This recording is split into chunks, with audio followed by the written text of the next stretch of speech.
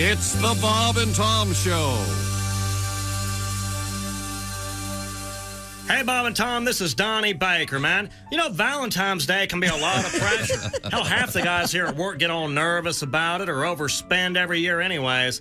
Guys, it's a silly game, man, but we have to play it. It all goes back to 8th grade home ec when every chick got that stupid guy-girl pamphlet, man, with rules about how you gotta hold your god of Valentine's duty. Whatever, man. It's mostly secret stuff like the Da Vinci Code. But, man, there's no need to start pawning stuff just because your date's demanding roses or a Whitman sampler. I mean, I never got the demand for candy anyways. Just don't make no sense to me. I mean, one day your chick is asking if her Zubaz make her butt look big, then the next day all of a sudden she's craving Little Debbie's. First thing you gotta do, man, is plan ahead. I bet you $50 you still got fun-sized candy bars in the junk drawer left over from Halloween. Just open them up, man, then cut them into quarters. Then go to the hardware store and buy a handyman assortment of like screws, nuts, and bolts. You don't need that stuff, you just need the container. Dump them out and then put the candy between the dividers. Tell her the candy was like from overseas, special order, and they had to ship it in something waterproof. And then put some red ribbon around the box to hide the barcode. Red ribbon makes anything look like a Valentine's gift, man. I swear to God it does. I remember this one year, man, my mom was in tears when one of her boyfriends brought her 2 pounds of ground chuck, freezer wrapped in red ribbon. He tried to be all smooth about it and stuff. He was like, well, we'll save the beef for later. Cause tonight was meant for pork. My mom's knees buckled and stuff. I couldn't believe she bought it. And she would have never left him if he didn't already have a wife and 4 kids of his own. I told her he was a liar when he kept saying he had to coach Little League 2 states away. Anyways, man, red ribbon solves any puzzle. Plus, it's cheap, too, man. Hell, they sell it by the yard. I remember this one time I took a couple rolls of police tape from my uncle's squad car. I draped it all around my neighbor's yard. Then I started this big rumor that he was arrested for having sex with animals. He threatened to sue me. I mean, not to my face, but he was like, there's no truth to it, Donnie. And I was like, well, then how come you sleep in the same bed with a sea cow, Mitchell? I swear to God, I said it right to his face. Man, to this day, when people drive by his house, they still slow down and point. It drives them crazy, man. So maybe you're tired of trying to find the right candy. I mean, maybe flowers are the way to go. And there's nothing wrong with paying for nice ones, man. They work. But if you get in a pinch and you only have like an hour or two before the date, well, then just pick up a newspaper. Turn toward the back where they print the obituaries. I told you guys before, the best place for flowers is funeral homes. Most times you'll still find decent ones out by the dumpster. I look at it this way, man. These dead people aren't passing away. They're just passing on the savings to you. That's why they call it the circle of life anyways. That's right. I mean, I ain't into Disney movies or nothing, but me and Scotty used to work in a theater and stuff. And I remember catching the end of like Bambi or Simba's, and that whole circle of life theory really hit home to me, man. I mean, it made me think a little bit. We used to clean up theaters after movies for like $4 an hour. I used to prank Scotty all the time. Scotty showed up late, so he was always stuck with floor duty. So I'd buy a box of rubbers and fill them up halfway with popcorn butter. I swear to God I would, man. I'd flip him on the floor and be like, pick up those kernels, Scotty. I swear to God, man. He couldn't get over people knocking boots to Bambi. That's another thing about Valentine's Day, man. They call it VD for a reason. And it's true, man. I mean, sluts are a lot like those little chocolates, man. They all look good, but sometimes you take a bite and you get that green gooey one. Then it's off to the free clinic for penicillin time. So be careful of the ones you pick. And happy Valentine's, man. I gotta go. I enjoy Valentine's instead of Valentine. I think I was 26, 27 till I realized it was Valentine. Is that a bad? Hey, hi. We're in the O'Reilly Auto Parts Studios. It's the Bob and Tom Show. Got a lot to go over in this first break. There's Jess Hooker at the news desk. Hello. Hello, indeed. There's Pat Godwin. Hey, Chick. There's Josh Arnold. Hi. There's Ace Cosby. Hello. And, of course, federal law states, with one Griswold absent, we have to have a Griswold on the show. There's Willie Griswold. Hey, guys. Good to see you, man. Dun. Now, we all notice Jess. I don't think Josh did. Josh, you want to see this in real time? Take a look at Jess's face. Oh, it's just, it looks like you got maybe some slight conjunctivitis. I put my head somewhere that the cat was, and I'm having an allergic reaction. Okay, yeah, that's what it looks like. Yeah. So. Yeah, it looks like. I did not notice until you pointed it out. Good, thanks. She went a couple rounds with Tyson. One of the two. Yeah. Yeah. So you're allergic to the cats? I'm allergic to my cat and my dog. I only have 2 real allergies, and it's cats and dogs. So naturally. And I have both. Like a crazy extreme allergy. And I think my cat comes in my room and just like sleeps on my pillow while I'm gone. And he knows how much I hate him. I talk nice to him, but I go, I hate you. I hate you so much. I hate you so much. He's so kind of paranoid about it. Yeah. I think he goes into my bed. Yeah, he does. So what do you do to try to combat those allergies? I have eye drops and I have a nasal wash. I can't take antihistamines because I have a histamine intolerance and it makes me produce more histamines. Do you have a history of histamine intolerance? Well, you get the gist of the history. And, once you... Yeah. And if it's a foggy morning, the mist of the gist. Looks like you got the fist of the histamines in your eye, is what it looks like. I did. Of the hist. Yeah. So how long will that last? I don't know. It'll we'll see through the course of the morning. I don't. Does it hurt? Is it uncomfortable? It just looks horrible. It feels like there's something in my eye, but it feels like I keep seeing something out of the corner of my eye, and that's because my eye swells so much that the inside of my eye swells outside my eye. Talk to me, Mick. You didn't pack your driving this morning? No, I don't think so. No. Do you ever get this, do I have something in my eye? And the guy, your finger, because he's touching, I have heard that. And And the it's, wiseacres. yeah. Never helps. No, it never doesn't help anybody. What's your cat's name? Garth. Oh. Yeah, Garth from Wayne's World. Because when we got him, we thought he was a girl.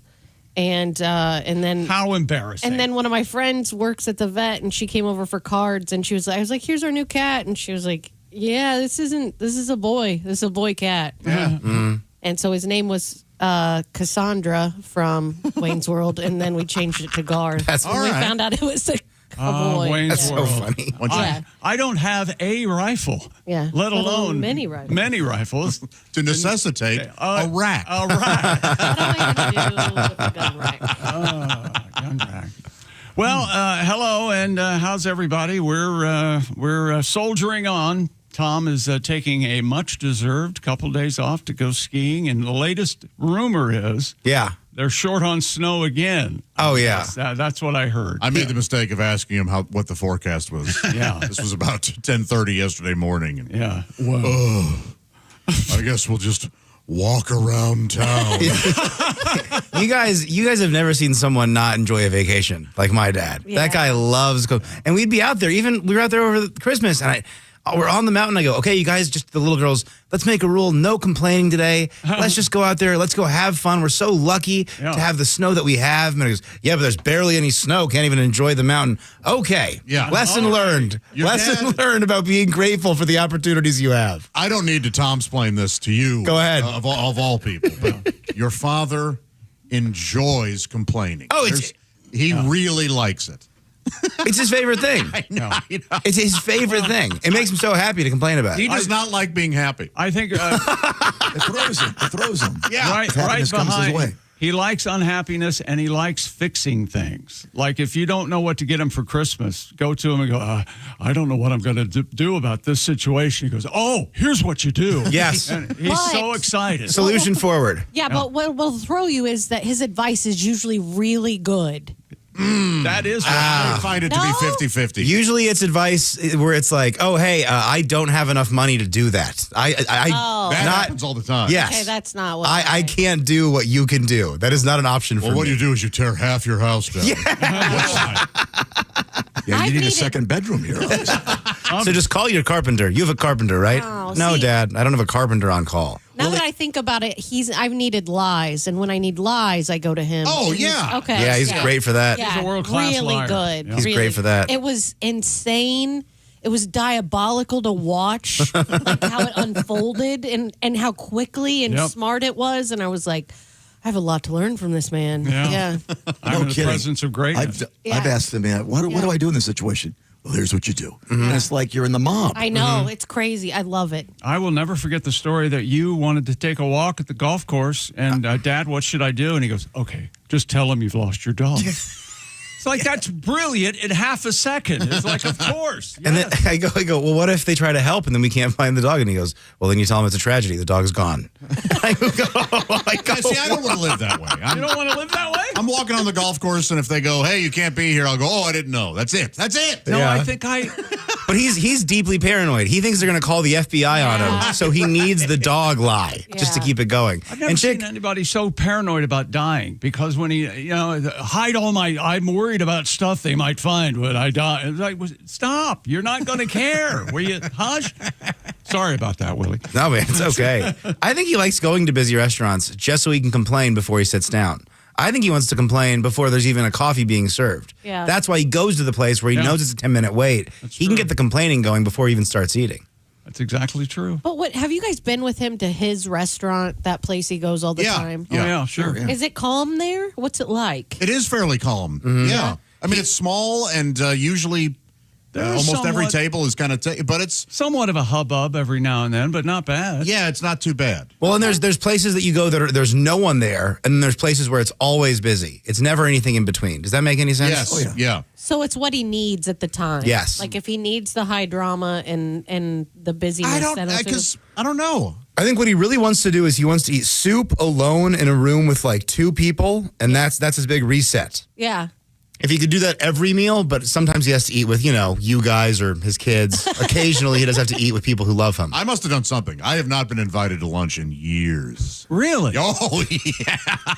Yeah, I've been off the invite list for about a year. I did something. Jason is in the current rotation. Yeah. And Yeah, Jeffy, and Jeff. Jeffy too. Yeah. I'm back in. I was out for a little bit, but I'm back in. He doesn't take women to lunch, so luckily I don't have to worry about that. I mean, I don't want a 7th sibling, so please. I'm in the rotation that I should probably ask Jake to go to lunch.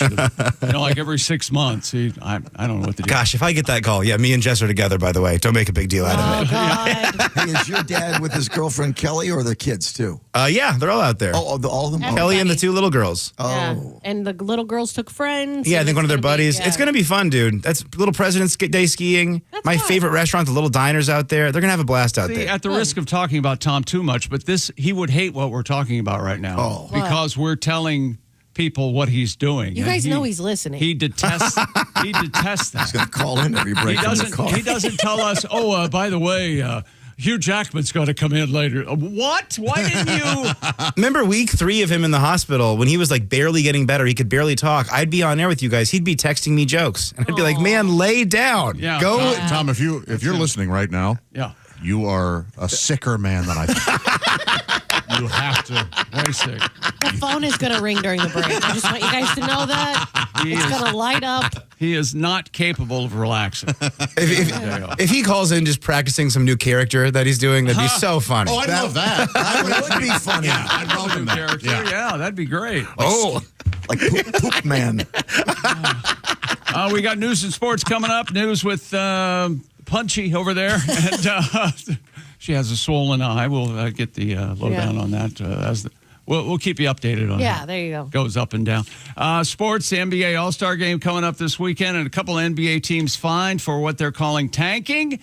They don't want to win. They're slowing up $500,000 and $100,000. I'm sorry. What's the problem? What's the problem? That's a team exactly can't right. beat the best team in the NBA and also be last in the East. I don't see the issue I don't there. understand. What's the problem with that? And get the number 1 draft pick? What the heck's going on?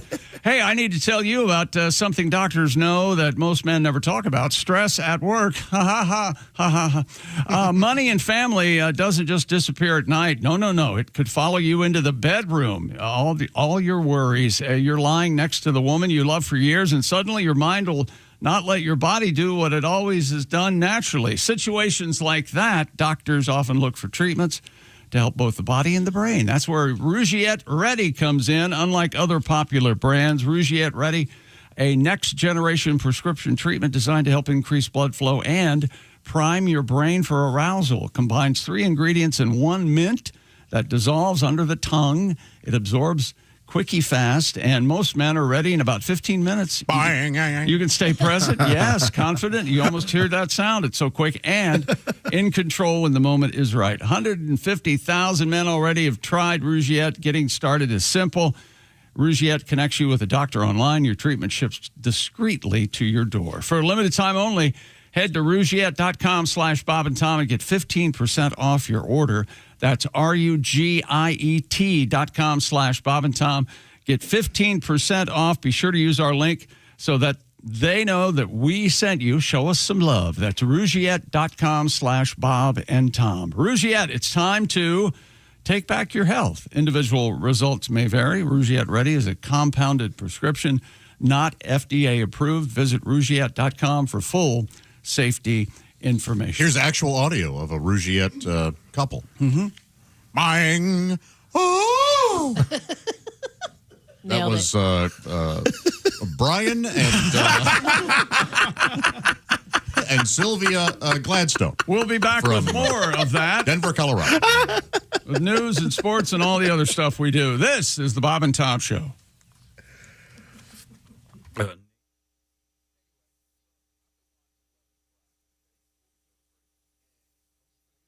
Q90.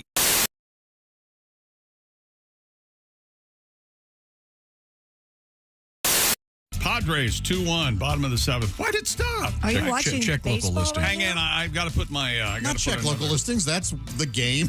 That's the Major League the Baseball status of opening game in Seoul, South Korea. And if you listen to a rebroadcast of the show, that information is very, I see. I'm sorry. Yeah, reality. You've thrown me into a tizzy. I'm listening to a podcast. I don't know what day it is.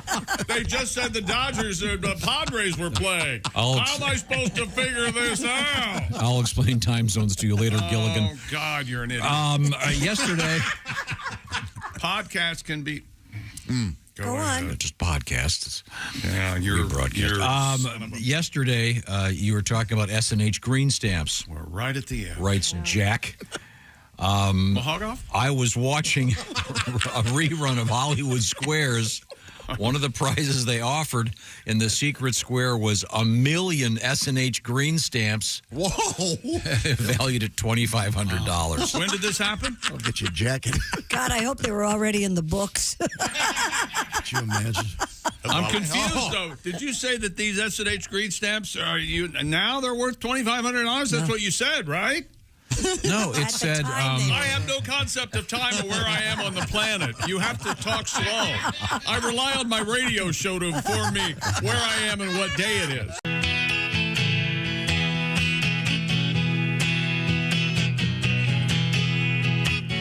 People think China's listening to all of us on our mobile phones. Yeah, we Google something, they steal our info and get in our accounts at the savings and loan. Hey!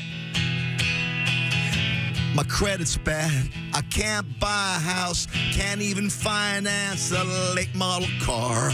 I wouldn't mind someone taking my name. Oh, give me a brand new start, yeah. Feel free to steal my identity. Steal my identity. Steal it! My mom, Catherine, her maiden name's QWERTY. 1, 2, 3, 4 is my passcode. My pet's name is Fido. Now you're in me. Look at all the stuff we owe. I had 2 surgeries with insurance. 1 on the back and 1 for the heart. They garnished my wages, couldn't pay my deductible. Take my name, give me a brand new start. Come on.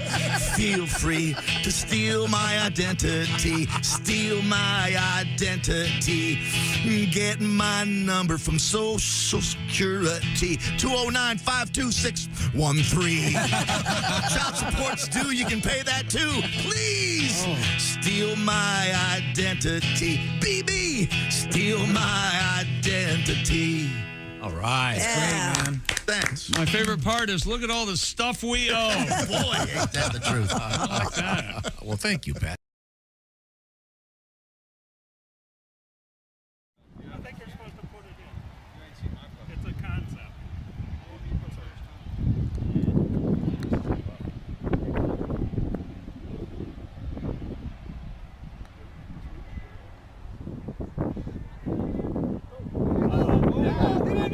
Get in there!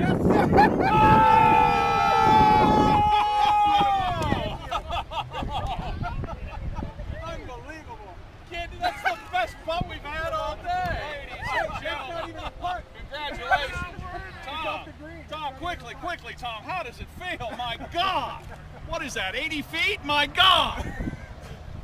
Now, right now, I'm buying a Mutual of Omaha hat, just like he has. Right now. Save that, You don't even have to hit it. You better hit that. That's unbelievable.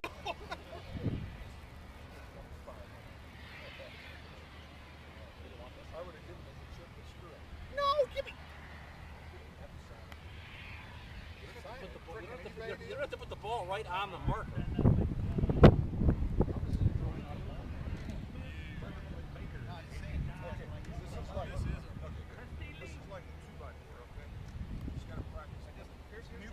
I do this a lot. I'm going to hit you with this flag if you screw this up, okay? All right.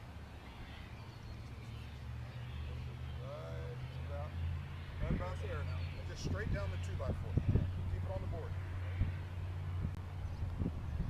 There should be. Yes! Yes! Woo! Money! We got to get a picture of this, Tony. I'm nervous.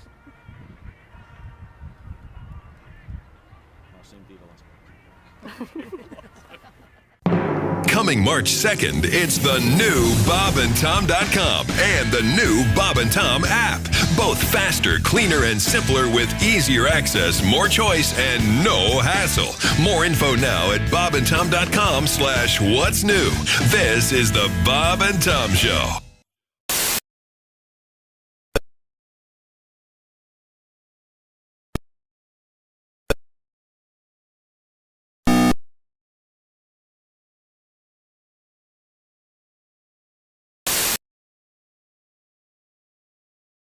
We're in today. There's Pat Godwin. Hey, chick. There's Josh Arnold. Hello. He's at the I Hate Steven Singer sidekick chair. There's Ace Cosby. Hey, Chick. Hi, man. I'm Chick McGee, and there's Willie Griswold. Hey, man. Good morning. And time now for email from our listeners far and wide around the world.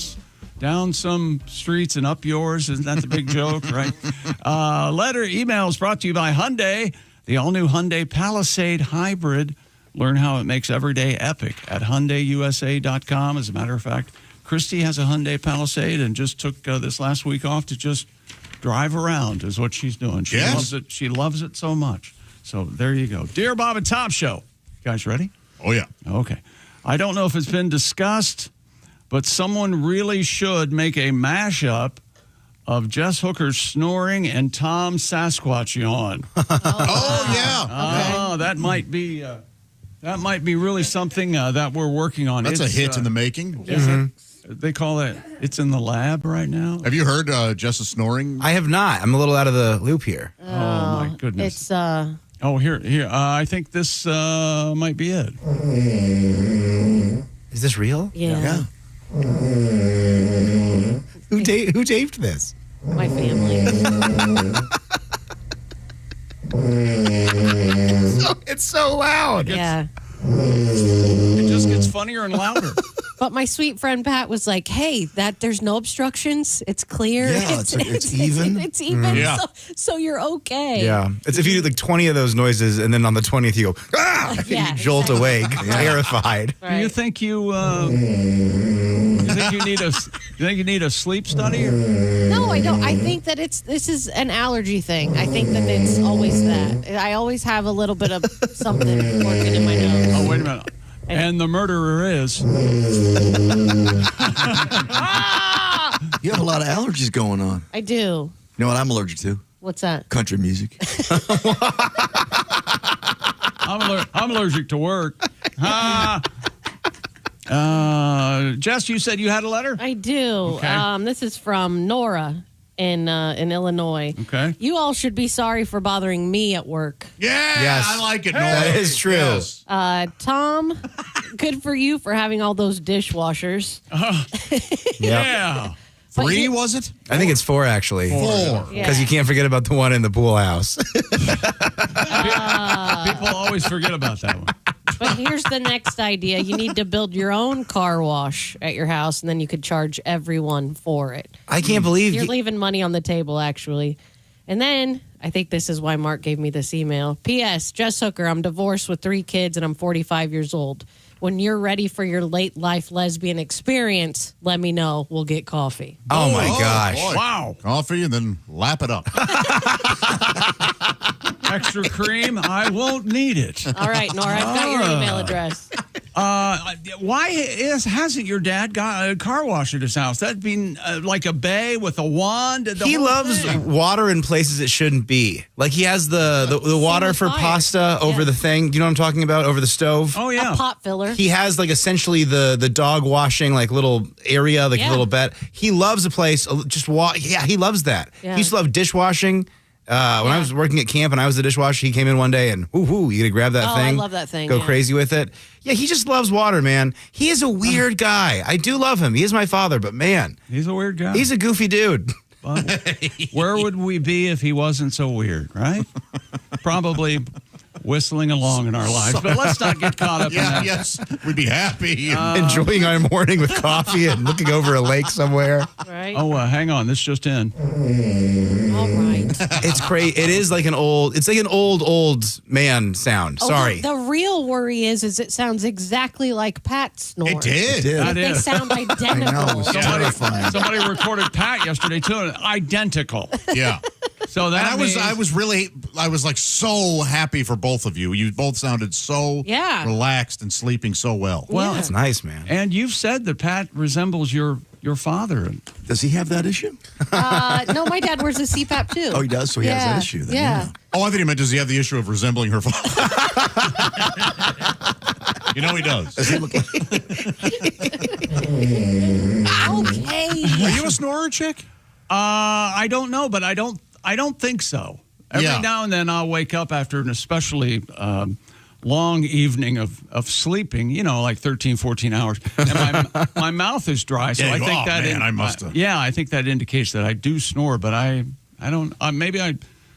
Can you set your phone so if it hears a noise, it automatically starts to record? Mm-hmm. Oh, you can? I think you can, yeah. I think, And for an Apple Watch, for sure. You got to get one of those sleep apps, and then it lets you know. And it says, you woke up twice last night. And right. You got your best sleep from this time. And you woke up and said, why'd you put me in this room? Get me out of here. So Things then like that. You can be disappointed while you're sleeping then? I stopped doing it because I had like a little sleep score thing, and my sleep score just sucked, and I couldn't get it up, and I was getting so anxious about it. I go, I'd rather just not have this problem. Yeah. I can't know about this. This is from Mike in southern Idaho. Good morning, Bob and Tom Show and Josh. Hello? He may not consider me part of the show. Some don't. You're kind of like Guam and Puerto Rico. You're part of it, but you're your own thing. Yeah. Oh, okay. All right. The other day, you guys were talking huckleberries. I just wanted to give you another reason to come to Idaho. Huckleberries are a small... Hang on, this goes on for quite a while. A small pea-sized berry that grows in the mountains all around Idaho. They like the acidic soil underneath pine trees and are growing very close to the ground. Huckleberries expensive because they're labor-intensive to pick. But once you taste huckleberry jam or syrup or ice cream, you'll find they are worth every sore muscle and backache. One year, my wife and I quietly picking huckleberries in a large patch and soon realized we were sharing our patch with a large moose. Oh. Either he didn't notice us or he didn't care about us, but he walked right on by, slowly grazing as he went. That experience has not kept us from enjoying nature and huckleberries. I like to think the moose looked at him. Good crop this year, huh? Yes, it is, Mr. Moose. Say, is that the missus? Well, she's attractive. Oh, spring came early. See, what animal would you want to talk if they could? I think I'm going to vote moose. Yeah, moose is up there for sure. Absolutely. I want it to be really big or really small. Like a fly, I think would also be funny if you flew right up to you. That is funny. Yeah. Isn't that a principle of science fiction where the giant animals are all small and the small animals are real giant? Didn't somebody put that in a movie? Probably. Like Harryhausen or somebody on Stop Action or something. Every now and again, I would like a bass to talk to me after I catch it.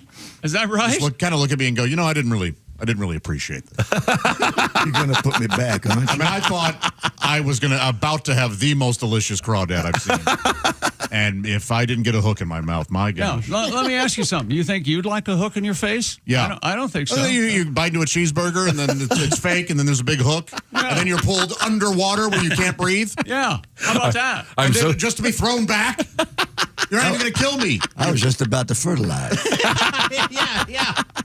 I got all these eggs I'm fertilizing.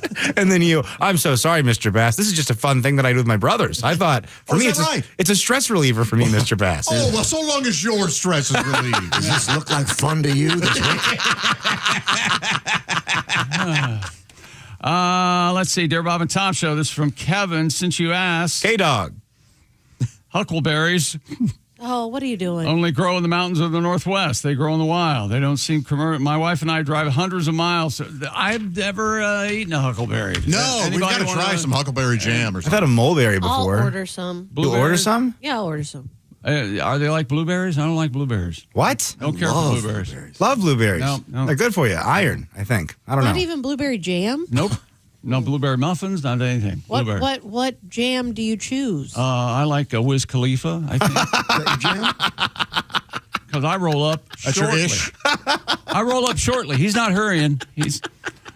Dear Bob and Tom Show, this is Mike in Salem. I hope I'm bothering you at work. Okay, that's funny. Dear Bob and Tom Show. I tried to put an end to that a month ago. I know, yeah. I know. I was recently in my car with the old lady. I like this guy already. This is Zach from Fort Wayne. When a certain Alice Cooper song started playing on the radio, I turned to my wife and stated, they shouldn't play this song unless school really is out. Suddenly I could hear Tom's voice in my head. Sensational. It's seasonality, mister. Seasonality. Have a nice day. Oh, and have a nice life. Are you aware of this? Oh, yeah. This is how Tom said goodbye to one of our contributors. We'll have a nice day and a nice life. You said that to Tim Cavanaugh. Tim Cavanaugh segment. Yeah. Yeah, it was not. It was every bit as comfortable as you might. Uncomfortable. What's so funny about that is he loves Tim, and they're close. They've known each other for a long time. Well, you all know, we all know that Tom treats those closest to him the worst. Yeah.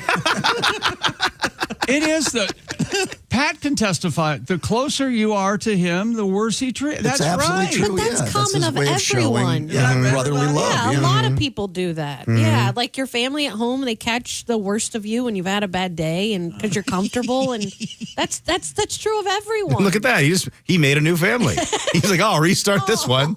I'll just unplug the Xbox, plug it back in. We'll see if this works. Willie, has he ever hung up on you on the phone? Oh, my gosh. That's new. That came a year ago. The hang up. I'm like, well, that's new. That is new. And we got it. You know what? Let's change the topic before I cry. All right. Let's change it up, you guys. Let's change it. It's an angry hang up? Yeah. I've never had. Yeah, it's not like I'm stoked hang up. No. It's not like, all right, see you later. Well, I meant, but you know your dad, sometimes he I could see him hanging up because something else came up. Oh, yeah. You know? Yes. Not exactly a hang up, but sometimes he'll drop the biggest news you've ever heard, and he goes, I got to go right now. I'm picking up Finn from gymnastics. I got to get off the phone. Absolutely famous for that. He'll drop an absolute nuke and go, Hart's getting in the car right now. See you later. Click. Oh, every time I talk to him on the phone, he's doing something else as he's answering the phone. It's never like, hey, Ms. Hooker, can you hold on? And then you hear all these things. He drops something. He's flossing. Something else is going on every single time. It's like when I call my mom and I swear she goes and stands by the TV and turns it up and then says, hello. Like she wants me to think I'm like she's at a club or something. I don't know. It's there's something about old people and answering their phone. They have to do 1,000 other things. Mm-hmm. Why are you looking at me? I don't know. Jeez. First Josh, now you. You think I was the first one to say it? No. The first one where it hurt that bad. You do The first seem gun like is the deepest. Rod Stewart told us that. Oh, I thought Sheryl Crow did. Rod Stewart. A bunch of people had a version of it. Cat Stevens. Cat Stevens. He wrote it, yeah. Nice. Cat. My name's Cat. And you are kind of like a Tom in training every now and then. Oh, you know? Yeah. Neurotic. Yeah. Yeah, he rubs off on us. Ooh, that's scary. I have an email. Okay. Good morning, Radio Legends. Today is my birthday. This is from Nathan in Ohio, and he asked if he could hear some Greg Hahn. Nope. He also makes a joke about Willie and the waterbed emporium. But Oh, yeah. Willie Willie doesn't care for kind of that. thin-skinned I know, about that. sorry. I came around on that. Did you? Okay, this is why I get upset. You know because how you guys act like I difficult get upset about it. Yeah. It's because it's not a real narrative. Whoa. And you know what? And Jeez. now I'm getting fired up. the brakes Now there, I'm fired shorty. up about this. You know what? I've had a little bit of coffee. I took half an Adderall. I got nicotine in my mouth right now. I'm feeling loose. I love you guys. I will scream at you. I will scream at you, and I'll mean it. I'll tell you that. Hang on, here's I've never seen somebody so mad. In our day, we took a whole Adderall. here's some Greg Hahn. Thank you. That was barely audible. Happy V-Day, Nathan. Yeah.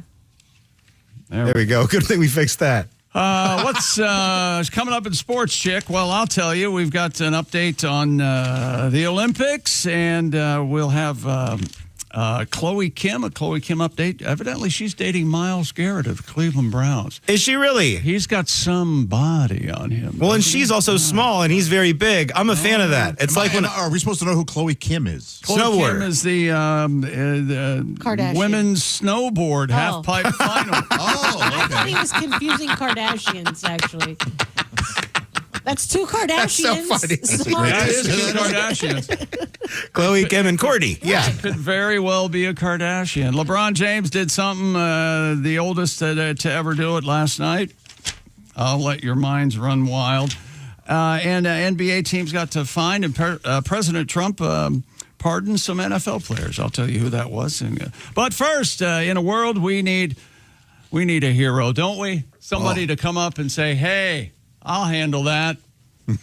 Well, in lieu of a person, how about a car? The Hyundai Palisade. You need somebody to rise to the occasion of helping you drive the kids to soccer practice. That's the Hyundai Palisade. An EPA estimated 619 miles of range on select trims, advanced tech, and class-leading interior space. And remember, no cleats on the seats. Visit HyundaiUSA.com or call 562-314-4603. That's 562-314-4603 for more details.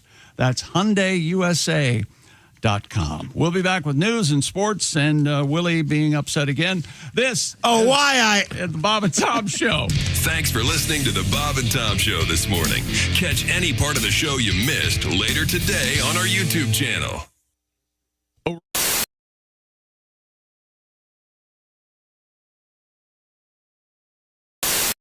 Even the title, Love Actually, and none of it could actually ever.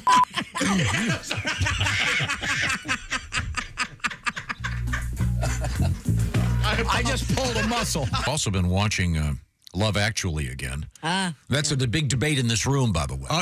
Josh, correct me if I'm wrong, Josh. Josh hates that movie. No, It's Josh flawed. loves it. It's flawed. Yes. It is utter garbage. But it's hard for me to get mad about it. I mean, it makes a lot of people happy. I think you said I don't care about any of these people. No one is real in that, and that's the. I could go. I really am thinking about doing like an hour-and-a-half podcast about why it is absolutely so bad and why its thesis is a total lie. I like the idea of you. I like the idea of you doing that podcast because that'll take 3 or 4 people to put that together, and they won't be on the roads in my way. It's not a documentary. Well, here's the problem. It's bookended with real people meeting in an airport. Right. And then the thesis is, now I'm going to show you some more examples of real love, and it's the fakest BS you've ever seen. That you can't do that. If they hadn't done that. If the movie, and even the title, Love Actually, and none of it could actually ever.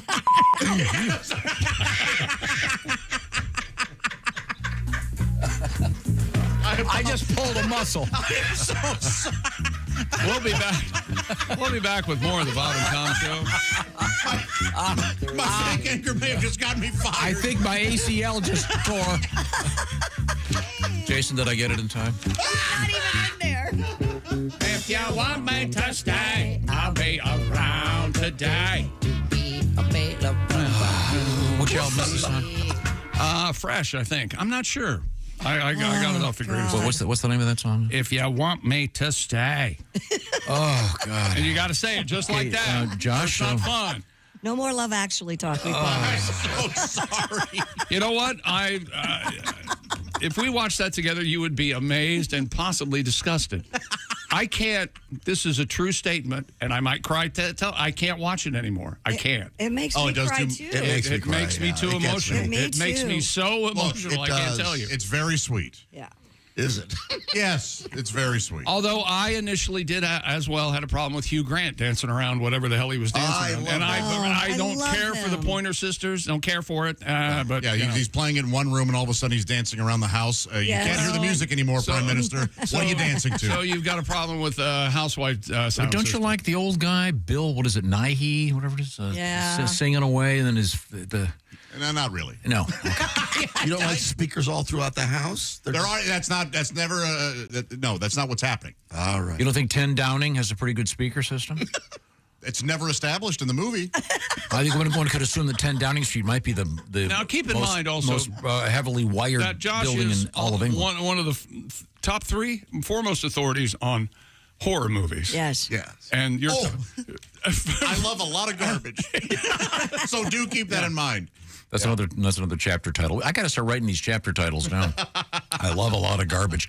At the end of my shows, sometimes people will, shout out a request or something like that, which is very flattering. And, you get to do some bit that you haven't done in a long time. And it's kind of fun sometimes to knock the dust off something that you haven't done and do it again, Yeah, I think it's really cool. I recently had somebody yell, hooked on phonics, which I hadn't done in a long time. And it's fun to go, oh, man, I haven't done this bit like in, years. And that was the bit from the commercial. Do you remember the Hooked on Phonics girl? Yeah. The little girl with the braces. Hooked on Phonics, work for me. Yeah. And I always wondered, what if she applied what she learned and she couldn't get the commercial right, Hooked on phonics, work it for me. Hooked on phonics, work it for me. Okay, cut. We're not going to move a lot of tapes like this. No, we're not. I'm telling you. Brian Regan. Now, are you a cook? You're a man of a certain size. You played football. Yeah. Do you cook for yourself? Yeah, I love to cook. I mean, I'm not somebody that I don't do any complicated recipes. I'm a crock pot guy, pretty easy stuff. But I learned how to cook at a young age because I've been a big guy my whole life, and I can remember at a young age my mom being like, "If you're going to eat at this rate, you're going to have to make some stuff." So I can remember being like 7 years old, being like, "I think the bologna's ready to be flipped," So I've been cooking for a while. I like to eat more than I like. Like I watch a lot of chefs on TV, and I don't really pay attention to the recipe. I'm there for the finished. Yeah, exactly. I want to see that bite. Yeah. Oh, so you watch those cooking shows like I watch porn? I just fast forward to the end. Yeah. That's I just want the money shot. Yeah. That's exactly right. Do you eat any unusual food? Any unusual Southern type stuff that you No, I tell people I'm a sodium guy from way back. I love salt. I wish I wasn't, man. Sometimes I love it. Sometimes I'll buy bologna and just suck on it. I want to get done eating dinner and take off my socks. It looks like I still got them on. Come on, baby. Everyone's doing it. But I've never done it before. Your brother tried it and he loved it. Brother, what? Okay, I'm gonna turn it on.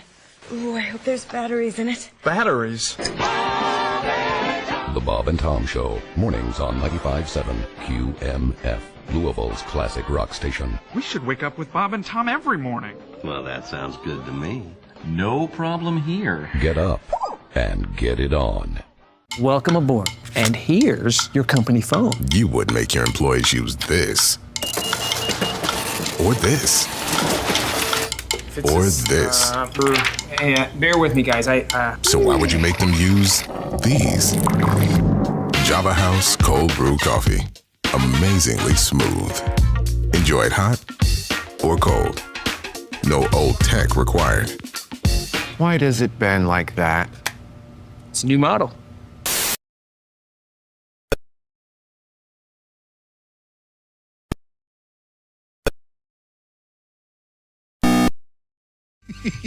Welcome back to the Bob and Tom Show. There's Jess Hooker. Hello. The swelling has not gone down. Okay. That's all right.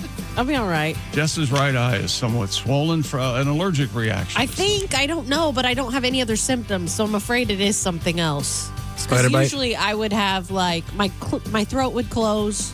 Oh. That hasn't started yet. Your what would close? My throat. I did not hear.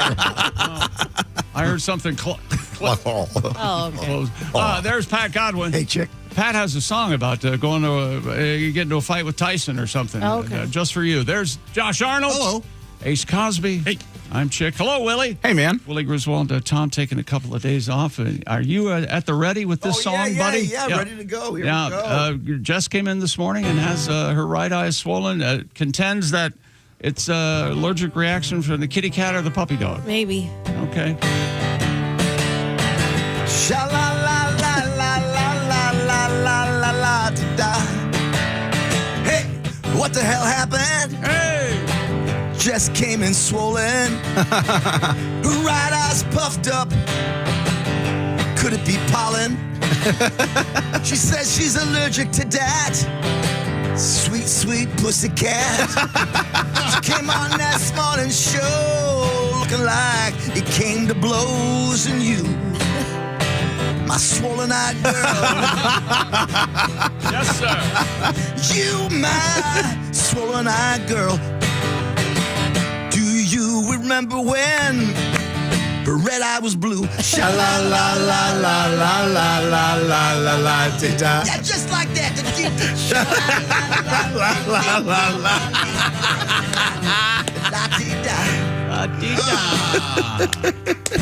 Have you heard that Most Difficult Man in Music, Van Morrison? Oh, absolutely. Is that correct? Yeah. I guess. I don't know. He sure could sing, though. I saw him in a rehearsal with Roger Waters complaining about Comfortably Numb. Didn't want to sing it. No kidding. Yeah. It was great. Didn't want to sing one of the greatest songs of all time.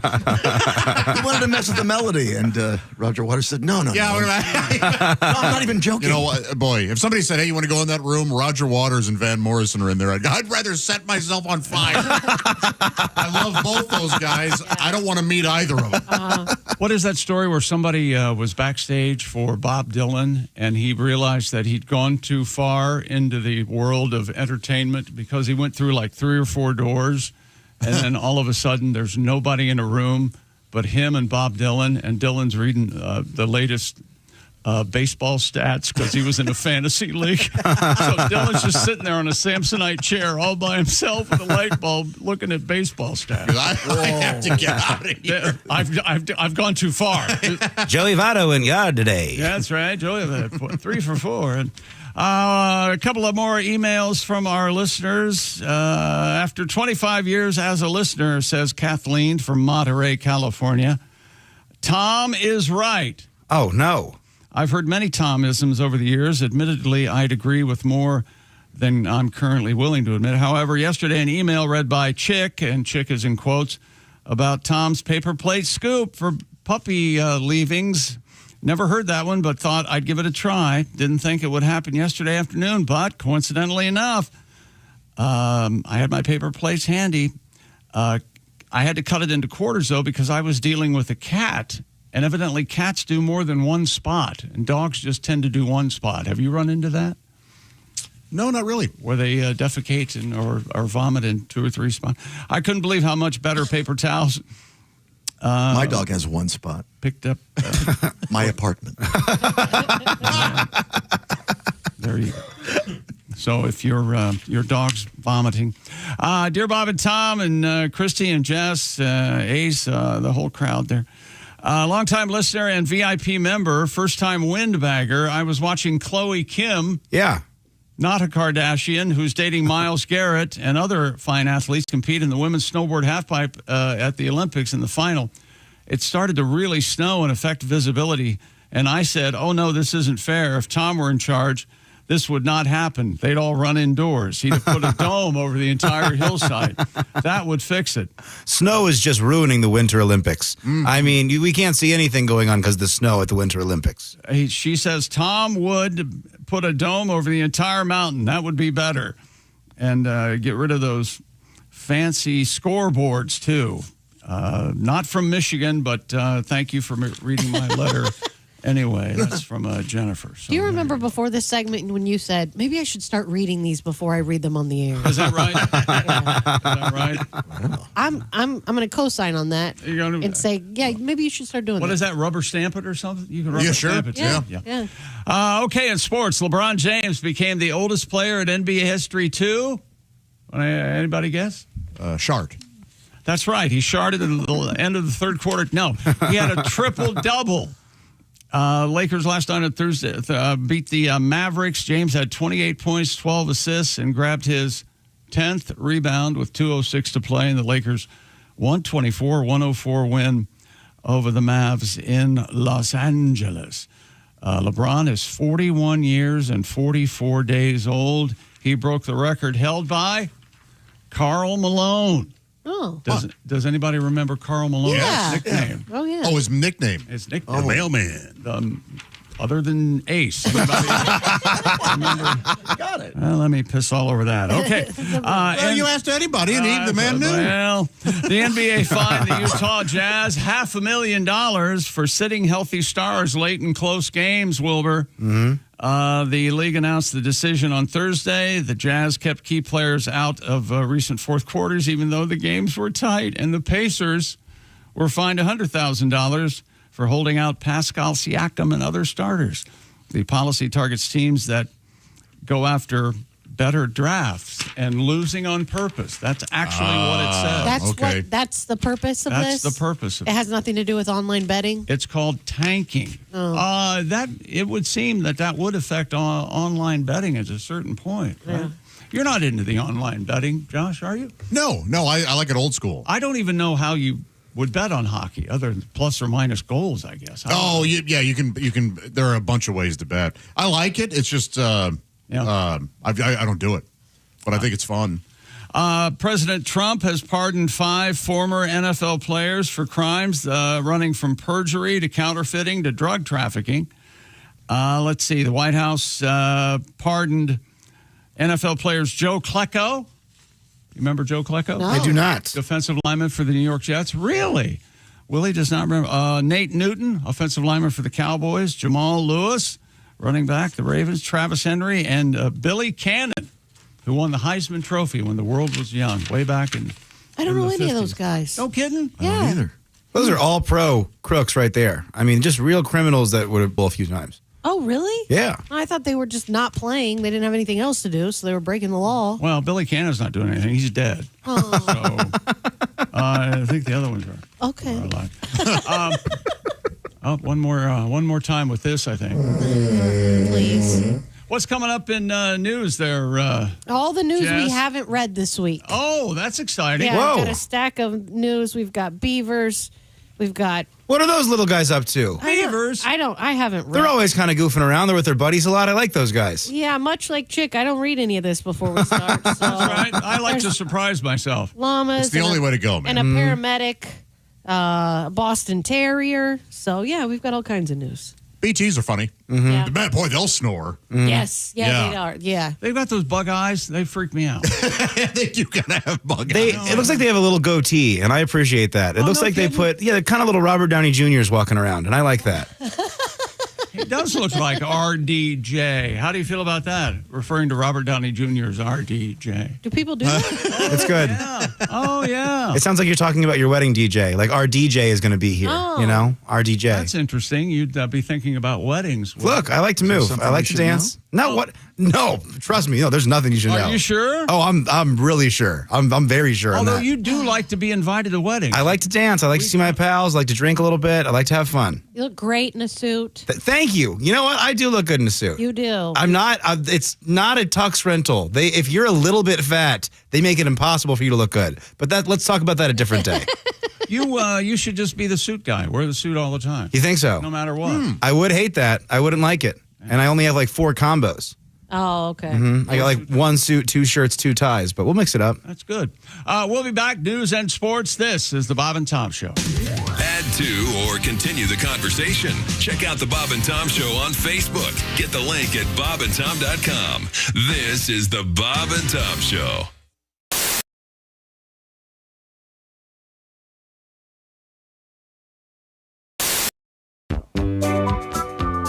Hello and welcome to the wildly successful Mr. Obvious Show. I'm your host, Mr. Obvious. Let's take a call. Hello, Mr. Obvious Show. Hello, is this Mr. Obvious? Speaking. Hi, Mr. Obvious. Long-time listener, first-time caller. Uh-huh. I just want to say, first of all, I really love your show. Really enjoy listening to it. I think you do a great job. Well, kind words indeed. And thank you, caller, for calling the Mr. Obvious Show. No, Mr. Obvious? Yes? Here's my problem. Oh, okay. Well, thing is, I think I got some kind of animal trapped in my house. Oh, yeah, like a pest problem or Yeah, something? well, it's even bigger than that. I think it's some kind of critter that's trapped down underneath my sink somewhere. Oh, my. Now, do you live in a rural section of town? Yeah, as a matter of fact, I do. I live on the outskirts of town here, and well, here's the thing. I think it's caught underneath my sink, and I've opened the doors and in my cabinets there and looked underneath, and I can't find it anywhere, but I can hear him down there making noise. Oh, you say you got a critter and you can hear him. Now, what kind of sound does he make, caller? Well, it's kind of a growling, kind of, well, I'll try to imitate it for you. It's kind of like, kind of like that. Uh-huh. Now, this is under your sink in your kitchen? Yeah, it's, I mean, it sounds like you might be caught down there in the pipes. Now, this is not uncommon for your rurally located homes to have a raccoon or a possum under the house. Now, but you say he might be stuck in the pipes? Yeah, that's what it seems like because, in fact, I think that's how he's living there. He seems to eat stuff that my wife throws away down the sink after dinner. She'll wash the leftovers down the sink after we get done eating. I think that's what he's eating because I can hear him down there growling and chewing. Huh. What was the sound again, caller? Well, it's she'll put the stuff down there in the sink and run the water, and then you can hear him. It's kind of going, kind of like that. Huh. Now, is there anything else that corresponds with the growling that your wife does there in the kitchen? Huh. Well, it does seem like it usually happens whenever she tries to turn the light on. Yeah, there's a light switch there, and she'll try to turn it on. Thing is, the light don't come on. I think the light bulb must be burnt out or something, but I can't even find a place to change the light bulb on it. Anyway, she'll try to turn that light switch on, and you can hear him down there just seems to make him mad as anything. This is in the kitchen under the sink, right? Yeah. Yep. And, you know, I figure he's caught in the pipes. Right. So I figured try to get him out of there. Well, I reached down there with my hands when I heard him growling. And I mean, that thing about ripped my fingers off. Bit into me. Boy, it hurt. Well, I think I know what your problem is, caller. It's a garbage disposal. So, is that something like a raccoon? No, caller. It's No, it's something littler like a mouse. No, caller, it's a machine that's hooked to your drain pipe there under your sink that chews up food that makes it rinse right down the pipe there. It's an actual machine. It's not an animal at all. Huh. Garbage disposal. Yeah, that's what it is. I never made the connection. She does use it to get rid of the garbage. There you go. Sounds like a critter. Just, I know, yeah, it's not a critter. So, thanks for calling, though, caller. Mr. Obvious? Yes. You're a lifesaver. Thank you. That'll do it for this week's show. Thank you, and good luck from everyone here on the Mr. Obvious Show. Oh, boy.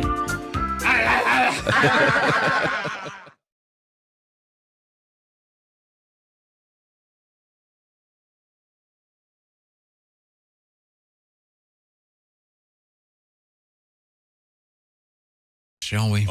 Comedian Dave Dugan has joined us here in the studio.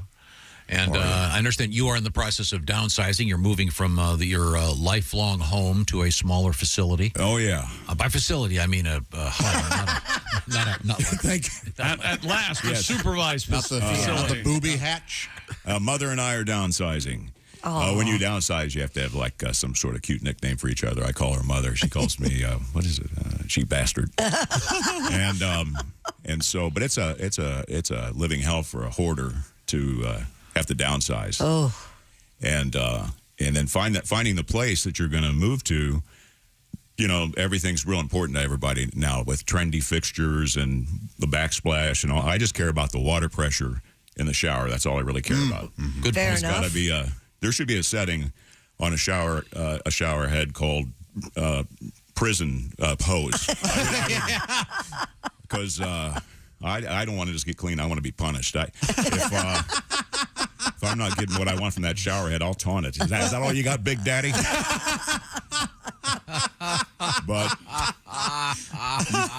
But when you downsize, you want the Silkwood level. Yes. it presents a lot of arguments because of how much stuff I have held on Accumulated, to. yes. And I've got a story about why I can't let go of it. Everything's got to I've still got my kids from the baby gap, and it's like what do you think you're going to do with these?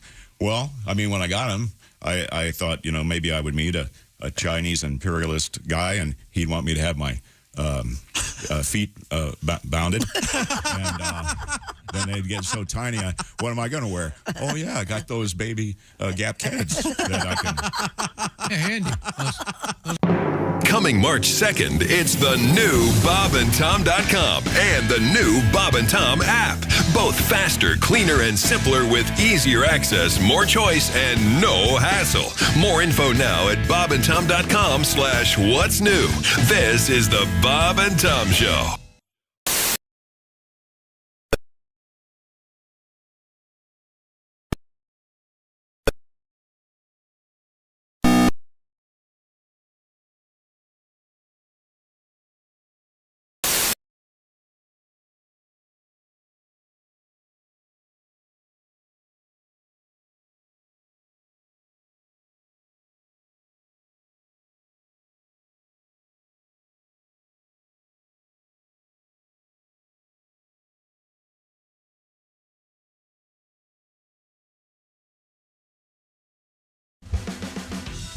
Welcome back to the Bob and Tom Show. We are in the O'Reilly Auto Parts Studios. There's Jess Hooker. Hello. She's at the news desk. There's Pat Godwin. Hey, chick. There's Jeff Oskay. That's right. There's Josh Arnold. Hi. He's at the I Hate Steven Singer sidekick chair.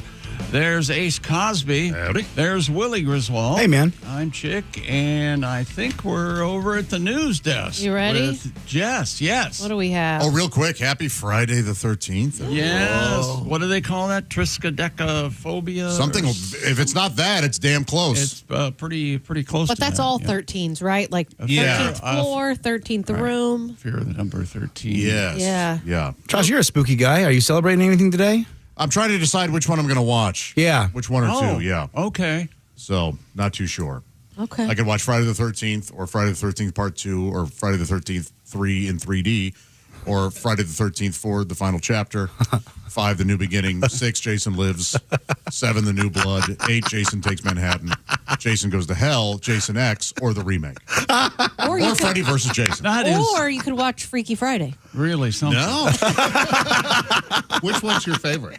My favorite is 3 in 3D. Really? Oh, okay. Yes, the best one is Friday the 13th Part 2.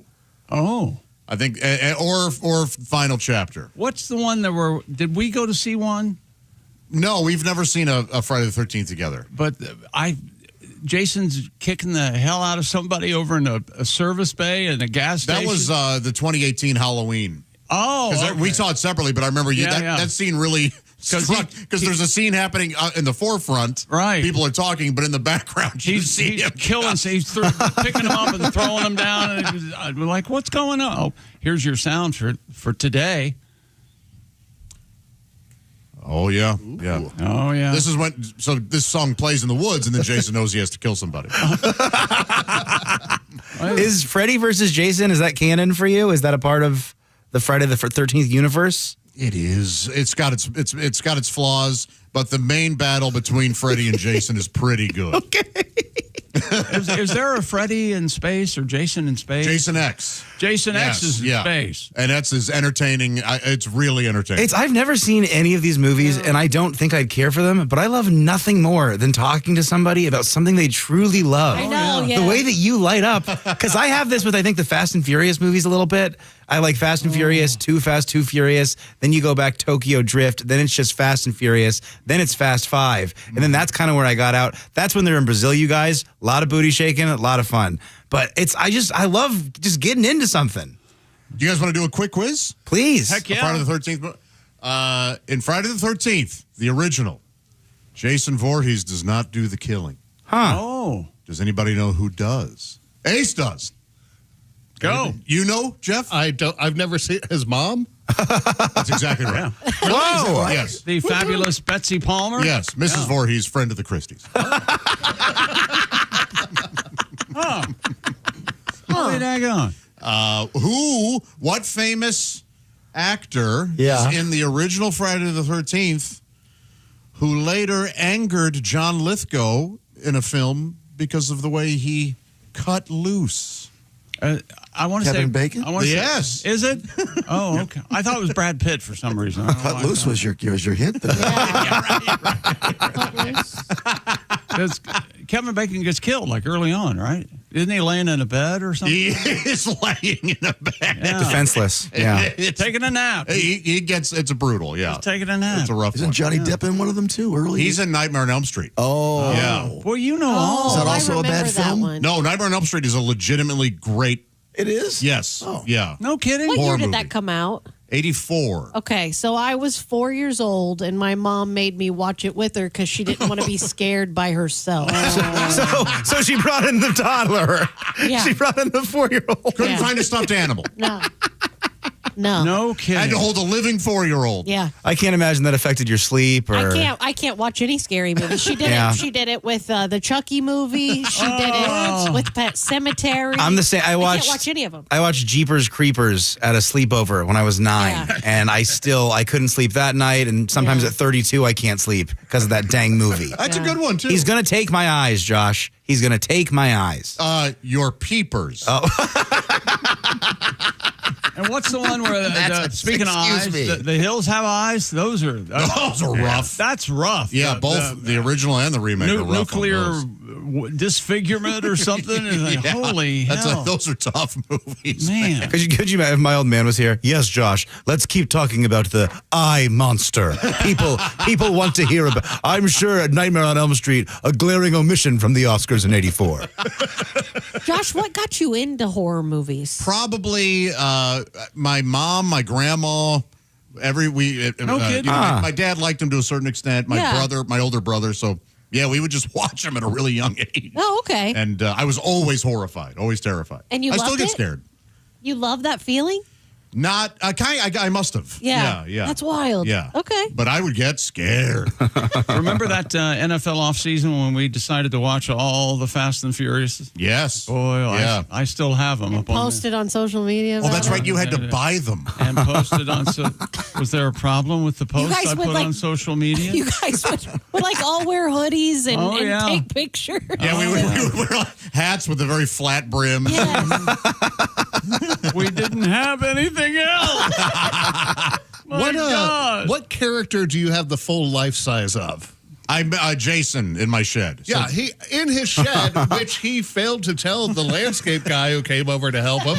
This guy right here. He's like, yeah, that's back in my shed. I opened the shed doors. There's this gigantic. Well, you don't scare easy, Jeff. Dude, there shouldn't be anyone in your shed. Let alone a guy wearing a hockey mask. Don't you have a Chucky doll too? I do. Yeah, and his bride, Tiffany. Yes. Where did you get the life size Jason? I bought a mannequin and then just dressed it up.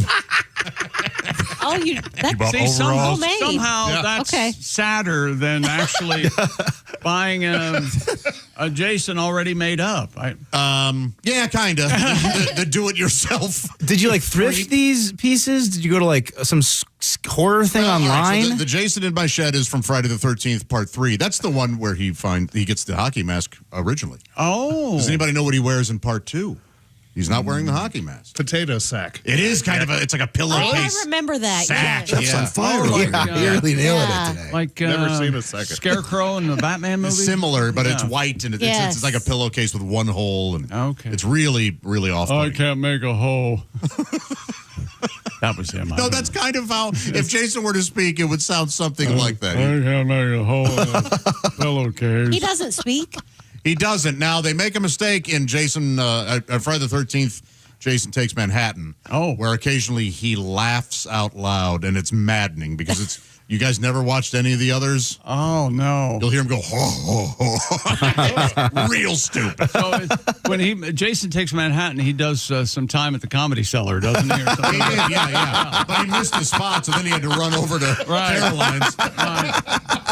You know what he does do in Friday the 13th, Part 8, Jason Takes Manhattan?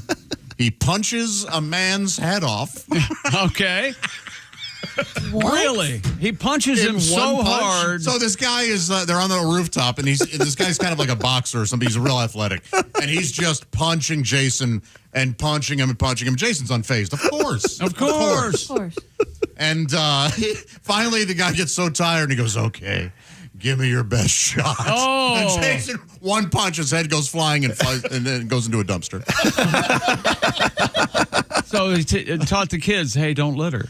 Yes. Yes, It was an important lesson. That's nice. Man, when they can't think of a sequel, go to Manhattan. Works pretty well. Home Alone did it. The Olsen twins, the Muppets did it. Yeah. Oh, yeah. It was originally called Friday the 13th, Terror in Times Square, and they changed the title because the mayor of New York City at the time went, hey, we don't want people to think Times Square is scary. And in 1988, it was the worst place you could go. Yeah. And Woody Allen's Manhattan's a horror movie. Is it? Yes. Well, she's very young. It's a horror for him. It is bad time for him, isn't it? Yeah. Oh, my gosh. Well, enjoy your Friday the 13th, everybody. All right, maybe I'll watch one. Maybe I'll give it a try. No? No, yeah. Which of all of them, where should I start with one? I'm going to have you start with part 6. Because 6. there's some comedy in it. Oh, okay. Yeah. Okay. Yeah, that one doesn't take itself too seriously. It's really entertaining. Are they? They're not in chronological order, or are they? They are, but you can get away with just starting at, yeah. Okay. Yeah. What do you consider the best horror film of all time? Oh, geez. Does Silence of the Lambs count? Yeah, does that count? I mean, that is pretty darn yeah, good. it does, and that's Isn't the sequel to Romancing the Stone terrifying? Oh, no, Jewel of the maybe- Nile. Showgirls, isn't that pretty rough? That's pretty bad. Okay. I'll have to get back to you on that. That's tough. You've kind of, sort of casually said in the past Halloween. I think you thought that. Yeah, was that's perfect. my all-time favorite. That's up there. I can give you my top 5. It's probably The Exorcist, Texas Chainsaw Massacre, Halloween. Oh boy, The Omen in there at all? Man, that's in top 10. Boy, The Omen terrified me. Anything recent, like a Get Out or like a Parasite, maybe? Or Get Out's enjoyable. I love that one. Yeah, probably maybe Midsummer or Hereditary would be in the Cool. top 10. Oh, okay. Well, that giant forgot about hammer's not going to be any good in Midsummer. Yeah, you see that and you go, what's coming up in the news there, Jess? Lots of animal news. Dogs and llamas. Whoa, are they hanging out together? That'd be cool. Python and a lizard blizzard. Let us never forget that Willie once claimed on this show one of his favorite things, unlikely animal friendships. Dude, give me like a dolphin and an otter that hang out. I'll watch that video for 8 hours. And you'll cry like a little girl. I will. If it's like a weasel and like a Boston Terrier that are pals. Oh my gosh. They're best friends. I you love know? it. Yeah. Well, if you have pictures of you and your best friends, what better way to share them with your other friends and family but Aura frames? Isn't this thing cool? It's amazing. Yeah. And you know what? We've behaved ourselves. We have. We're putting legit photos up. Yes, we have. Because we could easily put crazy photos on this thing. Because what you do is you take a picture, you upload it from your phone to a frame that could be 1,000 miles away. So if you're, let's say, Jeff, if you lived in California and I lived in Maine, right? Yes. I could just send you insane photos that would show up on the frame in your house. That would be awesome. I'm telling you, this is perfect for grandma and grandpa or mom or dad. They send them. They get up early in the morning. What's on my frame? You're this absolutely morning? right. In fact, our mom, who lives in Florida, has one, and they're always receiving pictures of the nieces or their grandkids. Oh yeah, you're exactly right, Chickster. They gave us the Carver mat frame, which is just so cool looking, right here in the studio. It's a great gift. You preload the photos onto the Aura frame before it even ships. You can do that. Whoa. How cool is that? So it arrives with all these great photos on there. Free unlimited storage. You add as many photos or even videos you want. Do it from anywhere, anytime. Share your photos and videos effortlessly. Did I say that correctly? No, you nailed that. Yeah, you did a great job. Effortlessly. by downloading the free Aura app or text photos. You know what? There's an irony about it taking effort to pronounce effort. Oh, it's incredibly funny. It really is. You can move it along. It's the perfect gift. This is why I do the That's right. Like he didn't. Anyway, names number 1 by Wirecutter. Stuttering prick. You can save on the perfect gift by visiting auraframes.com. That's AURA frames.com. And for a limited time, Bob and Tom listeners can get $35 off the best-selling Carver matte frame with code TOM. Tom. That's TOM. That's AURAframes.com. Use promo code TOM. It helps us out, and you're going to get something great out of it, too. $35 off. Support us by mentioning the Bob and Tom Show at checkout. Terms and conditions apply. They're a great gift. We will be back with more of the stuff that we do. This is the Bob and Tom Show.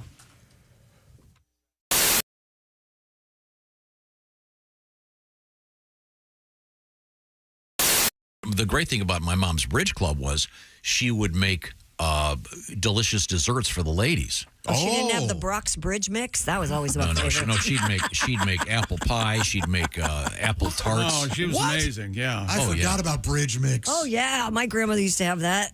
Man. Bridge Did you mix. ever bang any of your mom's friends in the bridge club? Come on, man. You know you fess did. up. No, Did you at least think about him while you were learning about Who was yourself? the oldest woman you slept Can with? I write down the joke I wanted to? Hang on a second. Who is age? Hey, Just no, the age. A gentleman never discussed Oldest woman you slept with. Or how many years older was she? Than you. Was it an old whore? Just get flat out. I want to apologize to the members of my mom's bridge club if any of them are still alive. I didn't say it was them. I said it was you. Probably employed a whore. That is completely false. Oh, So God. you never had sex with someone older? I never normally do this, but I would like to partake in one of your Excuse me. women of ill repute. If you don't mind. Excuse me. Who's the oldest? Do I Ruth, Venmo I someone? understand you're quite good. Do you have a Millicent on staff? Or Is there a QR code? No, I understand this is a cash only proposition. I just returned from the Does this haberdasher. include the tip? Or probably get a lot of tip jokes, I guess. If you want more than the tip in, it costs my extra. I get it. I know. I've been. Can we get back to Bridge Club? It Okay, was a bridge whore. club. Well, I know it was. I could tell when I hit on something.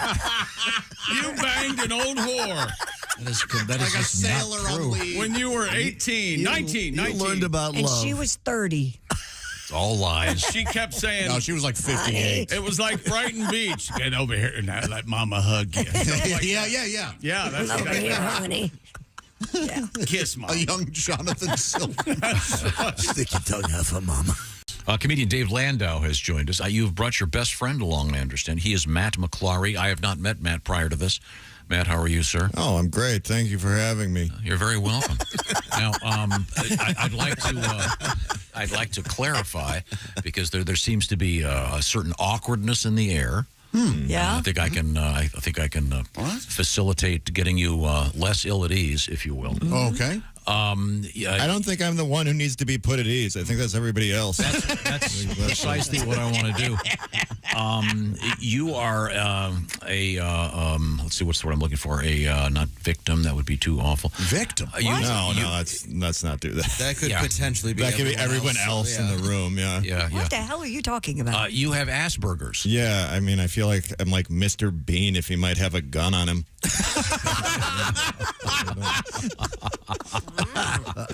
That level. The thing is, it's not actually called Asperger's anymore. In the DSM-5, it's just high-functioning autism. Like, I put a joke about it online, and somebody replied to me. They said, you can't use that word anymore. It's politically incorrect. It's a slur. So I replied, shut up, Asperger's. If it's a slur, I have it. That makes it my word. Yeah. I'm going to keep saying Asperger, and I'm going to put the hard R at the end of it, too.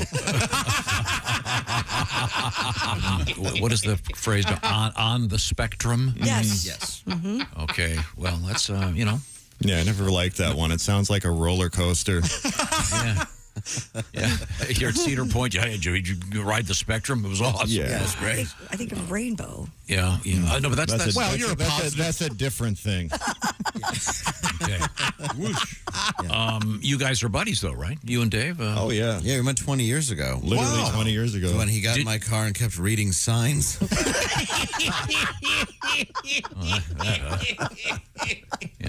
Had you been identified at that time as, did they label your particular sphere of existence? Yeah, I was.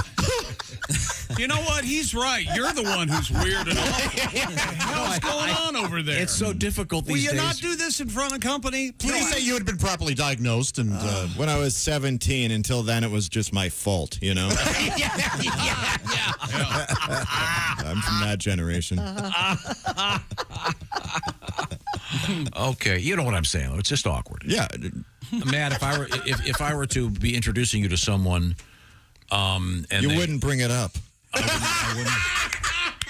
No, I wouldn't say don't be concerned about the blank stare and the weird attitude. And I would just say, hey, you figured out yourself. You're on your own. I can't figure.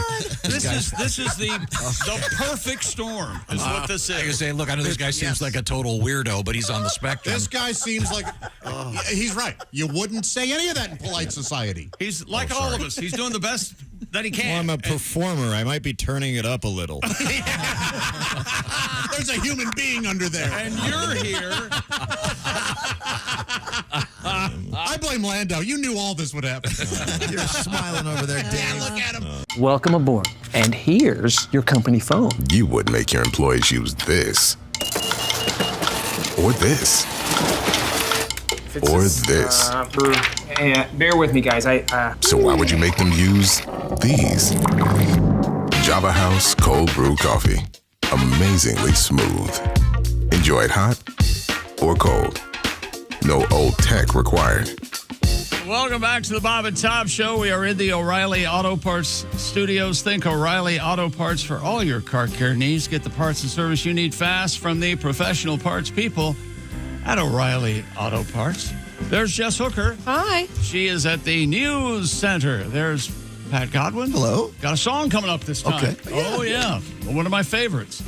I can't, you know what I've been humming is Wordle. Oh, yeah? I like In the that shower? Wordle song. I like that Wordle song. Oh. What do you think, Josh? Yeah, man. There's Jeff Oskay. There's the one and only Josh Arnold making trouble. Gotta find me a turtle. You too, Jeff. Yes, I use the rhyming dictionary app. Ace Cosby's here. I'm Chick. Hello, Willie Griswold. Hey, Chick. Good to see you, man. Yes, indeed. As Jess is shuffling through her news, what do you finding? I'm sorry to interrupt. Go sir. right ahead. You guys were talking about sports betting earlier. Yeah.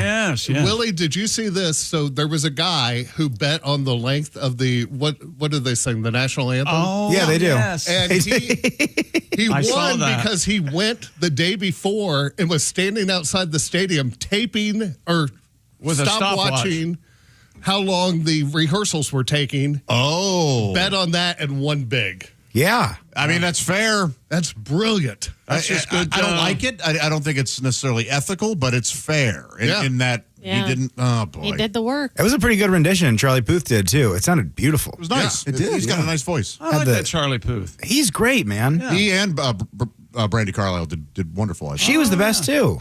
Yeah, she was real good. Is Puth's, is that a real scar, or is he just being fashionable? The with that eyebrow eyebrow? thing? I think he slipped with his trimmer, I think. Oh. Slipped or slept? Slipped? Did I say slept? I don't know. I Well, didn't you hear sleep with your trimmer, you're bound to get caught. Yeah. I'm going to marry my trimmer. Jess, what do you have in news over there? Wild beavers have returned to the UK for the first time in 400 years. I like this. This has to be 400 good, right? The BBC reports that 2 pairs of beavers were recently released at a nature reserve in Cornwall Yes. as part of the country's first fully licensed release. Why isn't that called cornball? This place is just Seems like a lot hacky. of pressure for 2 beaver. Right? Yeah. You gotta repopulate the entire country? The species is being reintroduced after beavers were hunted to extinction in England more than 400 That's years right. ago. Now, here they are. We're reintroducing them. Ladies and gentlemen, it's the beavers. Better 3 weeks. Are you sure? Are they boy and a girl beaver? Or? It doesn't say their gender. You mean Okay. they're releasing gay beavers in England. They're doing it. They said they wouldn't do it. They're doing it. They're doing it. Gay beavers. Wow. Last year, permission was also granted to reintroduce beavers to the Scottish Highlands. So, cool. Good news. Have you ever seen a beaver, an actual real beaver? Yes. Up close? They're huge. Oh, not too up close, no. No? But yes, I agree with you. It was much bigger than I thought it would Yeah, have been. yeah. It's like a small bear. It is. I don't know what kind of beavers you're bumping up That's against. a big but beaver, That's Jess. a big They beaver. are big beavers. Man. Perhaps soon they'll reintroduce dentists to England. Maybe they could seasoning in their food, fellas. George Harrison owned a beaver. Right, Pat? This is fascinating. They named it Cornball.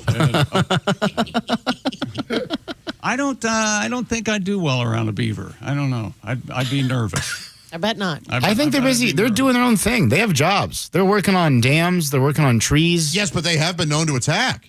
Do they really? Yeah. They slap the water with that big tail. They don't have a good work-life balance. They can get frustrated sometimes. That happens. Yeah. You got to take time for yourself if you're a beaver. What's that tail feel like? Like, is that hairy or is it like a... I think it's like that's a good question. It's like a snake skin, right? See, I always thought it was like the roof of a house. Yeah. That rough? Like yeah, shingle? real rough. Yeah. I assumed it was like a leathery oven mitt. Okay. Ooh, I always could thought it was see- like a chenille robe. That's what I thought. Are they? They're kind of.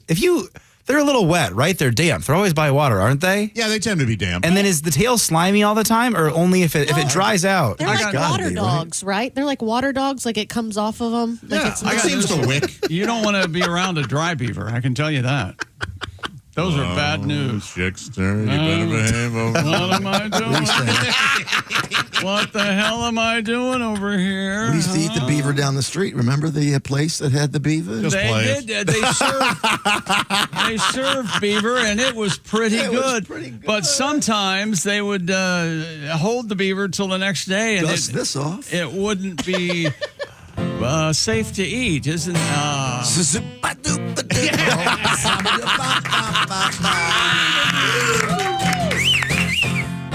went to a place that served exotic dishes like elk and wild boar. I heard it was delicious. It was so delicious. I had to pour out my glasses. But one thing I ate made me sick. It's so sad to see. What was it? Good beaver gone bad. What a pro.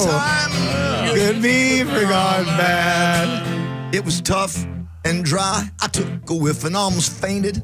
But pink, it turned brown, and it tasted kind of tainted. You take your chances eating out. Oh, I should have had a drought. Good beaver gone bad. You want it fresh, don't let it spoil rotten. Oh, leave it hanging around where it's forgotten. You better eat it while it's hot, cause pretty soon it's not. Oh, good beaver goes bad. Here we go. Sometimes a beaver make that sound. Her love is dried up. It once was so delicious. She's cruel and she's cold now, vile and vicious. She was up to no good while she gnawed on the wood, yeah. Good beaver gone bad. Here we go, we'll sing along at the end. Good beaver. They'll sing along at the end. Good beaver. Good beaver gone bad. Wah, wah, wah, wah, wah. You do this. You get us ready for a sing-along. You did it again. We don't know what you're going to, and then we did join it, and then you bailed on it. I like a surprise. Where can we see that live? English. We can see that live in Evansville on Saturday at Pat Coslet Simplicity Furniture. While we're at it, go see Jeff Oskay and Bodart. They sold out. They have a second show at it, right, Jeff? Yeah. Supposedly. That's show for lovers, right? Yeah, come Just on out. For lovers only. Yeah. Sweet. Romance you off your feet. All right. A United Airlines passenger headed from Los Angeles to Nicaragua found himself landing in Tokyo after no one had noticed he boarded the wrong flight. How's this happening today? Now, wait. I don't know. But shouldn't he take some responsibility at some point to be on the right plane? Yes, but there are so many people that check your stuff. I mean, You know, if you're in the wrong boarding group, they'll say, "Hey, sir, get back into the back of the line." Like they check you. He didn't look around though and go, "Man, there are a lot of Asians going to Texas this week." Or Nicaragua or wherever. Nicaragua, not Texas. I didn't listen. Victor Calderon told Spanish language media that he realized something was wrong when the 3-hour and 15-minute flight to his connection in Houston was taking 6 hours. Did he notice after his 4th or 5th whiskey soda? He was shocked to learn from the flight attendant that the plane was headed to Tokyo. Mr. Calderon was left stranded at the airport until United could arrange a return flight to Los Angeles. Well, I hope they picked up the bill for it. They didn't charge. Yeah. I don't know. He should not have been allowed on the plane. No, I don't get it. how did he? That's nothing short of. He's a stowaway, right? I mean, come on. Yeah. I can't get on a plane and just go to Nicaragua. They wouldn't let me with a. Why would you go there, do you think? What the hell's going on over there? It's got to be a mess, right? I don't know anything about it, but I just assume it's mostly like there's got to be some problem. Flies and unblown up mines. Problem with the locals. I know Sandinistas, yeah. Drugs? Would you go for drugs? Probably some drugs. Okay. Maybe he's from there. Well, then what was he doing here? That's why he was self-reporting. So. Job well done. so just the ignorance. Actually, what's going on over there? What do they got going on down there? I don't know. Hey, Jeff, Tom has a note for you real quick. We'll have a nice day and a nice life. He sounds so sincere. That's what's so awful about it. It's when he gets sincere, that's when you got to be careful. I've learned that. When he's goofing around, everybody is having fun. It's like the vote of confidence for the football coach or the baseball manager. No, I'm behind him 100%. He's our guy, yeah. Whenever this has come up, his excuse for what he said was, well, the piece had lasted so long.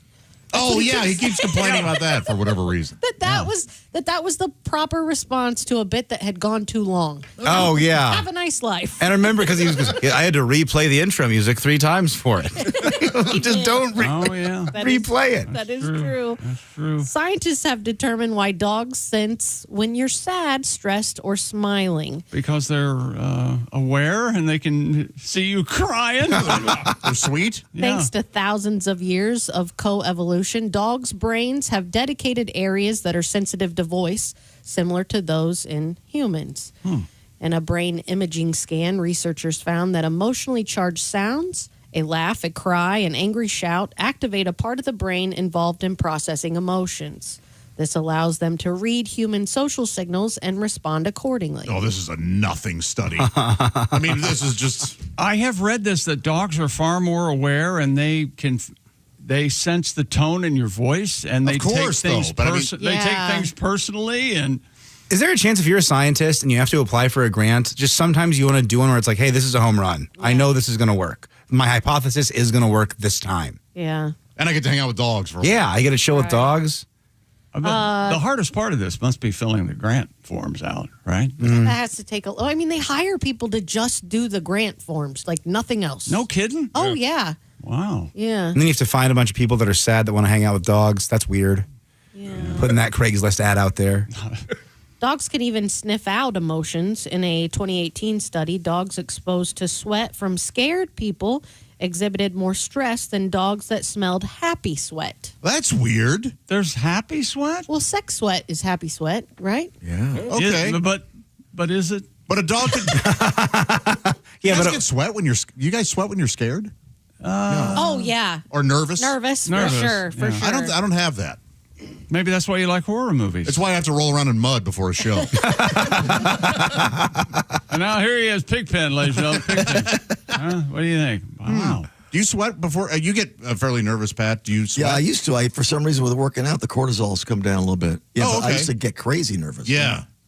Do you remember Tommy Jonigan would sweat? He was a big sweater, dude. So much, right. he would have to wear some panty sort of liners. absorbent pads underneath his arm. Yeah. Jeff, you sweat, but is it because of the stage lights or is it nerves? No, it's nerves. And it's bad. Yeah, it is bad. I have to bring a few shirts. You'll bring like a Bruce rag up there. Yeah. Oh, yeah. Yeah, I do. Yeah. Do you think it would go better if you had better material? Let me look into that and get back to you. You know I love you. I'm just busting balls. No, I love it. You notice on the day of a show, people who do that here in the room, your body temperature will change. Like in the late afternoon, you start to get hot. Yeah. And go, oh, here we go. Like a natural fear response to performing. It starts hours before the show. For me, yeah. Yeah. Late I'm sweating afternoon. right now in here. You guys make me sooner. I guess I've surmised, I've assumed that you're somewhat of a diva, but these stories you're telling me it puts you off the chart for me. No, I will call the front desk and say, chill my room better. Pat's great to be around before the show. You're in the green room. You're just getting your sets together, just getting your jokes in order. And he goes, hey, a little bit late to be writing jokes, isn't it? It's real fun. That is funny. Right before you go up. Yeah. Wow. Good time in Iowa, yeah. Chick sweats in the grocery checkout. That's I do. I do too. I feel like I'm going to be called on to do something. Oh, and I really? get really nervous. I sweat, but I'm just excited to eat my rotisserie chicken in the car. Do you sweat at a self-checkout? No, I don't. I have noticed that self-checkout, I'm okay. It's the interaction with other people. It's very particular to a type of checkout person. That's right. A middle-aged, older woman. He gets that really reminds me of my mother. I get real. I mean, that sweaty. tracks, right? Yeah. If you don't use your Kroger card, you're just leaving money on the table, Yeah, Mr. McGee. That's right. And the sweeter they are, the madder he gets. Oh, hey, don't you? Oh, hi, honey. How are you? Okay, did you find everything you need, hun? Oh, it's such an experiment. I to ain't watch. your honey, all right? Hey, Josh, do your impression of putting the healthy food on the conveyor belt for the... Oh, the story. Yeah, It really just- happened. Oh, yeah, this really did happen. What's Yeah. Yeah, I had, I was changing my my diet around, and I had some vegetables and fruit and lean meats and all this stuff. And the cashier, who I'd never met before, never seen her, she looked at me and looked at the food, and she goes, "Making some changes, huh?" That had to actually happen. It's too funny for it not to happen. Making some changes, huh? Did it hurt? Yeah. It was so funny that no, I didn't let it hurt me. That's so And I funny. knew her heart was in the right place. Right. That's so funny. Boy, I'd get so mad if that happened to me. You know what else I get upset with? Now, hey, hon, how are you? Oh, sweetie, okay. I don't like that. That's and I don't- nice. No. The customer service people will talk to you like you're a kindergartner. Hi, how may I help you? Okay. That overly sweet, fake, they're putting, You want someone mean. You want, hey, what do you need? No, you just can't a get it to work? Just a normal person. I don't like, what is it, CVS they go and did you find everything okay? Well, I'm here. I'm checking out. Yes, and now I'm even more upset because Pat and I are far more in common than I ever dreamed. Oh, my God. Did you find everything okay? Yeah. Last time that happened to me, I was like, actually, it took me like 12 minutes to find the Velveeta. If you want to know, I did find it, but it wasn't easily. They have it. It's not where you think it should be. Yes, they have it. They have it hidden. It's always on an end cap. Yes, Yeah, it's it's very not, It's odd. not with cheese. No. It's not with macaroni. Dude, Velveeta is a tough find at It the is. grocery store. It's by the hotel, right? Almost always. Sometimes. Yeah. Sometimes. It should be with like the Tostitos, the chips or something you're going to melt, right? Okay. Yes. Yeah. Because it doesn't have to be refrigerated. It's not with the cheese. Did you find the Velveeta, honey? You know what my therapist told me? Because I'm with you, chick. I used to have an issue with like servers that were really kind and overly and stuff. Yes. In fact, Hate you 'em. and I, if we went to lunch and we had one of those, we would go, do we have to run out of here? I think we're going to have to leave, yeah. My therapist said, she said, listen, you deserve kindness. And No, I don't. See, that's No. our issue. Yes, we don't think we deserve nice treatment. Makes That's me the root uncomfortable. of it? Yeah. Makes me uncomfortable. Makes me sweat. Did you ever have the waitress sit down with you at the table? yeah. What about? And that does not bother me. I hate that. Oh, yes. And invite you into your conversation. You know, I went to North Carolina once. Get out of my table.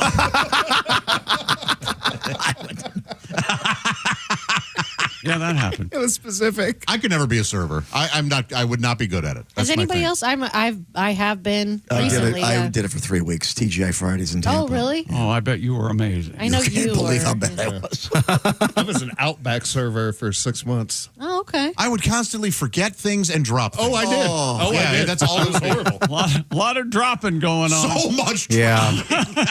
Oh, and as I sweat on stage, I also sweat as your server. And there's nothing people love more than their servers sweating into their food as they deliver. We'll be back with more news. One word as far as what news stories coming up. Jess, what do you think? Paramedic. Paramedic. Exciting. We're coming back. This is the Bob and Tom Show. Travel with Christy Lee and other Bob and Tom listeners to Italy this September with Colette. Full details at bobandtom.com/trip. This is the Bob and Tom Show.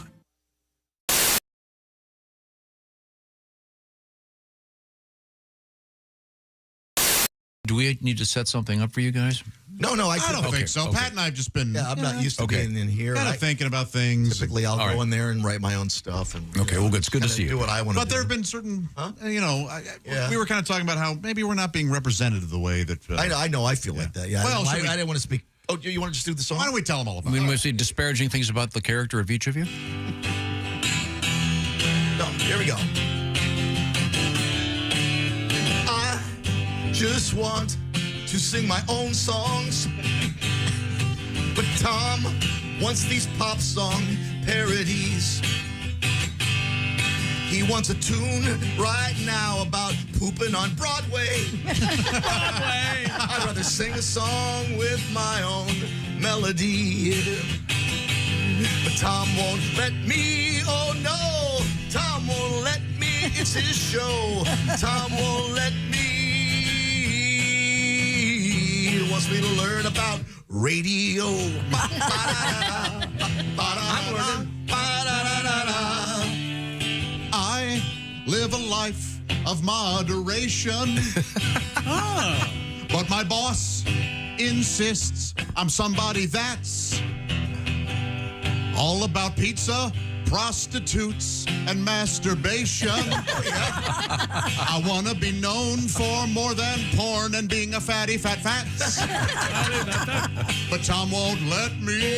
That's right. Tom won't let me. You got for it. show. Tom won't let me. Mashed potatoes and whores. Mashed potatoes and whores. Yeah. What a great song. Thank you very much, I think we could all do a verse. Thank you, Josh. We may just have a verse. They are ready. Maria, were you a temp? Did you ever? I was temp for a long time, about 7 years, and I always like how they make every job sound like, so crazy, We do things a little differently around here. We're a bit of a nut house. Hold on your hat. It's going to be a wild ride. but it never is. I trained people in at offices, so I was like, oh, the fax machine's a little tricky. Yeah, you got to dial 9 to get out. No, a lot of people try to use the fax machine. They go, oh, it's not working. I said, did you dial 9? Once a week, Rajiv. No, every day we get bagels in the kitchen. There was week Rajiv made some mini muffins. That's on a Monday. So guess what that's called? Mini Muffin Monday. I wish offices would be as crazy as they always promise. You get trained in, be like, Take me out of your pocket. Hi, I'm Zachanthos, the talking rabbit. I'm in charge of the volcano. Don't worry, you'll be working for Thor. He's always scrabbling through the recycling looking for quartz. He's a dwarf. Nude. Anywho, lunch is from 12 to 1, but there is a wrinkle in time, so just try to get back any time for the quickening. Your flippers, your barbecue tongs. If you have any questions, go back to the 5th dimension. I'll be sitting there on my lily pad. my only question is, when do I start? Yeah. That is a good job. Wow. Man. I love that. Dial 9 for the fax machine. Remember that. Everybody's crazy. No, they're not. Okay. Thank you. Maria Bamford is with us. Wow, that's brilliant. That's very, very funny. Did you ever work in an office, Tom? I don't think you have you? Worked in a restaurant, right? No. It's an interesting experience. Bob, did you ever work in an office? Oh, yeah. I did a little. I have issues with authority, you might have I know. That's why I was asking. You know what struck me is it's so quiet. What, in an office? Yes. Well, yeah. Well, you're still, that's if people are actually doing work. Yeah. And I had to work at a bank once when I was at temp, and I was stunned at how quiet it was. And people whisper, you know. Yeah, you know what the saddest place in the world is when you're the temp and it's time for office birthdays and you didn't get the email because you're not on the system yet. Right. And you hear the voice of your coworkers rise from the conference room. Happy birthday, everybody who had their birthday in the office this month. And if you cup your Curves mug against the conference room door, you can almost hear the happy scraping of plastic fork against paper plate. And later sometimes, guys, somebody comes by your cube and says, oh, there's cake left. Did the temp get any cake? What's her name again? Hey, my, if you want any cake, there's cake left. Nice. Cake? Temp want cake? Yeah. They all want cake. I'm in Bob and Tom's studios. April Macy was on Bob and Tom today, and I probably know more about what turns her on than anybody I know of. She's trying to play hard to... Oh, Eureka's! I swear to God, she is fire-ass hot. Hi. Remember me? I do, unfortunately. Don't worry about that restraining order, because that's expired now. But you're famous. You've been on TV before, and I'm sure you're used to the porcarazzi coming in taking pictures. I swear to God you are. Oh, please don't say porcarazzi. Porcarazzi. You don't carry pepper spray anymore, do you? Because It's so uncomfortable. It's very uncomfortable, your porcarazzi. Well, the last stuff you carried stung a little bit, but you are from head to toe. You want my pager number, maybe? Is that something you might Perhaps. be interested in? Pretty lonely. Okay. I tried to hit you up on Christian Mingle, but your profile picture didn't really reply to what I had, so... Yeah, you can go on J-Date if you'd like to see me. Go on J-Date? Okay, I swear to God I will. I know what the J stands for.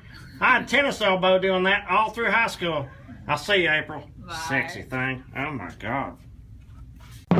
Coming March 2nd, it's the new BobandTom.com and the new Bob and Tom app. Both faster, cleaner, and simpler with easier access, more choice, and no hassle. More info now at BobandTom.com/what's new. This is the Bob and Tom Show.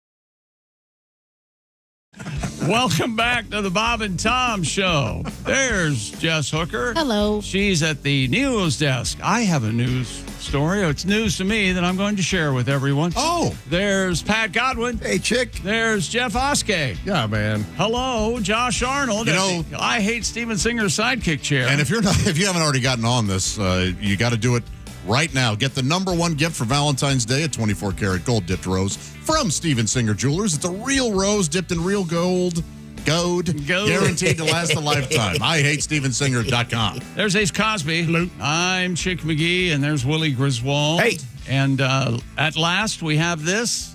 It's Jess snoring. What are you doing? And Tom making the noise that he makes together again.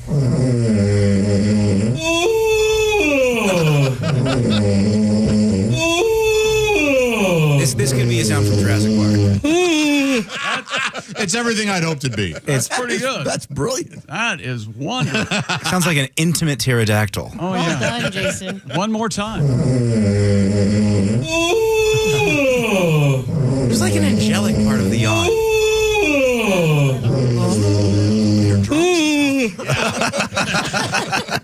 Like, do people think that's a fake yawn? Because that is 100% genuine. That is an actual Tom Griswold yawn. Yeah. He does all of that really loud. He sneezes Yeah. really loud. He yawns really loud. I'm getting that too. I don't know why. Turned Oh, are 30. you doing I it? started sneezing like a freak the day I turned 30. He does the, everyone know I'm yawning. If I have to sneeze while I'm driving, God forbid anyone's in the car. It is a crazy noise that I make.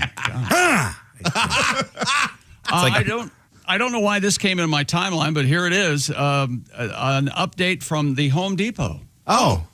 The Glacier Bay Power Flush Toilet.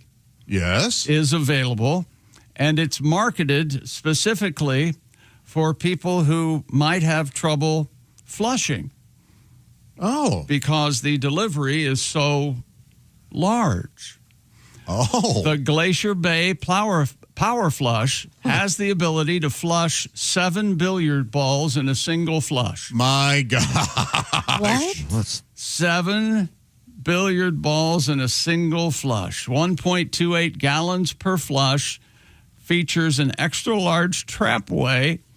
And in some models, a vacuum-assisted or forceful flush mechanism. Oh, I love that. Like on the plane? Designed to prevent clogs. Wow. It's available in both round and elongated. More room for your junk. Yep. And also chair height styles. Okay. 7 billiard balls. What's that going to run me, chicken? It can flush. I don't have a price on it, but you know what my dad said?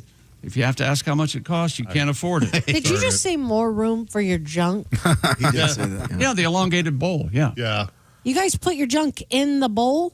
Sometimes. Well, Yeah, sometimes. yeah. I mean, When you're sitting. Yeah. Sometimes. You don't just grab your sack and rest it on the seat? You do that sometimes too. No. I do that sometimes. But this is fascinating. You think we've taken it? Oh, and an extra on a You small let it just bowl. hang in the bowl? It has to. Yes, it has It to. has to. Where else would it go? Because sometimes there will be a little bit more urine Okay, during okay. the transaction and I stuff get like that part. Okay. Right. Now, nothing's in the water, ideally. No. I mean, Mine's not in the water. Well, if you're so massive, you have to be able to dangle it in the... I just feel like that's... you thought we laid it on the seat? Then if I did, I thought that Did you you just- I thought that you grabbed underneath your You sack. assume that. Listen, I thought you sat down. Yeah. You grabbed the sack from the back. Right. And then that kind of created like this little From the back? this little like hammock for everything, and then you lay that on the seat of the toilet and do your business. I thought I'll that's tell what you did. this. I'm trying it. Okay. I am intrigued. I don't know how you guys walk around with those things. That is really interesting because I hear that a lot from women. you're 38. I'm 44. Okay. But thank you. I swear I would have lost $100. Yeah. Oh, well, thanks. So you've walked around for 44 years, essentially, give or take, Yeah, thinking that that's how guys did it, and you even have a husband and a son. I do. You potty trained? I did, but when you potty train, it's the equipment is not built to lay out anywhere yet. You know what I mean? I see. But I just think if that's the way you guys are doing that, there needs to be a sink for your ween. You need to wash your ween after you do that. I love that. I love that so much. The way we actually do it? Yes. I'm telling you. It's not as dirty as you think. Yeah, exactly. It's Nothing's touching right. Yeah. Nothing's touching the stuff, and the stuff isn't touching anything. It's all good. I know, but it's in the same environment. I mean, it's right there in the same The way environment. you're doing it, a guy would have to have really long balls, right, to be able to lay it on. Well, the seat. and one could argue your stuff is right there too. But it's not. There's no hang down. Well, Sometimes there is. Yeah, ideally. Sometimes there is. Oh. They're all beautiful. Sometimes they're different. It freaks you out. Yeah, there's mothers of 8. Prolapse. Yeah, perhaps a occur. telescoping. But I think we're All getting of North away from the Dakota? fact that the Glacier Bay Power Flush can flush 7 billiard balls. Yeah. Okay. That's nuts. Who needed this? I guess. What? I don't need it, but I do want it now that I know it exists. yeah. An extra large trapway and vacuum assisted a forceful flush mechanism. I love that. I think this is for families that have a poop knife. That's what this is for. Chick's face. Yeah. I mean, Is there such a thing? There's a poop knife? Now I've heard there of used to be at our house. Growing up. I've heard of people who had to use a knife because things wouldn't go down, but I didn't know that there was a. So you had a dedicated knife. And No. That was the gross part. My father just used a knife and then put it in the dishwasher, so you never know to this day if you're using the poop knife. When was the last time you've buttered bread? In about 42 years. Bread roulette, they call it.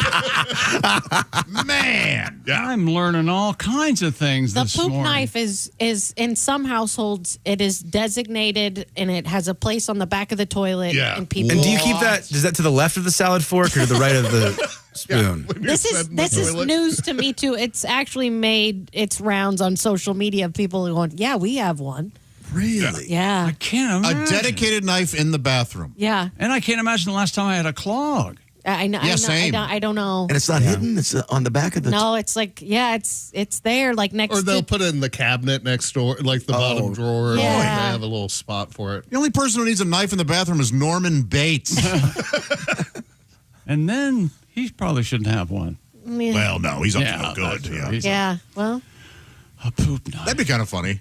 A psycho parody where a woman's in the shower. A Norman Bates type guy comes in with a knife, but then just goes, "Excuse me," and he goes down to cut up a clog.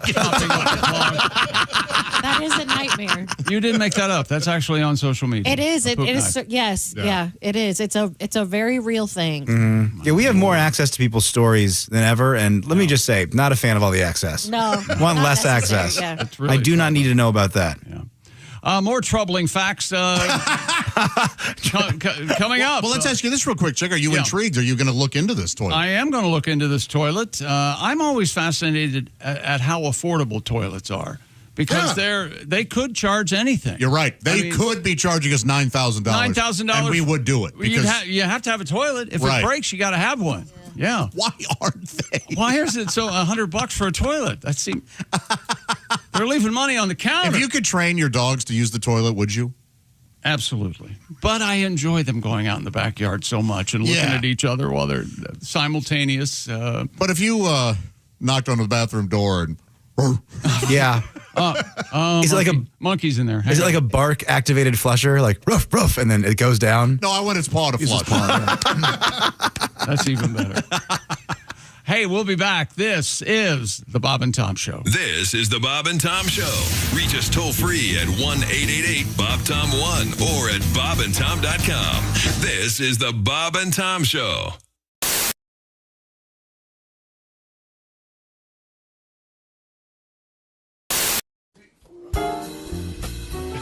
Well, looks like we got dumped. Uh-oh. Is there anything you'd like to say to them? Well, our girls have left us, so I'd like to say just one thing. Oh, yeah. Baby, blow me. Oh, a kiss as you're leaving. Blow me. Oh, a kiss right now. 'Cause if you're gonna leave me, honey, I will surely miss the way you blow me. Oh, blow me a kiss. Come on and blow, blow, blow, blow me. A kiss like you mean it. Blow me. A kiss right now. I really can't remember anything as hard as this. So blow me. Blow me a kiss. Wow. Some things in life are hard to swallow. She couldn't take it all, Dean. She couldn't handle everything. Who could? But if she comes back tomorrow, I'll be shooting my wad on flowers in the rain, honey. Blow me. A kiss as you're leaving, baby. Blow me. Oh, a kiss as you go. And always think about me as you're going down your list. And blow me. Blow me a kiss. I'll miss her arms and her elbows. I'll miss her arms and her elbows. I'll miss her legs so tall. Yeah, I'll miss her legs so tall. I'll miss her neck and her shoulders. Yes, sir. But I'll miss her head most of all. Rock out, fellas. Swinging them, Allie. Baby, blow me. A kiss as you're leaving, baby. Blow me. Oh, a kiss as you go.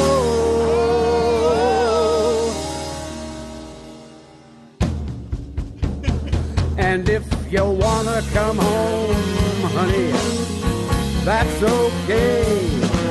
Just grab a hold of this and baby, blow me. Baby, won't you blow me? Blow me a kiss. I've been Falcon. Oh, Sally. I'll miss your arms and your elbows. The Bob and Dean and Tom Jerry. Band and Orchestra. Amazing. Thank you, Dean. Thank you, Jerry. Oh, that's fantastic.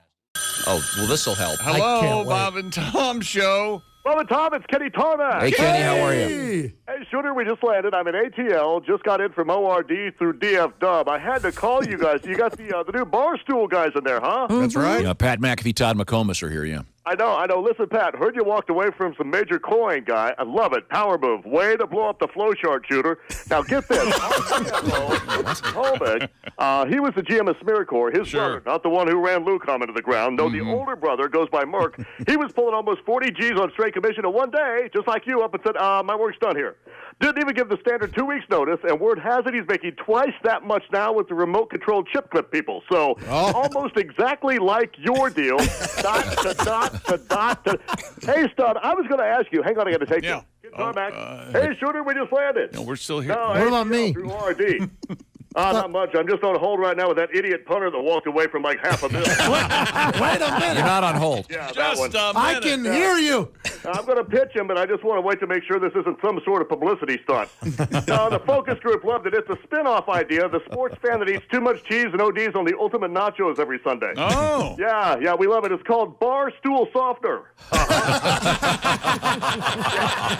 Well, yeah, the logo's the same, but our bar stool, zoom in. You'll notice the legs are a little, see that? The legs are all tapered, all four. Sure. Is he going to re-say this? Because he's talking to somebody else. The money's in the detail, Mike. Listen, I got to take this. Hey, Pat, love the ballsy move, guy. Hold on, Kenny. Let's reload for next week. I got bored now before all these Zone 4 peasants get in my way. I'm telling you, from Phoenix, we just landed. Okay, Love the thanks. move, Shooter. All right, very, buddy. very helpful. Here's why I like soccer now. I love to see our soccer team lose, not because I'm against them, but because I love to see the look of disappointment in all these fake bandwagon fans. I was in the airport when Landon Donovan and the boys lost. And people were in the airport crying. And we're just so proud of them. We love our soccer team. Really, name 3 players. How true? Just say you like soccer. First of all, we shouldn't even have a soccer team. We should have soccer players, but our national team's only function should be to go to other countries and allow them to stomp us because they can't beat us in anything else. We go to every other country. We take their best athletes in all their other sports. Soccer is the only thing they still have a shot at beating us in. Why would you steal that country's joy? We still have fun. We still have porn and other things that make us happy. A tremendous sport. Yeah. These other countries, all they have is that. And the last thing they want to do is lose to somebody they hate in the sport they perfect. How pissed would you be if the Lakers lost to Al Qaeda? Like, you understand? Bob and Tom.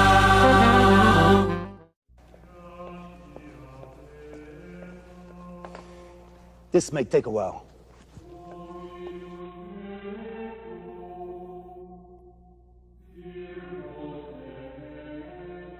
So how'd it go, boss? He said he's heard worse. He says he's heard worse. He says he hears worse every morning. Bob and Tom in the morning. Louisville's classic rock all day on 95.7 QMF. Please forgive us.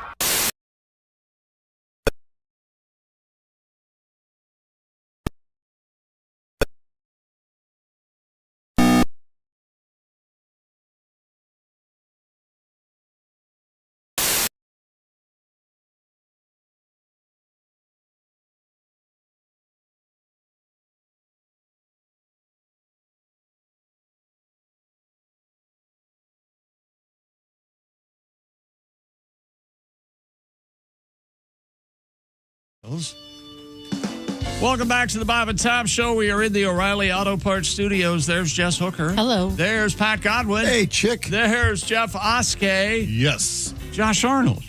Hi. At the I Hate Steven Singer sidekick chair, there's Ace Cosby. Hello. I am Chick, and hello, Willie Griswold. Hey, man. Good to see you. Yes, sir. Yes, sir, indeed. Now, we were talking about when we left, poop, I'm so sorry. knife, I guess. Families all across the world have something you utilize and because sometimes it won't flush the way it oughta.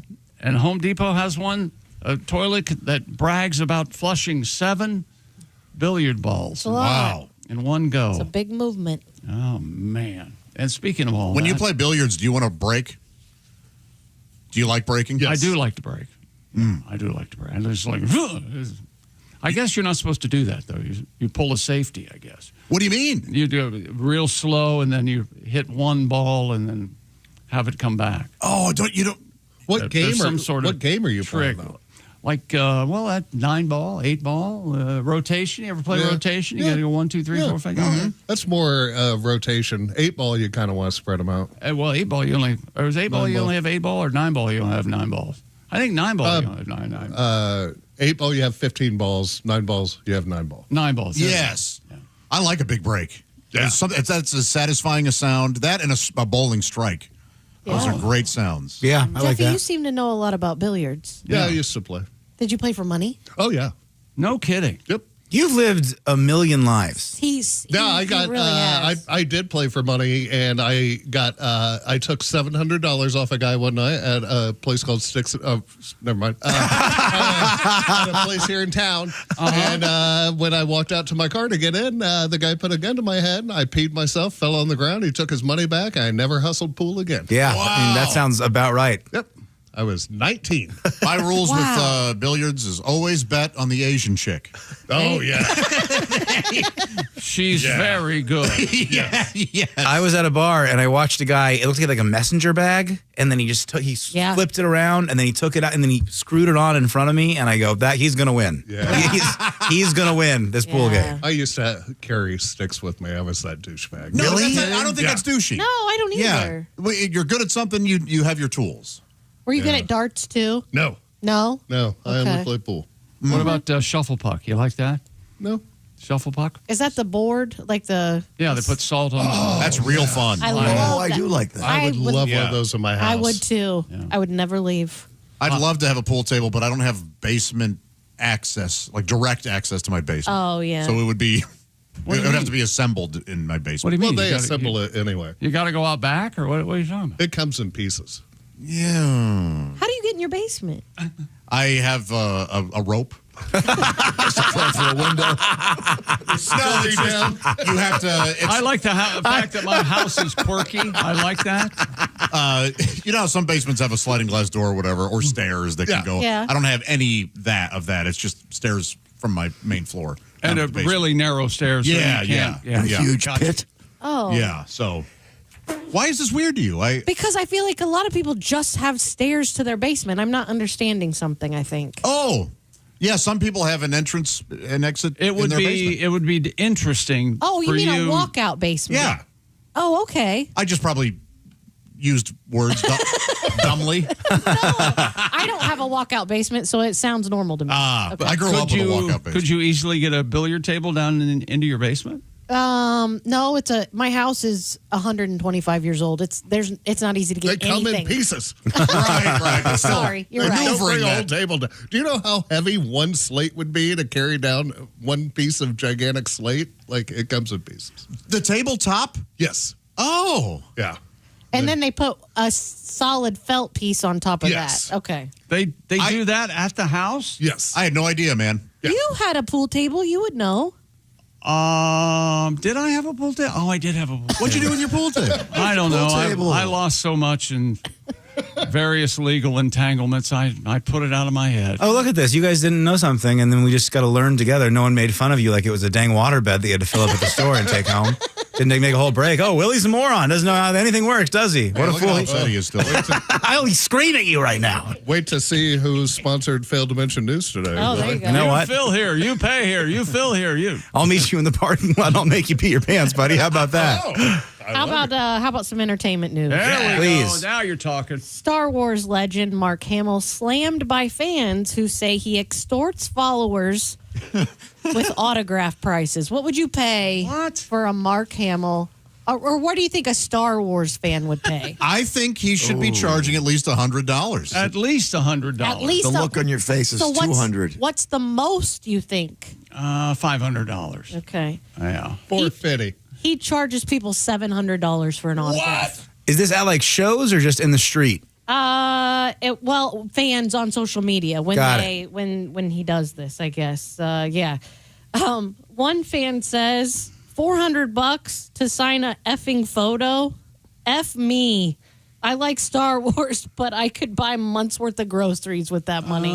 Yeah, that's fine. Don't do it then. Yeah, then don't buy the autograph. What's the most you've ever paid for an autograph, Josh? Oh, yeah, you do this quite often with the fan. It was, I think it was $100 for a professional photo with Elvira that she signed of her and I. Is she hugging you in the photo?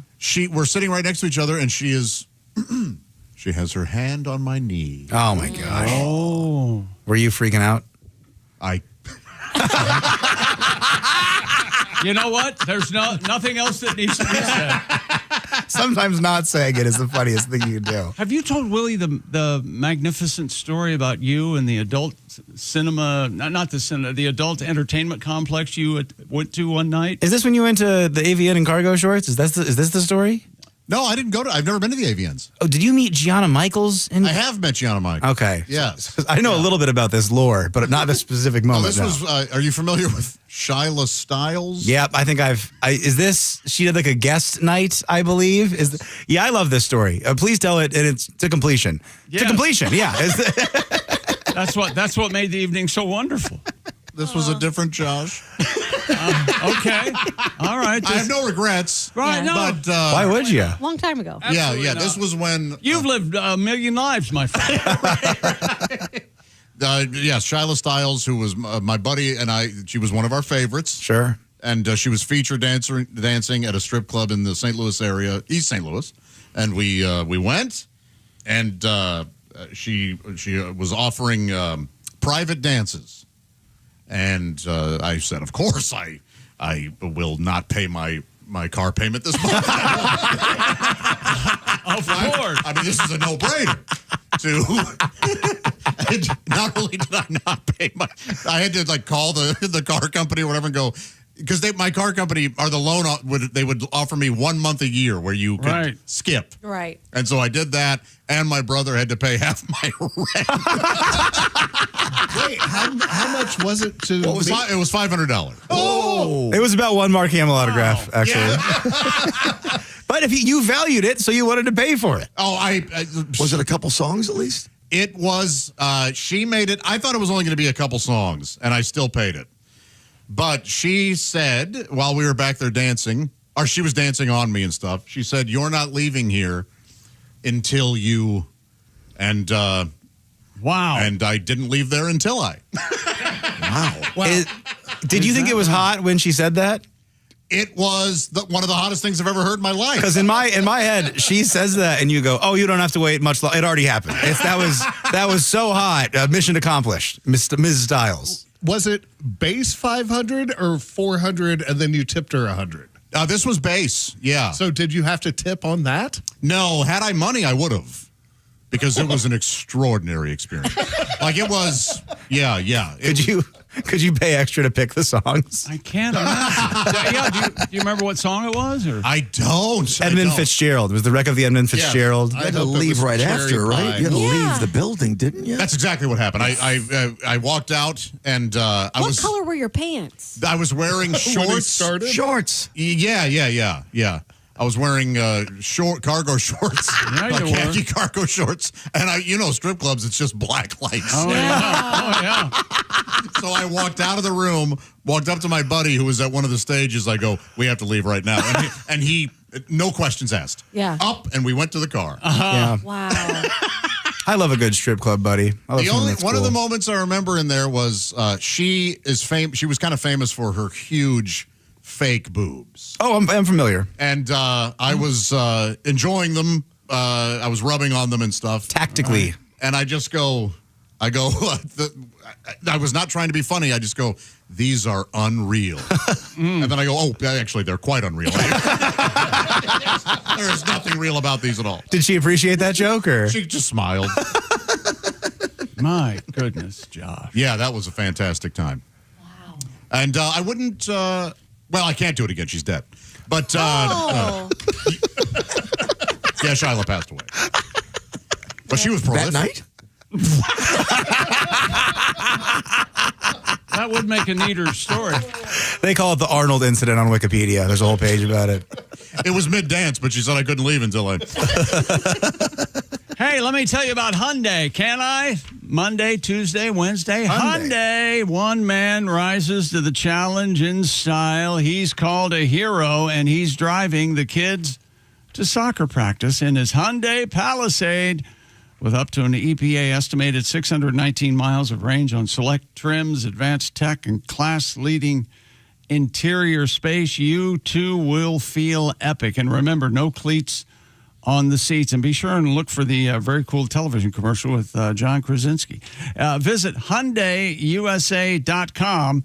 That's HyundaiUSA.com, or call 562-314-4603. That's 562-314-4603 for more details. That's HyundaiUSA.com. More news and more sports and more stripping coming up. This is the Bob and Tom Show.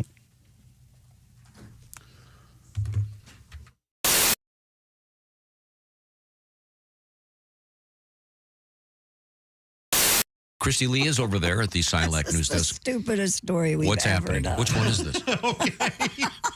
This is from Reddit. Somebody on Reddit going viral for asking whether she was overreacting after catching her boyfriend defecating into his own hand. Now, wait, listen. The Reddit user, claiming to be a 26-year-old woman, said she opened the bathroom door on her 36-year-old boyfriend and found him squatting on the floor while holding a wad of toilet paper directly under his backside. Okay. She screamed, ran out. Scream. Soon after, he explained to her that he was shy and embarrassed of his movements, so he avoided pooping, quote, directly into the bowl to make less sound. What? The woman said she is still freaked out, but asked if she was overreacting. No. You're not overreacting. Get out. There's something going on here. If that's true, that guy needs... A few chimed in saying her boyfriend may suffer from I don't even know how to say this. Carproesis, a phobia of being perceived pooping. That's fine, but man, that's bad. I mean, that's crazy. The only reason you'd ever want to do that is if you were having an argument with a monkey. And you had to throw something back. You needed some ammo. And if that's the real reason, why wouldn't he put toilet paper in the bowl and then lay it on the bowl? Or lay it in like the bowl. a lily pad. Flush as it's going to hit the water. Yeah. Or the classic turn the faucet on. That was what Jackie Kennedy was famous for at Hyannisport. Anything but catching. Oh, my God, you have a song about this? Yes, I do. No kidding? I was forced to. That's not Ventura Highway, is it? I took a big crap in my hand so it won't land in the water. Close the door, squat on the floor so she won't hear the splash. I took a look at myself in the mirror, and what do I see? Me crapping in my hand and my girlfriend looking back at me. Hey! Oh, man, that is so odd. And suddenly, I don't feel so bad. Wow. This is... it's bad. That's rough. That is bad. We're going to need a palate cleanser. Chris, you're a single guy, right? I am 37 and single. Nobody plans that. Right? No one's in high school going, I'm just going to wait till the end and see who's left. I'd like to find someone my age, if for no other reason than they would get my references. Mm-hmm. Sure. Right? You get tired of telling girls who the Black Crows were.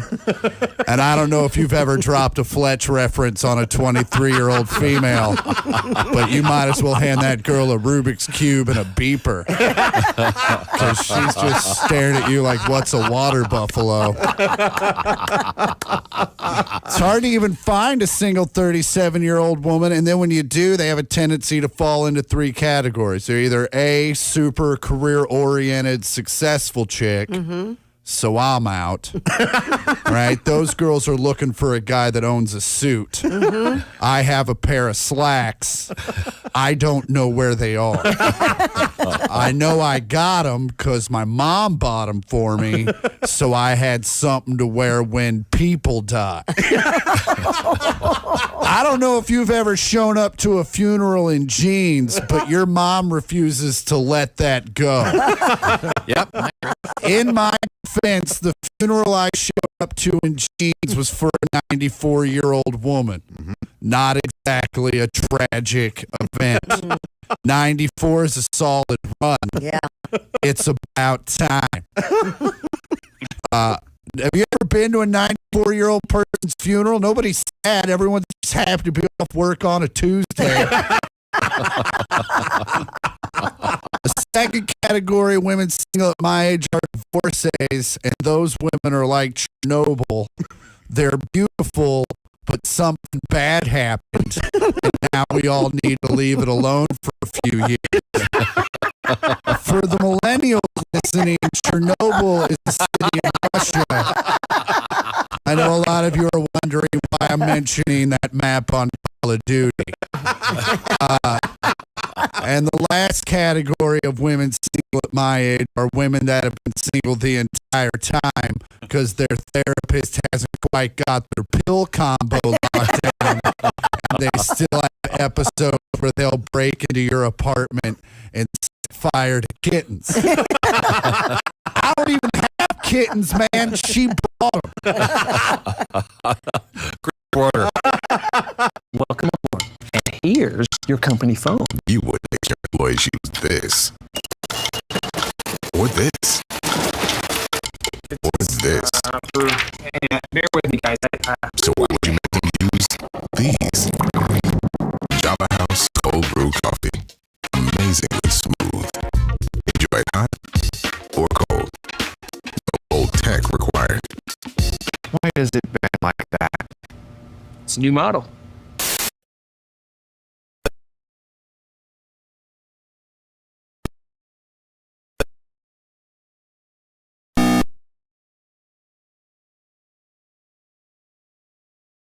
The Auto Parts Studios, there's Jess Hooker at the news desk. She was saying she was hungry off the air, and she's organized a sausage biscuit with some mustard. That's the finest kind. Mushroom biscuits.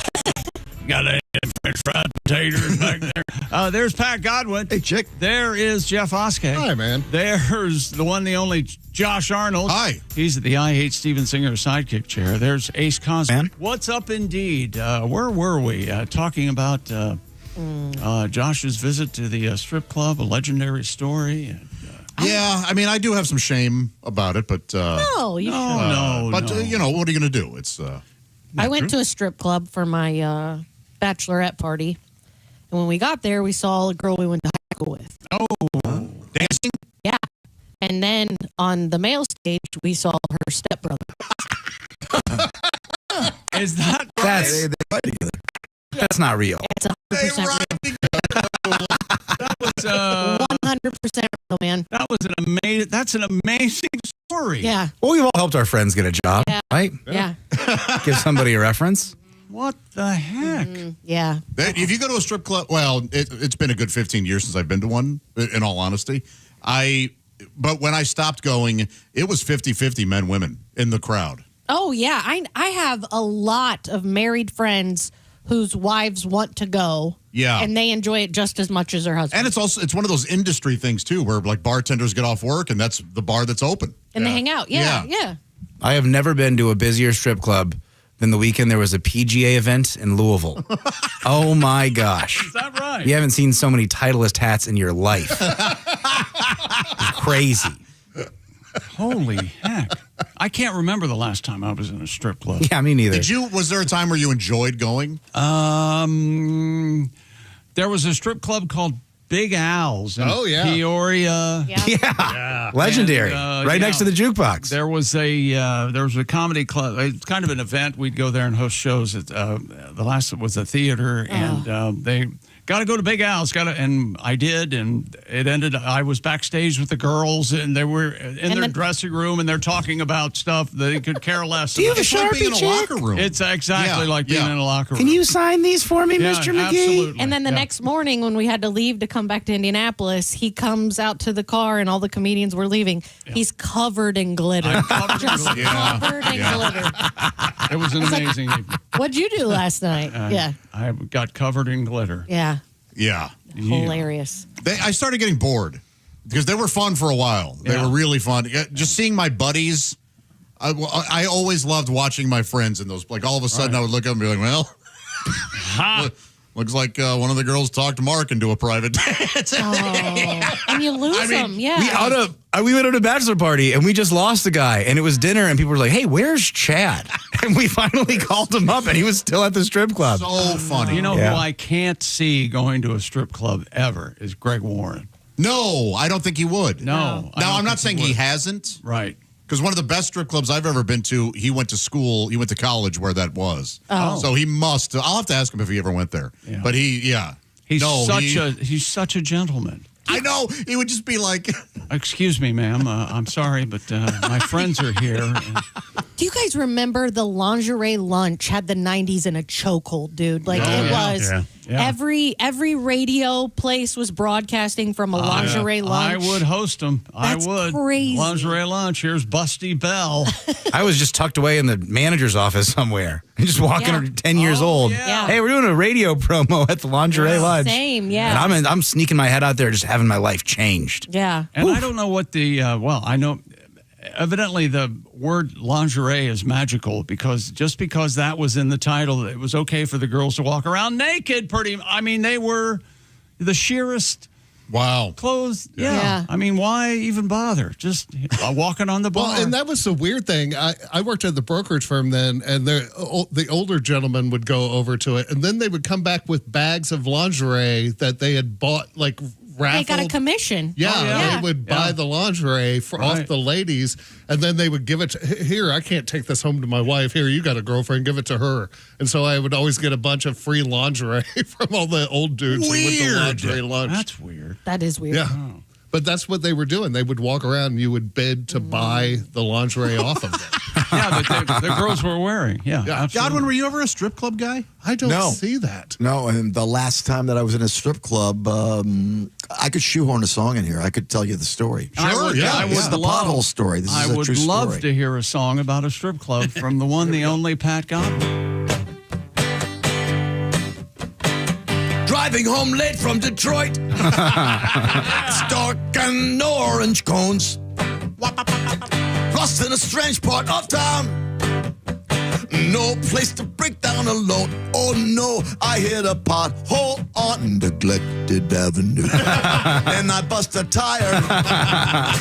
I hit a pothole on neglected avenue. Situation's dire. Waiting for help at a strip club on a Motown amateur night. I sipped a $10 Pepsi.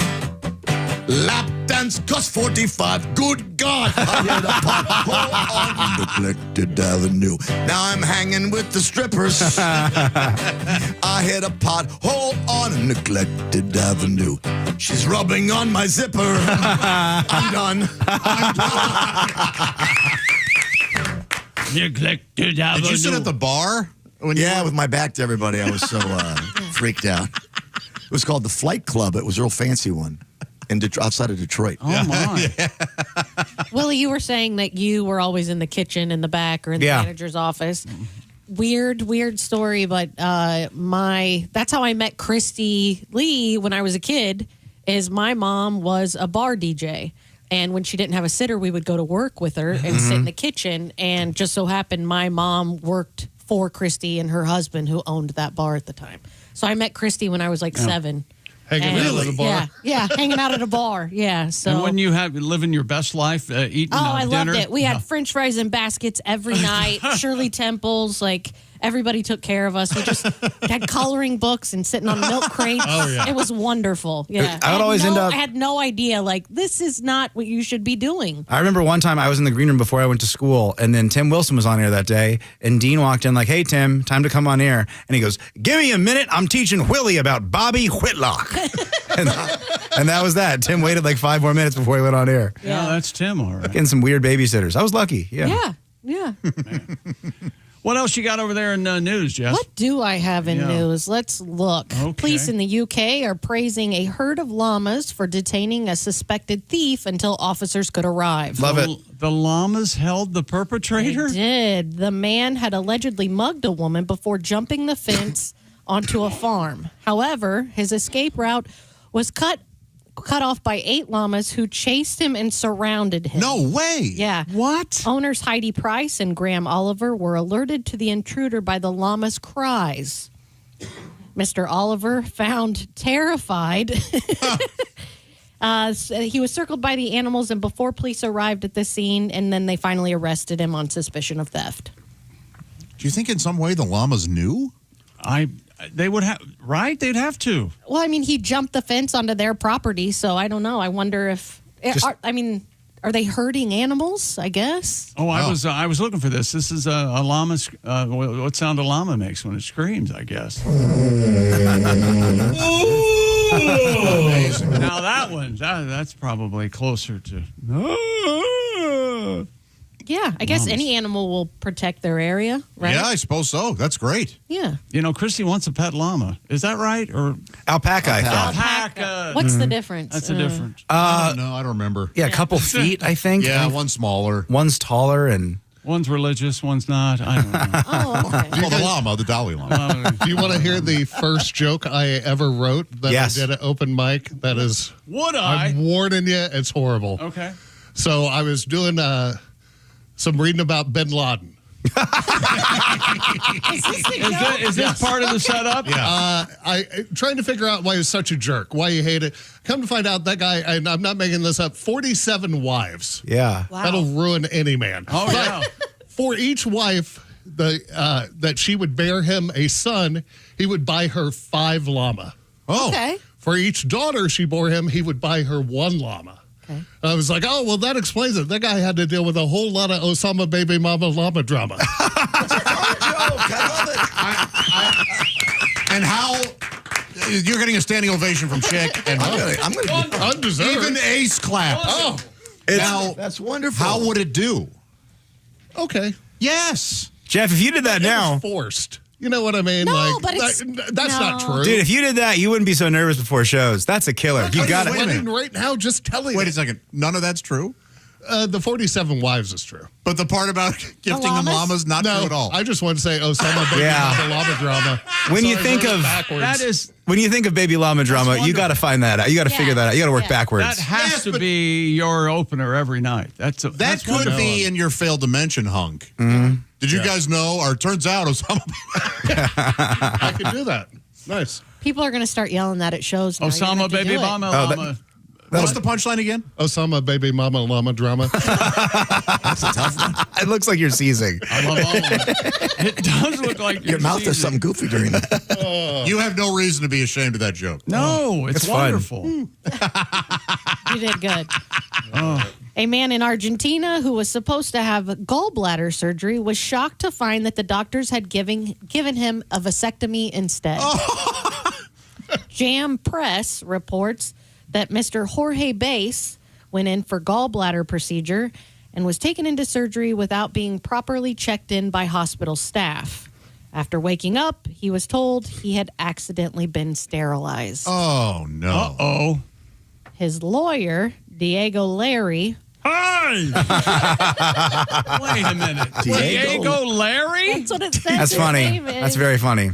Said the mix-up occurred because the hospital tends to perform gallbladder operations on Tuesdays It's our and specialty. vasectomies on Wednesdays. Stupid me. Gallbladder operations are Wednesday.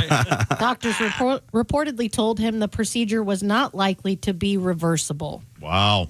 due to Mr. Bass's age. Devastated by the news, the 41-year-old who has 3 grown sons, told local media that he had always wanted a little girl. Okay, but at least he's already had some Yeah, kids or whatever. But oh boy, wow, whoops. He has to get some money, right? I'd imagine. Oh yeah. Man, Oh, yeah. Diego Larry. Gallbladder, but now he's got to go in and have gallbladder surgery. Oh yeah, he still has to do that. Yeah, when you go back, you have to make sure 1,000 times this time. It's gallbladder surgery, guys, by the way. But they mark, I mean, I don't know if this was in the States, but here in the States, they mark you what they're going to do. They mark you up before you're even Sharpie. in the surgery center. Yeah, whatever you're having done. Am I the only one that had his gallbladder out? Oh, I still have mine, yeah. Yeah, I still have mine. Oh, yeah, I had mine out. It was all mushy, and it was just horribly. Wow. It looked like an inside-out vagina is what They it looked showed like. it to you? Oh, a mess. It was just awful. They showed it to you? Yeah.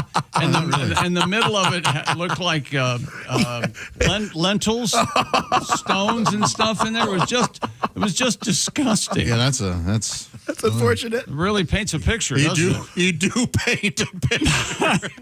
The last time I went in for surgery, they did the Versed, the Twilight. Oh, yeah. You know? Oh, yeah. And I was awake enough. You can hear them talking in the background and all that. And somebody said, "Hey, she works for the Bob and Tom show." And the other guy was like, "No kidding, what does she do?" And I go, "I book guests." And somebody goes, "Give her more medicine." She's not out yet. No way. Yeah, so. Wow. All right, what else do we have in the news? A katana is a traditional Japanese sword. Yes, it is. I have one. You do? Yeah, I'm kind of a sword guy. Yeah, I'm kind of a sword guy. I didn't realize I was. I was in here one morning and I talked about how I have a couple swords, and you were just like, "Are you?" And I was like, "No, I'm not a sword guy." And you're like, "You have a couple," and I was like, "Oh gosh, who have I become?" Hold on, are they like in the corner of your apartment or hung on the wall? No, it's for protection. It's in my bedroom. It's near my bed. Is it really? Yeah, I don't know. Me and a friend. It was right when I moved to Chicago. And we did this thing. We were staying up all night, and we were watching one of those like infomercials, and they were selling a knife set. And every half hour it'd get cheaper, and they'd throw in something else. I get it. And finally, it was 2:30 in the morning, and it was $60 for kitchen knives, like 50 tactical knives, and 1 katana. So it was a good deal. We couldn't pass the deal up. So yeah, I have a katana in my bedroom. In case the Foot Clan attack? Buddy, I have no clue. I mean, it was like we just smoked a blunt on the beach. It was very picturesque, and then we went back to the hotel, and they were like, "We got to get this katana deal." And so yeah, I've got a sword. All right. You did it on vacation too? You bought it while you were on vacation? I was moving to Chicago. It was like my first weekend there. Is it real sharp? Oh yeah, it's plenty sharp. Do you just have one? I have the one. I had another, but I'm not sure where it is. And then I have a series of knives that are in my friend Shelby's storage space. There are a bunch of tactical knives. They're all 4 inches, and I'm pretty sure they're illegal to have. So thank you, Shelby, for. All the details of this are so Griswold, man. I'm a psycho. There's a storage unit. There's Do you have one of those knives that's also like brass knuckles in the handle? I don't, but I kind of want to get one. Of course you do. You're a knife guy. Yeah, I'm kind of a knife guy. I like a blade. Don't we like a blade? No one likes a blade anymore. Why can't I get a switchblade? I guess those are illegal. You can. My dad eventually got one. He found. Did he? Yeah. Yeah. Well, your dad would operate outside the law every now and then. Oh, yeah. Well, Can you try and find out how he got? Don't you have a switchblade comb? I do have a switchblade. Josh got He has the finest switchblade comb. And I don't know, in the shuffle of toys over here, I don't know. Have you guys ever been to a knife show? Yes. Yeah. Yeah. What else do they have there? They also had snakes. Yeah, like they had like tarantulas. Do they really? Like snake guy and knife guy are the same guy? Yeah. They're pals. Yeah, Are they cross? That Venn diagram is. Yeah. Are you ready? Yeah. Look at that. And that's got some heft to And it. it's a metal comb. Yeah. It really has some, and there's actual screws in it, so you can tighten or loosen the screw. It's very. It looks like a good beard comb. Very. Yeah. Do you comb your hair? No, I have a brush. But I'm trying lately to just use my hands because my hair is falling out. And I feel like a brush is just cheating death by going up there. I don't want to do that. Flying too close to the sun there. More news coming up. What do you got over there? I'll finish this katana story. When Oh, we come yeah, back. that's right. All we said was katana. I got excited about swords. I really butted in there, didn't I? Willie talking about katanas. I want to buy a katana. Dude, you could get a nice katana, too. Like $225 or something. $250, right? Yeah, Mine was $60. Came with a kitchen knife set too. Oh, see, you got the great deal. Here's something doctors know that most men never talk about. Stress from work, money, a family doesn't just disappear at night. It follows you into the bedroom, and that's when you do your best worrying, and best, of course, in quotes. For situations like that, doctors often look for treatments that help both the body and the brain, and that's where Rougiette Ready comes in. Unlike others, Rougiette Ready is a next-generation prescription treatment designed to help increase blood flow and prime your brain for arousal. It combines 3 ingredients in 1 mint that dissolves under your tongue. It absorbs fast. Most men are ready in about 15 minutes, so you can stay present, confident, and in control when the moment is right. Over 150,000 men have already tried Rougiette. Getting started is so simple. Rougiette connects you with a doctor online, and your treatment ships directly to your door. For a limited time only, Bob and Tom listeners, you can head to Rougiette.com/Bob and Tom to get 15% off your order. That's RUGIET.com/Bob and Tom. Get 15% off, and be sure to use that link so they know that the Bob and Tom Show sent you. Show us some love. That's Rougiette.com/Bob and Tom. Rougiette, it's time to take back your health. Individual results may vary. Rougiette Ready is a compounded prescription that is not FDA approved. Visit Rougiette.com for full safety information. We will be right back, and we will do that when we return. This is the Bob and Tom Show. Thanks for listening to the Bob and Tom Show, sponsored in part by Java House, the official coffee and refreshments of the Bob and Tom Show.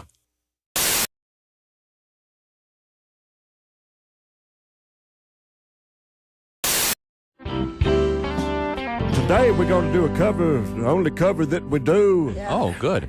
The entire program, but we'd like to play something for you dedicated to something that's been in the news this past week. All right. Look forward to it. I think everybody's been surprised about it, and this is a song that explains how I feel about it. Okay. They're both ashamed of what they did. At least that's what the paper said. They walk all day because they're always on the prowl. Tiger and horse, tiger and horse. His wife called him doing them horse. They're both pros at what they do, and both require special shoes of each of their heads going down in the caddy. Tiger and horse, tiger and horse. His wife called him doing them horse. Neither of them's made a peep, and fire hydrants don't come cheap. Be careful when you're out there chasing tail. You could wreck your truck and cut your head, but the number one lesson ever said, no matter what you do, don't leave voicemail. Tiger and horse, tiger and horse. His wife called him, and the odds are pretty slim that you won't see him with any more horse. Yay!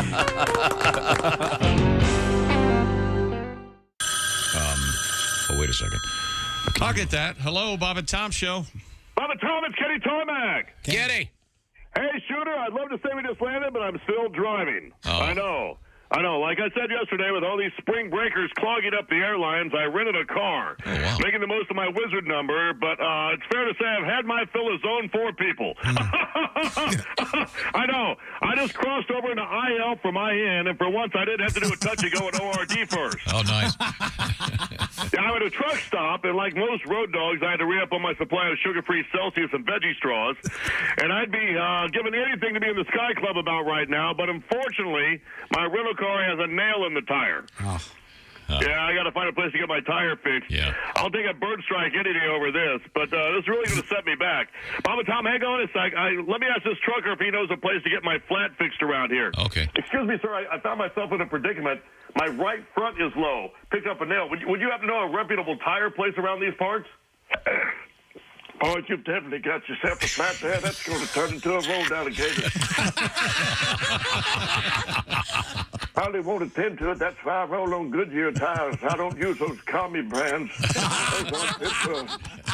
I wouldn't put those on a moped, but if you can make it up to Pete's Tire Center, you're only 2 miles away. I think it sounds good. Yeah, I'll try to find Pete. What you want to do is take a left out of here. You're going to go maybe a mile and a half on the south side of the road. You're going to see a sign for Joe Gin Spa. Now, if you can't make it all the way to Pete's, be sure to stop in there. Hey, Todd, I've got to take this. I got to call on my burner. They may not fix your planet, Joe Jens, but you're going to feel like they did. Here, I've got a gift card that's got $40 left on it. I haven't been in almost a year on account of my cholesterol being what it is. When you get there, ask for Lou. Tell her you'll pass on the table, sir, but you still wanted to take a look at your undercarriage. Hey, gang, looks like this might take a while. Let's circle back and reload for tomorrow. We just landed. Okay, thanks. Easy, I'm right here. My God. I watch a lot of news. By the way, my favorite news channel is CNN Headline News. Is it? Because there's no segue between stories. They go from polar opposite A to B with nothing in between. Yeah. And that's what the future looks like with a nuclear North Korea. Coming up next, a boy in Pittsburgh collects nickels. It's like the news for people with ADD. We're all gonna die. Hey, a horsey. Squirrel. I'm gonna. But these are some news stories that I noticed over the past several weeks. Could I share some? Sure. A woman in England pled guilty to disturbing the peace with her noisy lovemaking. Yeah. Well, she said guilty, but you could totally tell she was faking it. Sure. A company in Ireland created the world's first ever green technology vibrator that's powered by winding it up. Which means basically it's a Jack in the Box.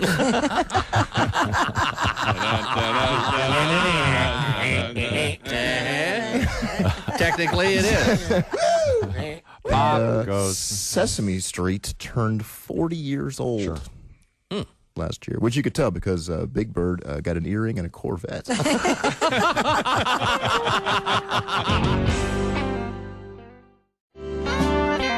Just before we went back to air, we were talking with Theo. Theo threw a new word at me, and a new phrase. I am not aware of this. There is something out there called the Lucky Pierre, which, well, Theo, you didn't really give me much information, but go ahead, flesh this out for me, literally. It's something that I've heard that the kids are doing. It's the kids would be you. Yeah, you're a kid, huh? Yeah, well, in this story, I'm not the kid in this one. It's if there's a threesome going on, which I enjoy. Who doesn't? Who doesn't? Now, threesome. So threesome would be, say, you and two ladies. Yeah, me and two ladies. Yeah. However, if it's three fellas, then I've heard the term. What? Yeah, there's a thing. It's they used to call it the train back in the 70s, but three guys. If it's three guys and no ladies, and they call the guy in the middle the Lucky Pierre. Do they now? I don't see that all being all that lucky. Lucky or the manata. That's what I've heard called as well. There you go. Man, the manata.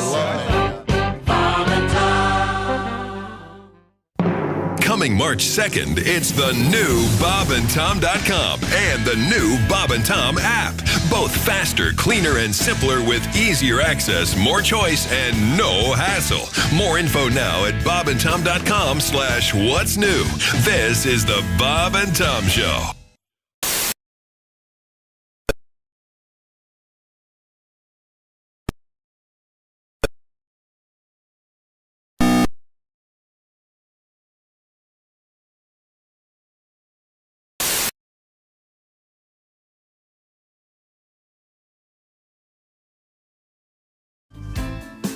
Hey, welcome back to the Bob and Tom Show in the O'Reilly Auto Parts Studios. There's Jess Hooker. Hello. She's at the news center. There's Pat Godwin. Hey, chick. Doing his imitation of a Broadway director backstage, which More dances. which I love very much. Did you ever smoke? No. Oh, okay. Never.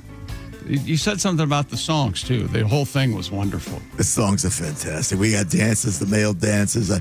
Give me some more balls out there. There's Jeff Oskay. Yes. Josh Arnold. Hello. There he is. There's Ace Cosby. Hey. There's Willie Griswold. Pat, I like to think that we live in various timelines and we all could go a different way. And I feel like this is the one timeline where you're not just some high school black box theater director just making these kids do a production of Hamlet. That's what I grew up with. I know, you're such a theater guy. Kids in Hamlet. King Lear with like powder on his hair and stuff. Sometimes my dad would go out into the community and grab one of the local folk that was older. Othello would be 19. It was hilarious. Did your dad ever go up to a kid and go, "You should be on the stage"? Yeah. Really? My dad treated those performances like he was on Broadway. Even if it was a kid playing, like I said, King Lear, it was just his life. He blocked it out all day long, talking about it. Did he also teach speech? Or yeah, speech communications theater. Oh, yeah. Enunciate, boy. Enunciate. Let him hear in your At the dinner table. You know, you mumble as a kid because you're a little nervous. You're talking sometimes. Well, how was school today, boy? It was fine. You don't hold your mouth like that. It was fine. Well, you've answered a lot of my questions. It's true, though. It's true. Man, oh, man. Because my son will mumble now a little bit, and I don't bust him at all because I go, he's a kid. Yeah, they're mumblers. Yeah, they're mumblers. Yeah. That's what kids do. Yeah. I mumble. How was school today? Hit that D, boy. Hit the T. Let them hear you in the back. Loud up. Have you ever been a teacher?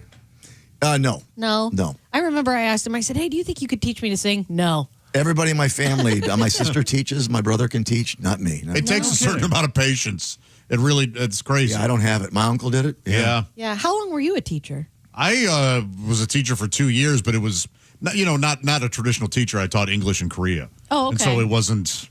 I mean, I still had to have lessons and all that stuff. And it was a traditional classroom, though. Yeah, they were classrooms. Yeah. I was a substitute teacher when my kids were in school.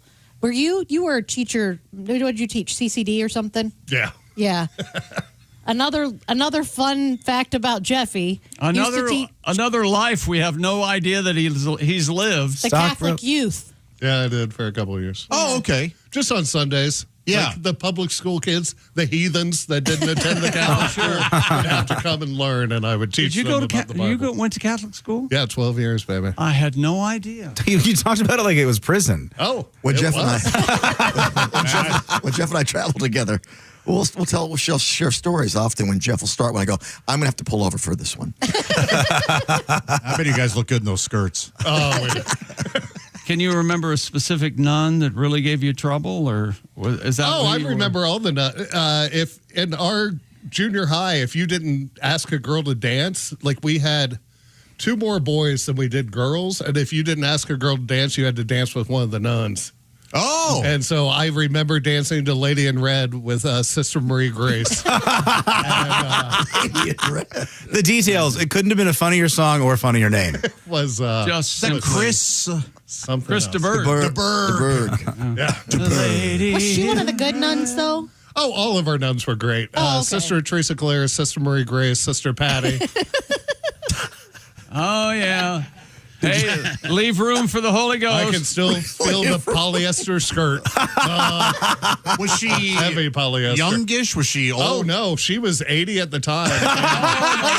Wow. But she just passed last year, and she looked the exact same as when she taught me. Oh wow. Yeah. When you start old, you know. Yeah. Yeah. I don't have any cool stories like. Well, I guess I do in my own way. Yeah, of course I think you about do. it. Yeah. Yeah. Yeah. Did you go to school dances? No, I went to the Tri-L Formal. London was so LLL. It was I forget what kind of organization it was, but that was the first girl I ever asked to go to a dance, and I was just I get terrified thinking about it, and I did that. And how old were you? Freshman. So what is okay. that? 12, 13, along in I there. feel bad for young 14 men right now because every year we have the stories about how more and more girls are just going with their friends. Yes. Oh yeah. So it's become like what was already sort of a difficult, awkward thing. A guy asking a girl to dance has now become almost impossible. Well, now you have to do the promposals and these big manicure things. Yeah. We kind of had that. Did you guys kind of have? No, we didn't. They weren't, of course. We didn't have the social media to post them on. Spell it out on the lawn in cake or something. Yeah, you'd make a poster or something, and Yeah. there was always kind of a thing. Oh no, we never had that. The biggest gesture I ever had from a guy was in high school. He was like, "Hey, I want to take you on a date. Can I take you on a date?" And I said, "No." I said, "I can't date. I was 15. I'm not allowed to date till I'm 16." And he was like, "Oh, okay." I'll wait. Well, no. He comes over to my house that weekend, and my dad is pushing the lawn. He's mowing, and he comes up to my dad in the middle of the yard. Not kidding. Comes up to my dad in the middle of the yard and I watched my dad let go of the clutch and whatever, and they're talking back and forth. I could just see through my bedroom window, and my dad was like, "Mm-mm," shaking his head no, and just pulls the mower and starts walking. The kid's still standing in the yard. And the punchline to that is he married my cousin. Oh, all right. Nice. Your dad? No. Oh, the guy. Oh, okay. That makes more sense. Yeah. Well, where you're from, there's a chance. You're pretty close by. Oh, I know. That's how I know. Yes, I'm so familiar with it. Yeah. Yeah. You guys know the first girl I kissed was my cousin. You guys know that story. Yeah, you have told us that. Like Really? First cousin? First cousin, yeah. Was it hot? Well, it wasn't my first cousin. It was my mom's sister's daughter. Yeah, so that's a first cousin. No, you're right. That is. Oh, okay. Yeah, I don't know what that is. No, I don't know what that is. You mean just like a peck? No. We were making out. What? We were going like the plane was going down, man. Yeah. And the way I Did it make Thanksgiving awkward after? No, it was Christmas morning, believe it or not. Oh. At my grandmother's house, and I had a G.I. Joe, and she had a Barbie. Hey, look, when there's mistletoe, there's mistletoe. You gotta follow the rules. And have a few eggnogs. So we took our G.I. Joes and Barbies, and they started going at it. And she goes, "You want to do what they're doing?" And I go, "Hell yeah!" So yeah. How old were you? You know what? Do you want to do what they're doing? Be 17. Be too old. I'm going to say 10 or 11, maybe younger than that. Okay. All right. Yeah, maybe single numbers. Now that I think. Was she a similar age or? Yeah. Okay, good. Yeah, just making sure. No, she was 38. And, when would you ever see her when you were older, like 20s or? Yeah. So we went to a funeral, and my the best sex you ever had. She moved the body around. So I made the mistake of telling my second wife this story. Yeah. And my second wife, scared of no one or anything ever. Yeah. So the first thing she does, she sees my cousin, walks right up to her and goes, "I understand you're the first person my husband ever kissed." Oh. And it got real quiet. Did she admit it and go, "Yeah, Yeah, how but weird." she was embarrassed about it. Yeah, of course. Yeah. It's embarrassing. Other than being embarrassed about talking about it on a radio show. This seems really common for like your generation that this has cousins happened. and stuff. Someone Yeah. else. Yeah. It was Christy, right? I think Christy kissed her cousin. Yes. too. Yeah. Yeah, I pretty have sure. an aunt that said that and an uncle that said they kissed cousins too, and I can't imagine. Either can I. That just didn't happen. I mean, yeah, none of my cousins are even that hot. So, like, why would I? Now, remember, I didn't kiss my cousin. It was just my mom's sister's daughter. Right. Right. That's totally different. I'm not, as you said, Josh, I'm not sure what they they call it. More news coming up, and we'll find out who Josh kissed for the first time. Oh, my goodness. You know the name and everything? Yeah. The situation and the setting? Uh-huh. Willie, you want to dive in? It's on a school trip. It's a good story. Oh, yes. We'll be right back. This is the Bob and Tom Show. For a complete copy of the Bob and Tom Show contest rules, go to bobandtom.com/contest-rules. Or just scroll down to the bottom of the page and see contest rules. This is the Bob and Tom Show.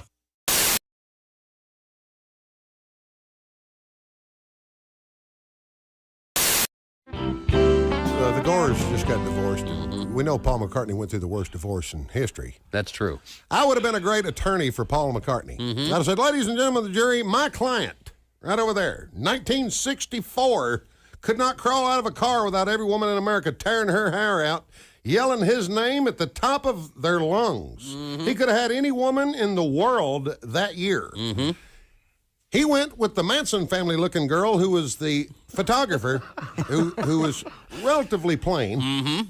Lived with the woman for 35 years. 35 years, not one night did he ever miss with his wife in 35 years, except when he was arrested for marijuana in Japan, and she was down the hall in a different cell. Yeah. Okay? He loved this woman. She made him eat vegetarian food. Okay? She was not attractive. He put her on the cover of the Band on the Run album. James Coburn looked better than she did. True on enough. the cover of that album. This woman couldn't hold a tune in a bucket. Couldn't hold a tune in a bucket. He let her play in his band for 10 years. He loved this woman, lived with her 35 years, never missed a night. She passed away. He became a knight. I think he owns Happy Birthday. I know he owns Ramblin' Rick from Georgia Tech, a hell of an engineer. He's a billionaire. The Queen hit him over the shoulder with a sword and made him a knight. He is a sir. And that one-legged, wooden-legged woman wants you to believe that he's hard to get along with.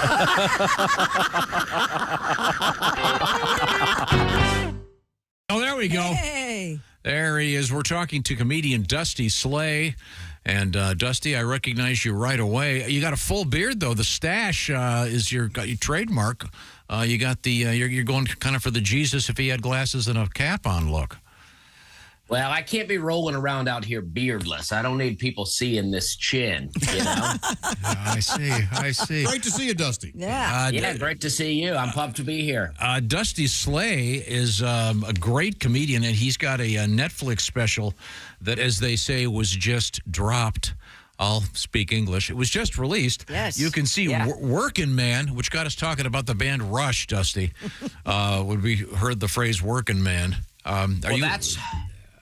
Well, I'm a little bit of a fan, and someone said that I might get a call from them about some copyright thing with the name, and I said, I'd love to talk to them.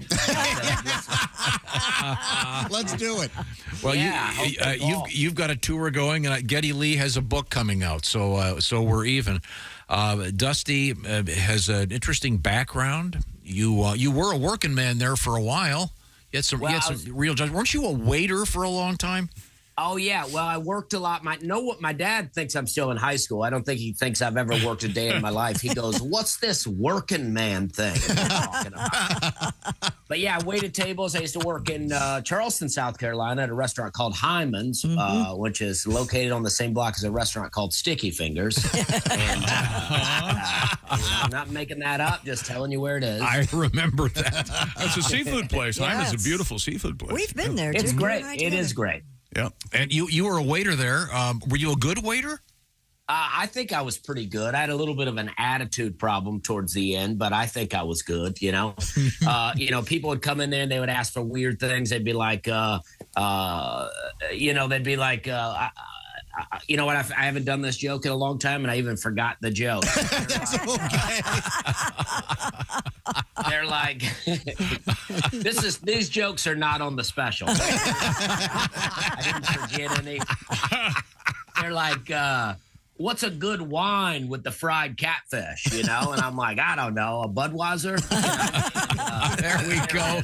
It's a hot joke. It's a hot joke. Dusty, you have done a number of the late night shows. Do you remember what was the first one you did? Do you remember? Very first late night, I did Jimmy Kimmel, and I never tell people to go watch that one. I feel like that one was not that good. The jokes are great, but I don't know how to prepare for a late night at that point. But my first Tonight Show, very good. Cool. Well, let me ask you this. Since you've said that the Kimmel event did not go well, why don't you share? What was the first joke you did on it? Do you remember? Well, I did a joke, trailer park joke. I said, I grew up in a trailer park. We had a lot of fun, but I'm not sure why they call it a park. There were no rides in there, no water slides. We had like an occasional slip and slide or like an old tarp with some Dawn dish detergent. We put our slip and slide over a tree root one time because we was going to jump it.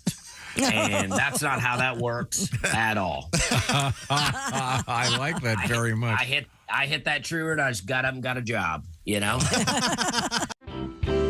I'm not a stripper person. I don't go to strip clubs. No, I don't. I just. I know they come to you, right? But, well, kind of. So how I'm dating a stripper, I don't understand how that happened. And what happened was I met her outside of the situation. She's getting a little older to be that, and she said she was a writer. I met her at a social event. She goes, I'm a writer, and I'm like, well, that's interesting. What do you write about? She goes, well, I write about sex work, being a dominatrix, and stripping. And I'm like, why do you write about that? She goes, well, that's what I do. Oh. So somehow or another, I just held on to writer.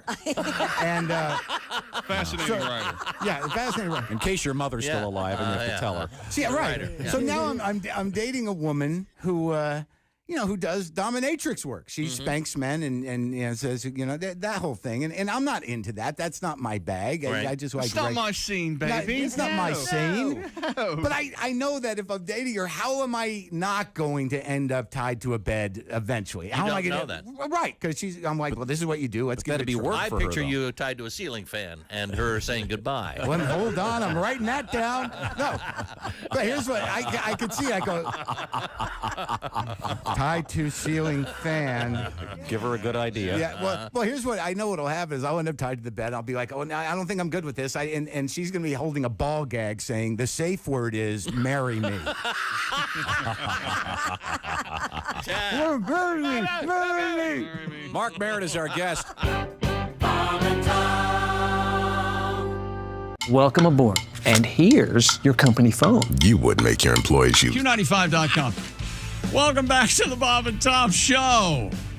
There's Jess Hooker. Hi. There's Pat Godwin. Hello. I've made such a mess of things. Here's Jeff Oskay. Yes. There's Josh Arnold. You're doing great. Ace Cosby. Hey.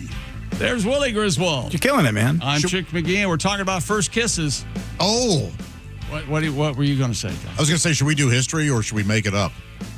Oh, we can make it up. What's today? February 13th? February 13th. Friday the 13th.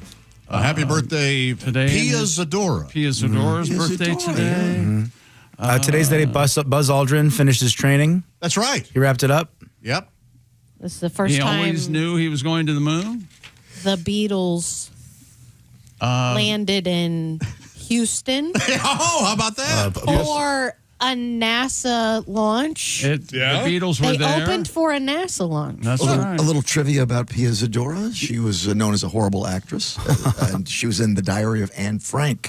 Oh no! And when the soldiers came in, someone from the audience goes, "She's in the attic! Get her out of here!" I wish that would have happened. I think it did. It's anecdotal. Let's see. Well, this is the kind of thing we've got. Friday the 13th. Don't forget that. Allied forces in World War II began a 3-day bombing raid on Dresden, Germany. Now, that's one of those that's oh, that's far too depressing. That's depressing. Something happened in the Vietnam War. We'll go past that. Let's see. Happy birthday, Chuck Yeager. Oh, he's kind of the inventor man. of Jaeger. Jägermeister. The Meister, Right. they called him. Jägerbomb. And broke the speed of sound. Kim Novak. Oh, Vertigo. You guys know Kim. Oh, yeah. Gorgeous young lady. Yeah. Tom would celebrate. George Siegel. It's his birthday today. And that guy he had like a decade, right, where he was in 3 movies a year. Would I recognize him if I saw a picture of him? Did you ever see Just Shoot Me? I did not. Yes. David Spade? I did. Oh, okay, yeah, he was like the in the boss show in with- that. Got it. Okay, cool. Yeah. I want to say George Siegel, Donald Sutherland, and Elliot Gould were They in were in every everything. Right. every Yeah. movie there for a while.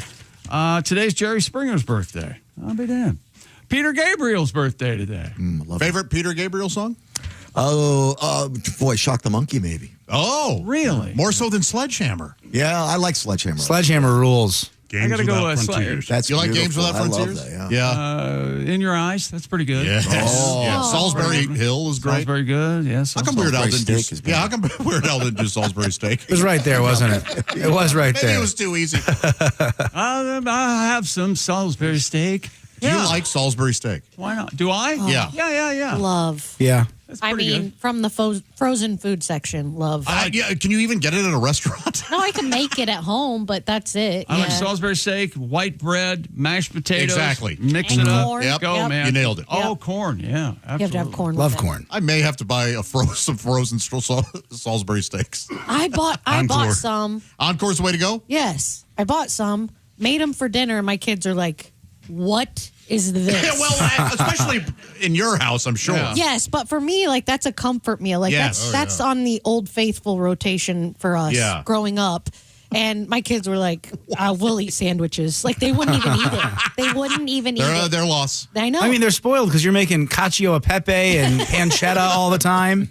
yeah, I kind of did mess up that way a little bit. Chateaubriand. Yeah. Happy birthday, Stockard Channing. Oh, I love her. She's pretty good. I do too. I wanted to be her when I was a kid. I love her. Have you seen 6 Degrees of Separation? It's a great movie. No. Yeah, check that out. Okay. Great movie. Will Smith acts in that one. Yeah, he does. Which is exciting. Randy Moss's birthday today. Randy Moss. Randy what? And Mina Savari's birthday today. Oh. From, American Beauty? Yes. I guess. And American Pie. Was she in American Pie? I don't think I've seen American Pie all the way through. It's good. Is it? It's funny, man. I kind of had enough of Stifler's mom. Yeah, well, Jennifer Coolidge. I love her. Running gag. Do you love Jennifer Coolidge?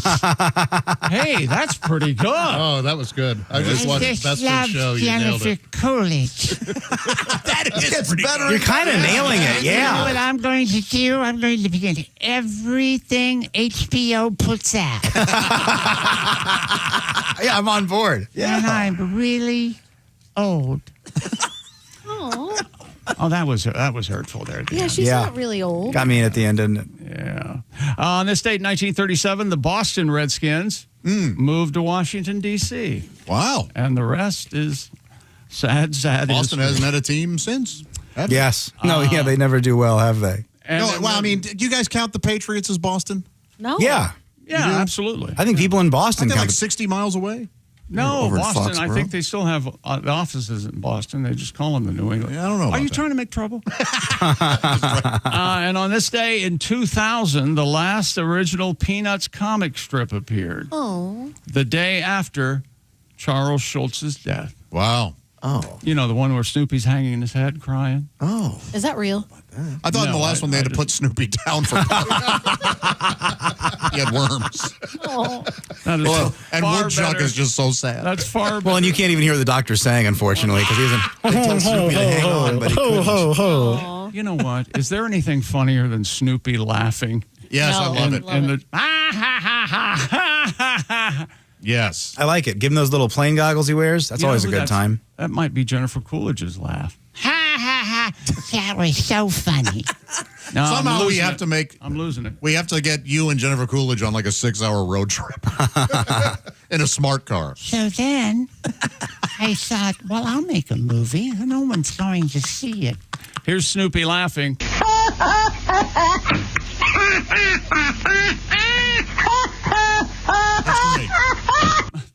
It's a little irritating. Kind of scary. Oh, I like it. And what's this?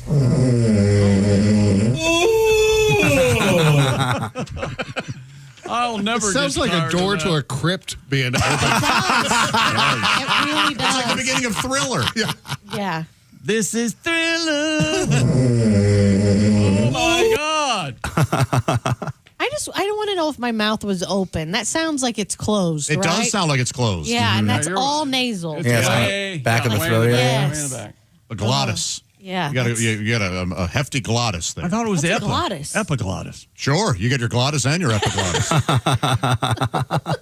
Baby got glottis. And then you have your glottis majora. Those are your lips. You know who has large lips? Oh, It's Jennifer Coolidge. You know, if Tom were here, he'd punch me right. Remember the episode of Seinfeld? She's a masseuse, and she does not use that voice at all. At all. At all. She's Yeah. almost unrecognizable. Yeah.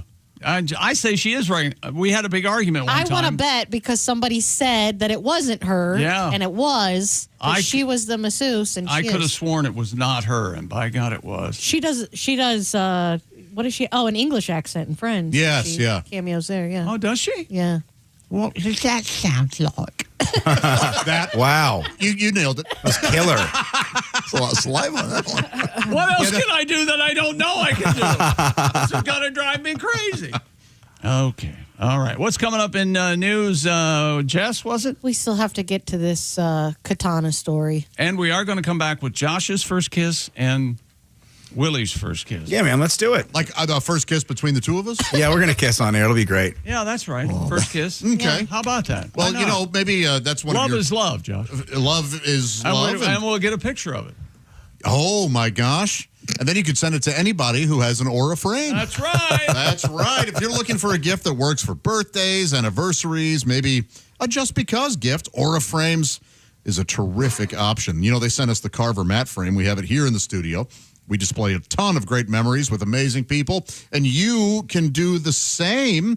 Free unlimited storage. You can add as many photos and videos as you want, and you can preload those photos before it ships. So let's say you want to buy mom and dad one of these Aura frames. You can load it up with pictures of the kiddos, with yourselves, maybe your dogs and cats and such. And when it's sent to them, they are already loaded with great photos. Share your photos and videos effortlessly. We don't have any videos on our frame. We should do that. Okay. Aura Frames, the perfect gift every time, named #1 by Wirecutter. And you can save on the perfect gift by visiting auraframes.com. Now listen to this, because it's just for a limited time. So this is important for you. Bob and Tom listeners, that's you. You can get $35 off their best-selling Carver matte frame with this code, Tom. That's Tom, T-O-M, at auraframes.com. Use promo code Tom. Support us by mentioning the Bob and Tom Show at checkout. It helps you out, helps us out. Everybody's helped out. Terms and conditions do apply, but these things are super cool. auraframes.com. Once again, that code is Tom. Thank you, Jennifer Coolidge. We'll be right back. This is the Bob and Tom Show.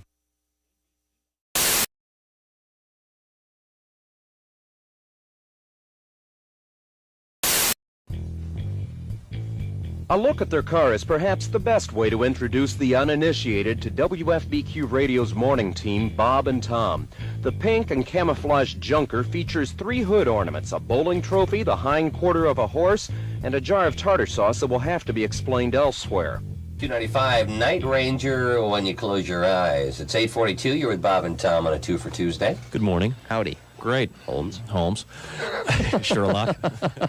Let's play word association. Okay. Howdy. Holmes. Sherlock. Holmes. John C. You're with Bob and Tom. Holmes. The human tripod. I see. Okay, I'm sorry, Bob. That's all right. From 6 a.m. and for the next 4 hours, Bob Kavoyan and Tom Griswold fill the airwaves with jokes and pranks that range from silly to hilarious and from bawdy to sick. Why is sex like air? Why is sex like air? I give up, Bob. Because it's no big thing unless you're not getting any. They deliver a National Lampoon sort of humor that leaves the audience laughing while wondering how Q95 can broadcast some of the things they say. Half the joke is in your mind. The joke isn't stated outright. Mm-hmm. The person has to put something into it to get something out of it. Yeah, they're fun and People like them. People enjoy them. They laugh at them. And there's an alternative. You can always change the channel. Mm-hmm. But people aren't. After 2 years on the air, Bob and Tom have taken Q95's morning show to the top of the volatile morning FM ratings. WFBQ is the third radio station the zany team has worked for. After 6 years together, they've got the routine down pat. Bob runs the audio control board, plays straight man, and provides the program's famous laugh. Amateur phylactics. Amazing concept, I think, and I think it's going to Tom sits in a mound of notes and papers to provide the program's often quoted jokes and many of its voices. Oh, hello, Mohandas. Hello, Bob. How are you? Oh, I am fine today. Hello, Tom. Hi, Mohandas. You look very good today. Thank you so much, Mohandas. Much of their banter is off the cuff, with an occasionally rehearsed punchline, off mic, during a song. Only if it makes you late for the ceremony. She's controversial. She's provocative. She's the famous sex therapist, Dr. Ruth Weisboner. Good morning, Dr. Ruth. Good morning, Tom. Good morning, Bob. Good morning, Dr. Ruth. Their regular spoof on Dr. Ruth Westheimer features some of their more risque humor. Is it wrong to have sex before you're married? Is it wrong to have sex before you're married? Well, no, as long as you're not late for the wedding. Bob and Tom's task of filling 20 hours of airtime every week is made easier by several regular characters phoned in by people around town. Nightclub owner Sonny is a favorite. Great approach. How are things going out at the track? I know you're running the mystery flesh tent this year. Everything is going just fine, Dow. I bred that baby up, throw it in some shortening, and serve it up. It's the mystery flesh tent, Dow. It's located, of course, in turn 1. It's right there in turn 1 where people seem to be the most hungry and the least discriminating. Other characters are voiced by regular visitors to the studio. Ladies and gentlemen, the President of the United States. Tiger Don Bardo. Good morning, Bob. Good morning, Tom. Good morning, Your Highness. Q95 midday personality Jay Baker voices the spoof on Richard Nixon. Now, do you remember Ronald Reagan visiting the German cemetery over the weekend. Oh, that's right. The media referred to it as the Nazi cemetery. Mm-hmm. You know, I was the one that put him up to that. I see. I said, babes, this is going to be so beautiful for your career. Trust me on this one. I told him, I said, when I was a young boy, I heard the phrase, the only good Nazi is a dead Nazi. Mm-hmm. I said, Ronnie, you can't miss a whole field full of dead Nazis. You slide over there, you put the wreath down, the wreath, and you're cruising. Bob and Tom say they get very few complaints from listeners as they poke fun at every special interest group imaginable, and station management has left them unrestrained on the limits of their humor. After 2 years, the result has been high ratings, a devoted following, and 2 happily transplanted Hoosiers who say they just might stay to grow old and gray on Q95. Could be. It's very possible. In fact, it's already started. Yeah. Bob's getting gray. Yeah. Tom's getting old. Yeah. This is Greg Todd, Channel 6 News. Oh, I feel so much better now. You know, Bob. Yes. I don't want to say that most of the women that you go out with have questionable morals or anything, but last night. I did a show at this dance club. I don't know if you can tell by looking at me. I don't like to dance. The lady running the show, she was like, why don't you shake what your mama gave you? I was like, I don't know how I'm supposed to shake scoliosis and a low self-esteem, but there were black lights everywhere in that venue, on stage and backstage where I'm standing. And I was just doing the normal pre-show check, and I had a stain on my pants right here. I know, I felt the same way. What had happened was... you know when you put your pants in the washer and you dump the soap in, it all landed right here, and that shows up under a black light. I didn't know that, and neither did anybody else. Because I was on stage and everybody was like, oh, man, that is a lot. It was a capful, it was a lot. That's 2 loads, so... The Bob and Tom Show. We're in the O'Reilly Auto Parts Studios. There's Jess Hooker chair dancing. Here I am. There's Pat Godwin. Hey there. There's Jeff Oskay. Yeah. There's Josh Arnold. Hi. Willie Griswold. Hey, man. Ace Cosby. Hey.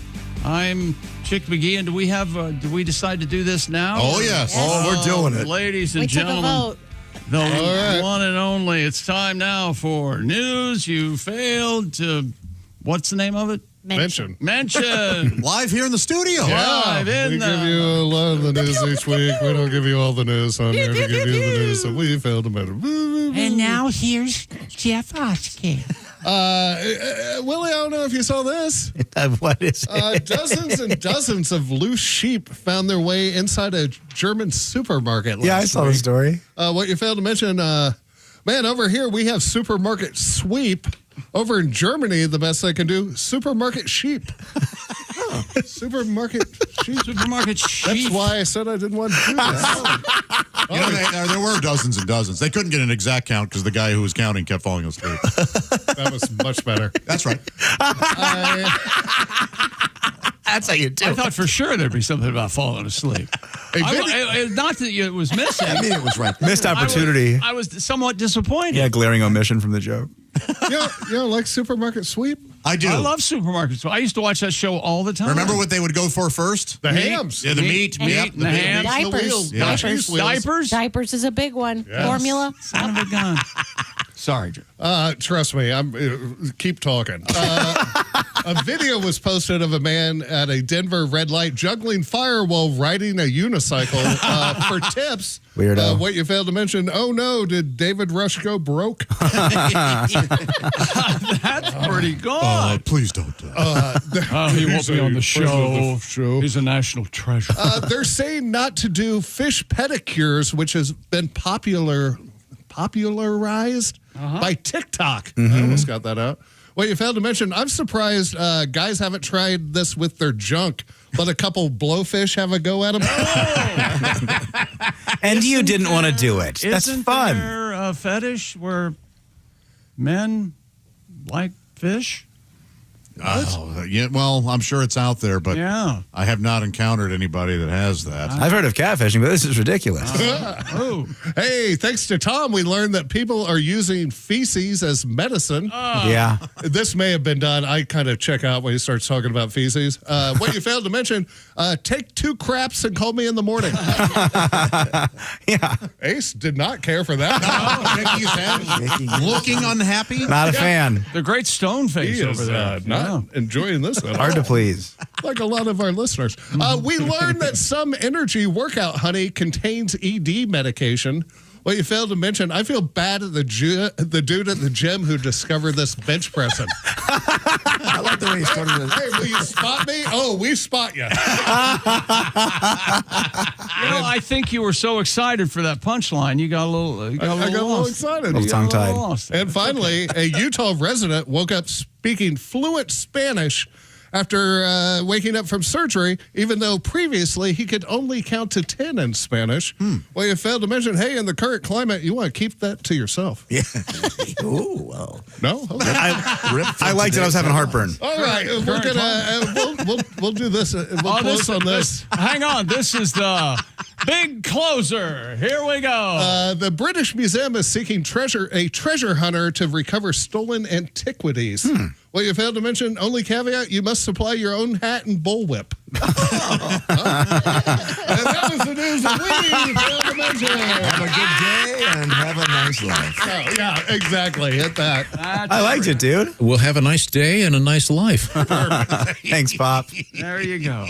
Jess, you have any more news over there? Yes, of course, since Tom edited this story, it starts with the definition of a katana. Yes. Oh, a sword. I believe it's a two-handed blade, traditionally from Japan. Badass sword. Yeah. Exceptionally sharp, Yes. it says. Japanese steel. Curved, single-edged blade. So now that we're all on the same page, a Twitch streamer has been hospitalized after she tried to catch a falling katana by the blade. Ah. Yeah. The woman who goes by the online nickname Stupid. Oh, one hand. Biscute, Biscute. Biscute. Yeah. Had been showing Twitch users several items she planned to use to decorate her walls. All right. Including the katana. While showing off the katana, she tilted the sword upwards, and as it began to slip out of its sheath, Biscute tried to snatch it by the blade before yelping out in pain and running out of the room. Oh, no. The video is brutal to watch. It's not have you fun. seen it? Yeah, I saw the video. It's not a good time. She later updated fans, confirming that she had severed 2 tendons in her fingers that will require surgery. Man. Yeah, don't. Can you see blood in the video? No, I couldn't. But I'm sure if you go frame by frame and zoom in, you could. Ugh. But I was not trying to. Looked away immediately. Yeah, it's Yeah. gross. Oh, man. Josh, the story of your first kiss. I almost forgot. Oh, yeah. Go ahead. Oh. And then we'll end with Willie's. Go ahead. I'll give you the first, legit sort of makeout. Because I think I probably had pecs. Right. When I was, 11, 12. In fact, I know I did. Okay. Yeah. There was one girl that we played church volleyball together, and we kissed in a stairwell, but it was just closed-lipped and everything. Okay. And then one time at theater camp, summer camp, I kissed a girl after we saw the movie Arachnophobia. Is that right? That's right. And not a lot of tongue there? Or? No. But we did. This was during the movie Arachnophobia. Yeah. We shared a piece of gum. Oh, I remember that. That was a thing. That was that a thing? As gross as anything. Yeah, that's a That's thing. how you get it started. Yeah. Like she started and then she broke off half and gave it to you? No, she chewed the piece, gave it to me, and then I chewed the piece. Yeah. At the time, did you think it was hot or? We thought it was this is It's like an invitation. Right. Yeah, that's nice. Yeah. It was sick. Because it was so warm and wet. All right. It was. I didn't make out with a girl really until high school. It's senior year, high school. It was at a graduation party, and she and I were friends. And then we were both drunk at this party, and we started making out. And it was in the middle of the party. It was in like a pole barn. Right. Yeah. It was such a fun party, but I was sitting on like a metal folding chair and she was in my lap and we were making out, and eventually there was a huge circle of people around us cheering us on. Josh. That's great. That's cool. And then she called me the next day, and she was like, hey, that was fun, but we're not like boyfriend and girlfriend now. And I go, oh, I know. Yeah, no, I appreciate that. But because we were like good friends, we would talk about movies and stuff all the time. And then you hung up and cried. While you're holding. I was actually relieved. Like, oh, that's cool. Yeah. I was like really like impressed that she was sort of mature for, I mean, what 18-year-old girl? No. Yeah, clear communication is not. Yeah, it was awesome. No, I would have egged your mailbox the next day as well. And then she worked at Blockbuster, and so I would see her there every now and again. Oh, nice. Oh, that's exciting. Willie, can you top that? Yeah, I don't know if I can top it. That was a great story. Mine is we're on a school trip to Dearborn, Michigan, and it's one of those things where on every floor there's like a little hangout area, like vending machines and like a couch. Yeah. So a couple of my buddies and then a couple of this girl, we all meet up, and then we kiss, just a brief little peck. But we're in a hotel, and there's like the shared phone lines you can like call on the floor. And so by the next morning, everyone in the whole school knows, including my old math teacher, who was this kind of big guy. And so he brings me into a room. First, they brought the girl into the room. She lied, like a Russian spy, didn't leak a thing. Like, Willie, what happened? I cried immediately. And I was like, we kissed, and it was beautiful. And I got in a bunch of trouble. We were driving back that day. It was an 8-hour bus ride. I had to sit alone in an A&W, just like, oh, no one, I don't have any friends. Oh, my God. And then we get back, and my old math teacher, he walks. I remember walking with my math teacher to go see my dad, just terrified. I'm going to get in so much trouble. And my teacher goes, Tom, on the school trip, Willie thought it'd be a good idea to kiss a girl. And then my dad's face just lit up. And he goes, this guy kissed a girl? Come on, I was getting worried about him. And then they high-fived right in front of me. Is that right? Yeah. It was weird. I was getting worried about it. I was like glad not to be in trouble, but I was like, did my dad just call me gay? What is that? What? How? I remember I did get in trouble once kissing a girl in grade school, and the teacher made me kiss every girl in the class. Because you're not leaving here until you kiss every girl in the class. Did you bring enough for everyone? Yeah. Kind of the old smoking thing. Smoke every cigarette in the pack. Do you remember Bob's story that one morning where he said that he got spanked by a teacher and made him stay after school, and then the teacher looked at him and said, now would you spank me? No! Yes. What? That's actually, that was a story. That's the way. That's troubling. That's the way Stories you can't tell anymore. That's the way Bob grew up. Yeah. What a great story. I know that was really I got spanked the last time I got spanked in school was first grade. Did it imprint? No. It didn't. It didn't take. Our principal had a paddle behind his desk. Right. It was just there. I guarantee you he never used it, but it was there to let you know, hey. The guy with the holes in it? It did not have the holes in it. The guy who passed out the wax is what they called it.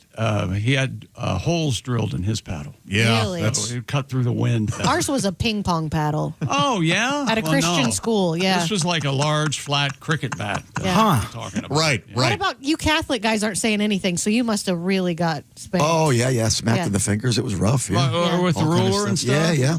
For me. Did they train the left-handedness out of kids? They did me. They did? Yeah. I'm left-handed, but I write right because of that. They tried to do it to my daughter, and we were like, no, she's left-handed when she was in Catholic school. That's so recent. Yes, so recent. Wow. And I was like, no. They're like, hey, she's ambidextrous. She needs to pick a hand. And I was like, no. Yeah. No. Yeah. Why does the devil express himself through the left hand? Is that That what honestly was the old school. Really? Yeah. Yeah, something about the word sinner. Sinister, yeah. means No, I left-handed. actually just looked it up about a year ago. I was like, did this happen to anyone? But I thought it just happened to me at my school.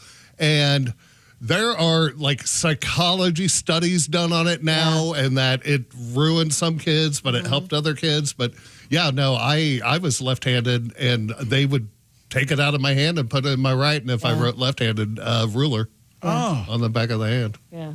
Did they make you kneel on like pencils and stuff? I think Christy tells that story. No, they would just do the thing where, like, if you threw something, you had to hold your arm out straight and hold it in your hand for like 10 minutes. What would you throw? Like, like a paper like an eraser, chalk. Oh, yeah. You're wearing like multiple MiGs in Silence of the Lambs. You weren't throwing your own seed, right? No. Okay, that's good. Not at school. No, not at school. No. That's home behavior. Well, do you have any more news over there, Jess? Yeah, I probably have something. Let's find something. Let's see. Right? These are all. No, I don't like that one either. What? Now let us be the judge. Come on. Throw out a title. Come on. Let's. Do you have anything that would spur on a song from? Oh, I got lots of songs. More singing and dancing. What do you got right there? A Kentucky family battling extreme cold temperatures on Kentucky their farm. family. She's got. Oh, sorry. I got excited. Yeah. They opened their home to a newborn calf that was struggling in the deep freeze. Oh. Macy Sorrell told the Associated Press that the And calf then they was born ate it for dinner. outdoors in single-digit temperatures. The best veal parmesan they ever had. She and her husband went to check on the mother and the calf, only to find her suffering in the cold. Oh, geez. With Miss Sorrell noting her umbilical cord looked like a popsicle. Oh. It was still attached to the mom? No, I think it was still attached to the baby. Oh, yeah, that's right. I forget Yeah. babies have that black nub. And then does God, you just if I have a kid, I'm not touching it for a month. That thing has to be gone. It is nasty, and it just dries up and falls out. Yeah, I I'm not can't doing explain it. They're aliens for about a week. I will not see my baby for a week or two. So do cows bite through the umbilical cord? Is that what happens? I think it naturally falls off. I mean, when they detach. Yeah, when they come out of the mom. I don't know. Somebody has to. Yeah, something. Maybe I bet the farmer has to cut it. Did you cut the umbilical cord on your children? I did not. I caught, but I didn't cut any. I cut. Well, no, I take that back. I did my daughter. Yeah, you're I right. was shocked at it's like cutting through a tree limb. Like I thought it would just be like scissors Snap, through a piece of paper. No, like you had to double down. You had to two-handed to get that thing to go through. I'm getting lightheaded. No, so am I. It is. If I ever get to do that, I want to get really big scissors. So like the mayor opening a shopping center. I think that'd be really fun. That is good. I think that'd be a really good You time. should definitely bring jokes into the birthing room. You think so? Yeah, Every definitely. wife appreciates that. Or every mother. I see you. I'm going to like Carrot Top, have a box full of props as I go in there. Yeah, with the big oversized scissors and a construction hat. And yes, the whole thing. That would be. Absolutely. I open this baby on behalf of. Do they always, if the father's in there, do they always offer to? I think as long as there's no trauma or worry. When I was there, they didn't offer that They at all. didn't? Thank God. Yeah? No. Yeah. Well, you were so drunk. I was waiting. You see, I got wobble. Could you not have done that? You caught the baby or seen anything? No, to do I with wouldn't. it? I would have said no. I got anything to pull both of my kids out myself. What? What? Yeah. In a field? What are you working? Yeah. What the hell's this? Did you have a plunger? No. What are you picking potatoes?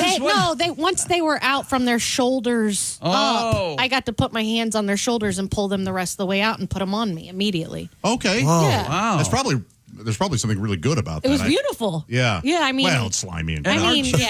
Aren't you the one that prepared the afterbirth for somebody? For a friend, yeah. I was in charge of getting the placenta, having it the cooler ready for ice. Yeah. And then us drying it in What? a food Yeah. dryer. And, Like beef jerky? Yeah. yeah. And then putting it in capsules, right? And then encapsulating it so that they could take it as a supplement. Fine, but boy. that's a big ask of a friend, isn't it? Yeah. Would you participate in that? Would you have a one-a-day placenta? Is it for? No, it was for the mother. I ordered the polenta. You know. Oh yeah, waiter. Be quiet, everybody. Hold on one. And this red sauce is terrible. By the way. I can't imagine. Aren't like as soon as the baby comes out, isn't it grimace purple? Yeah. Yes. It depends on where they are in the birthing in the process of, I don't know, baking, right? Yeah. I had my son came out, he was 2 weeks early, and he was the most beautiful baby I've ever seen. And I'm not just saying that because his skin was, everything about him was perfect. My daughter was 2 weeks late. ugh. Overdone? Oh, no, like still had that whole slime on her, that white stuff that like in purple. Oh. It was. Oh, sorry, Ad, you were not a pretty baby. It's weird though, as the dad being in there and watching the baby be it's like it starts to crown, and then the doctor takes his entire hand and it disappears, and you're like, oh. That whole thing's in there. Oh, my God. That's too big. Yeah, that's too big. That's just too big. It's terrifying. It's as big as a hat. They're that big. Sorry. More news coming up, but I need to tell you about Hyundai. Hey. In a world in need of a hero, that's where Hyundai Palisade comes in. One man rises to the challenge in style. In his Hyundai, just driving the kids to soccer practice. Make every day feel epic in the all-new Hyundai Palisade Hybrid with up to an EPA estimated 619 miles of range on select trims, advanced tech, and class-leading interior space. And remember, no cleats on the seats. Visit HyundaiUSA.com or call 562-314-4603. That's 562-314-4603 for more details. That's HyundaiUSA.com. We will be right back. This is the Bob and Tom Show. Hey, thanks for listening this morning. Got something to say? Send us an email. BobandTom@BobandTom.com.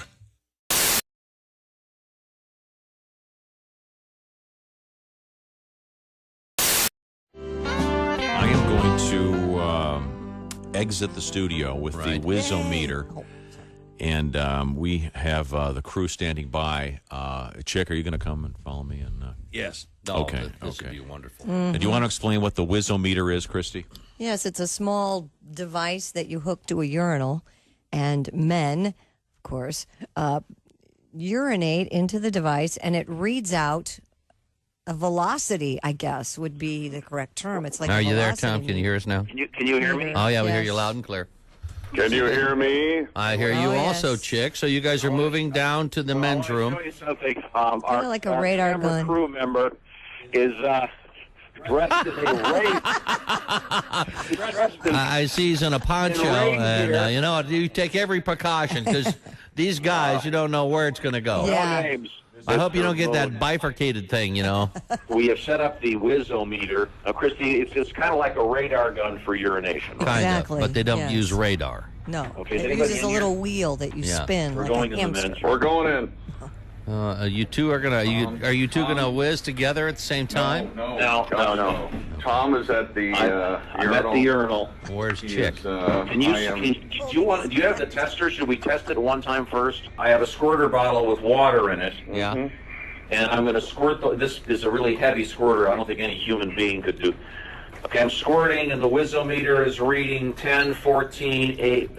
Looks like the total readout 14 was the high. You know, you really didn't even squeeze it. I was going to say. Coming out of a squirt bottle. Are you sure it's not on 24 spray? out of it. Oh my God! There's it got up to 80. You got to Wow. squeeze it, Tom. Yeah, that's what. Oh. 80? 80. I can't go up to 80. Well, I know you can't go up to 80, but you were like doing this like a little Nancy guy. Oh, look at the little wheel go around. Okay, Flomax. We'll see how you do. Okay, I'm gonna. So the way it works is after you Chick did it again, and it's reading out 50. So it works like a radar gun. Right. Okay. Okay, I am going to. Are you gonna unzip and see what you got?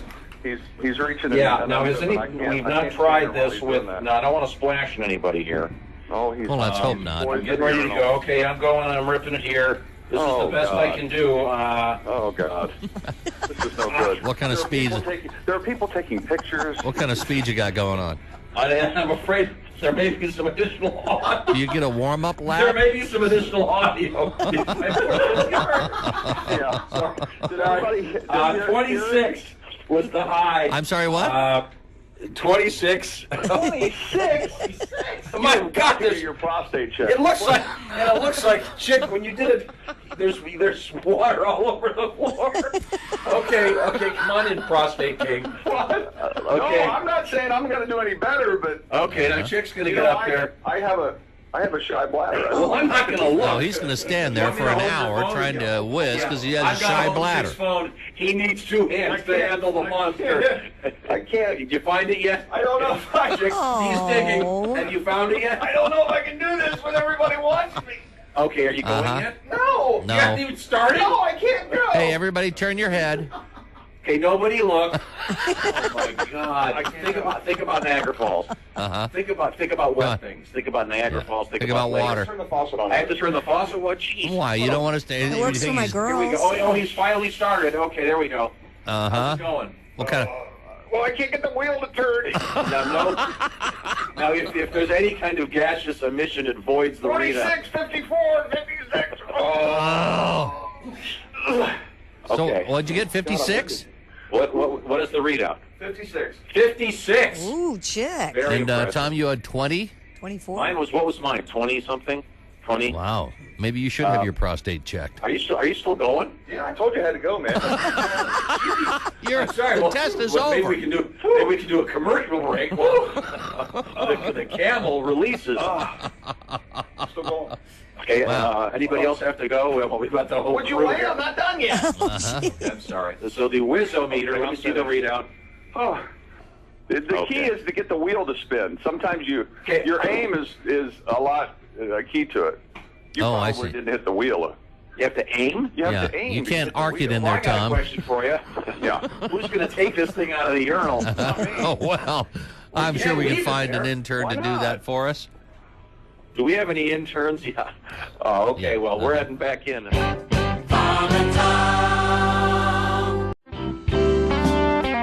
Doug Stanhope is with us. Let's see, we've established a few things. Doug is a single man, but he's living with a woman in sin. Her name is Bingo. Her nickname, yeah. They live in, is it Bisbee? Christy Yes. felt the need to.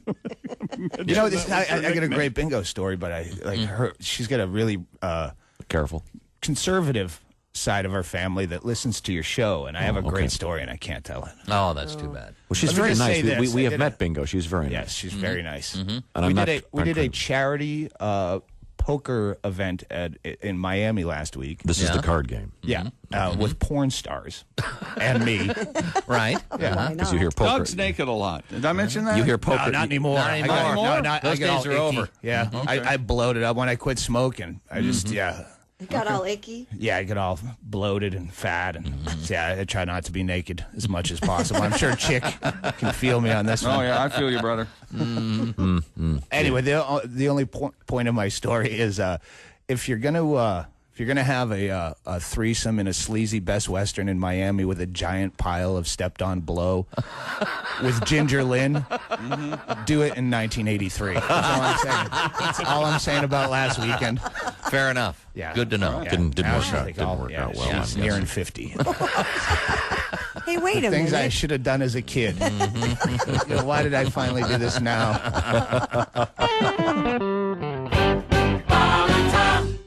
Hello, my name is Alexa. If you have a smart speaker and what to hear, Bob and Tom Radio, just say Alexa, play Bob and Tom Radio on TuneIn. Now, you try it. Alexa, play Bob and Tom Radio on TuneIn. That's the first smart thing you've said to me since you took me out of the... Welcome back to the Bob and Tom Show. We're in the O'Reilly Auto Parts Studios. There's Pat Godwin. Hello. There's Jeff Oskay. Yeah. There's Jess Hooker. Hi. There's Josh Arnold. Happy Friday the 13th. Oh, yes, yes. There's Ace Cosby. Hey. I'm Chick McGee. Hello, Willie Griswold. Hey, man, happy special day, Josh. Oh, thank you. Are you going to make your video where you remind your little guy to don't forget his knife or whatever? You know what? Maybe I will make a video. I missed it. You used to do that. It was kind of the thing I looked Okay, to. I'll make it. I'll make on one. Friday the that's 13th. nice. I liked the series when you would voice your cats. I was a pretty big fan of that. That's also coming back. Good. So, yes. I like you knowing you're alone in your home, just giggling while you make something. It makes me so. One time you were doing it and you just started laughing at yourself. It was so fun. Nonsense. Yeah. You've got a lot of projects cooking right now. I do. If only I had. I'm actually reading some books on how to turn my projects into how to monetize them, how to get motivated enough to actually do them and not just sit around To thinking about execute them. them, yeah. It's fun, man. It's a thing. It's very much a thing. Yeah. You get to step 4 out of 5, and then it gets a little difficult, and you go, hey, what if I just do step 1 with a new thing? How fun is that? What it Yeah. is. That's what I should I'm be reading books on how to fight through that. Instead of just doing it? I need the books. Okay. You like book learning, evidently. Things we learned? Oh, we don't do that anymore, do we? I got a letter here real quick. Just handed to me. I dare you. I bet you don't. Chick is a man of many impressive impressions. That's right. The Rock'em Sock'em Robots. The golf ball in the hole. It doesn't No, that's just one. Do you do Tasmanian? Do you do Tasmanian Devil? He does. Mason Adams. When a name like Schmuckers, it has to be good. Bob Welch. Well, Josh does. Puts my Bob Welch the same. We had no idea. Have you seen that girl in the corner? Yeah. There you And go. now Jennifer Coolidge. That's right. I'm Jennifer. I'm going to be in everything. Oh, this is it. He says one very underrated impression, though, that we heard briefly is Doofy Dog from the Looney Tunes. Oh, that's right. The Droopy Dog. Oh, Droopy. He said Doofy. No, Goofy is it sounds like a copyright. Droopy. Yeah. Sheriff Droopy. I like Chewbacca. Let's hear a little. That's dead on. That's really good. That is good. The Says, Chick, benefits you of the an man. only child. From Delaware, Ohio. Oh, that's around Columbus, Ohio. Central Ohio-ish. Yes, sir. You do a good Larry Flint. Well, that's right. I'm defending the Constitution of the United States from Cincinnati, Ohio. I'm your best client. Pretty good Jimmy Stewart, right? Mr. Potter! Humphrey Bogart. You see that? You see that moon up there, Mary? I'll lasso that moon for you, Mary. I don't know. Oh, Bogey. That's where I had him, Bogey. Who does Jackie? You do Jackie Kennedy. Oh, that's Jackie Kennedy, yes. Now, if you look over here, these dishes, of course, they're not for me. They're actually... well, excuse me for living, Mrs. I'm Charles Collingwood. Pat, what's your best impression? Maybe the Donald Duck sneezing. Oh, yes. Want to hear it? Oh, yeah. It's so good. It's insane. Just when you think you've heard it all, you throw in the chew. And I know. That's really the payoff. It's like so good, it's almost not even funny. It's just so accurate. Yeah, one more time. That's all I can do, though. Bingo. It's so good. Do you That's do all any you need Willie? to do. I kind of do my old man. So I can't. Finley has to go to horse therapy. So I there's just no way I can meet for coffee anymore. There's no way those two words should go together. Horse therapy. It's like huge. quite helpful for some. Yeah, it's crazy. insane. Yeah. So you talk to your horse instead of Yeah. a doctor or what? No, it's equine therapy. It's caring for the animal. Oh. And the animal picks up on your needs also. Oh. Yeah. I do love the idea, though, of a horse sitting in a therapist's chair. It's Mr. Ed, right? Pad and paper. Pad and paper, Legs glasses, crossed. the whole thing.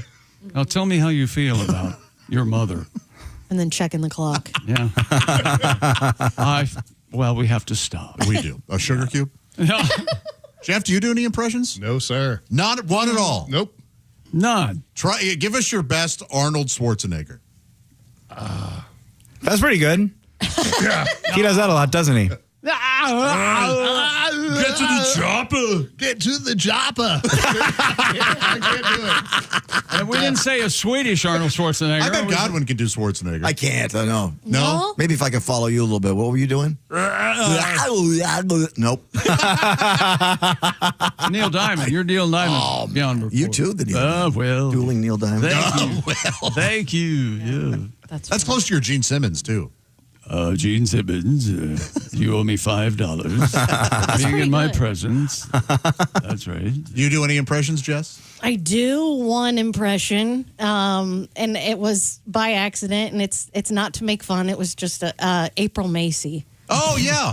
I used to call everybody on their voicemails here and call them as April Macy. Comedian April Macy? And leave these really inappropriate messages. April would love it. One, Yeah. It was funny. One would say naughty. Yeah, yeah. Give us a taste. She kind of Jason, like she has this. She does. Yeah. Yeah. She gets kind of Yeah, into disco. yeah, she does. And I'm she- wearing my And jammies, now I live in Italy and watching I really TV like with my fella. She's the best. She's great. I love yeah. her. She is great. Yeah, she's so fun. I forgot her name. I was hosting and I was bringing her on stage all weekend, did a great job. Saturday late show. Coming to the stage right now, and I just forgot. Oh, no. Yeah, I know. It was embarrassing. You called her boobs wanna hump. Willie, it's not even close. No, I just forgot. And then a lady in the front row just goes, "It's April Macy. Come on, how do you not know that?" Yeah, miss, you are right. It is April Macy. job, yeah. And she was so cool about it. She was very sweet and very First kind. of all, thank you very much. Secondly, what the hell are you trying to do to me? I should call her and we'll get her back in here. Oh, yeah. She's cool. Great. Yes, we should. Yeah. Yeah. But she does live, she's international now. Yeah, she is. We're going to have to fly her in from Italy? Yeah, I have a feeling we could pull some money and make that happen. Good Lord, what the hell would that? No, here's Droopy Dog. You know what? That makes me mad. That makes me mad.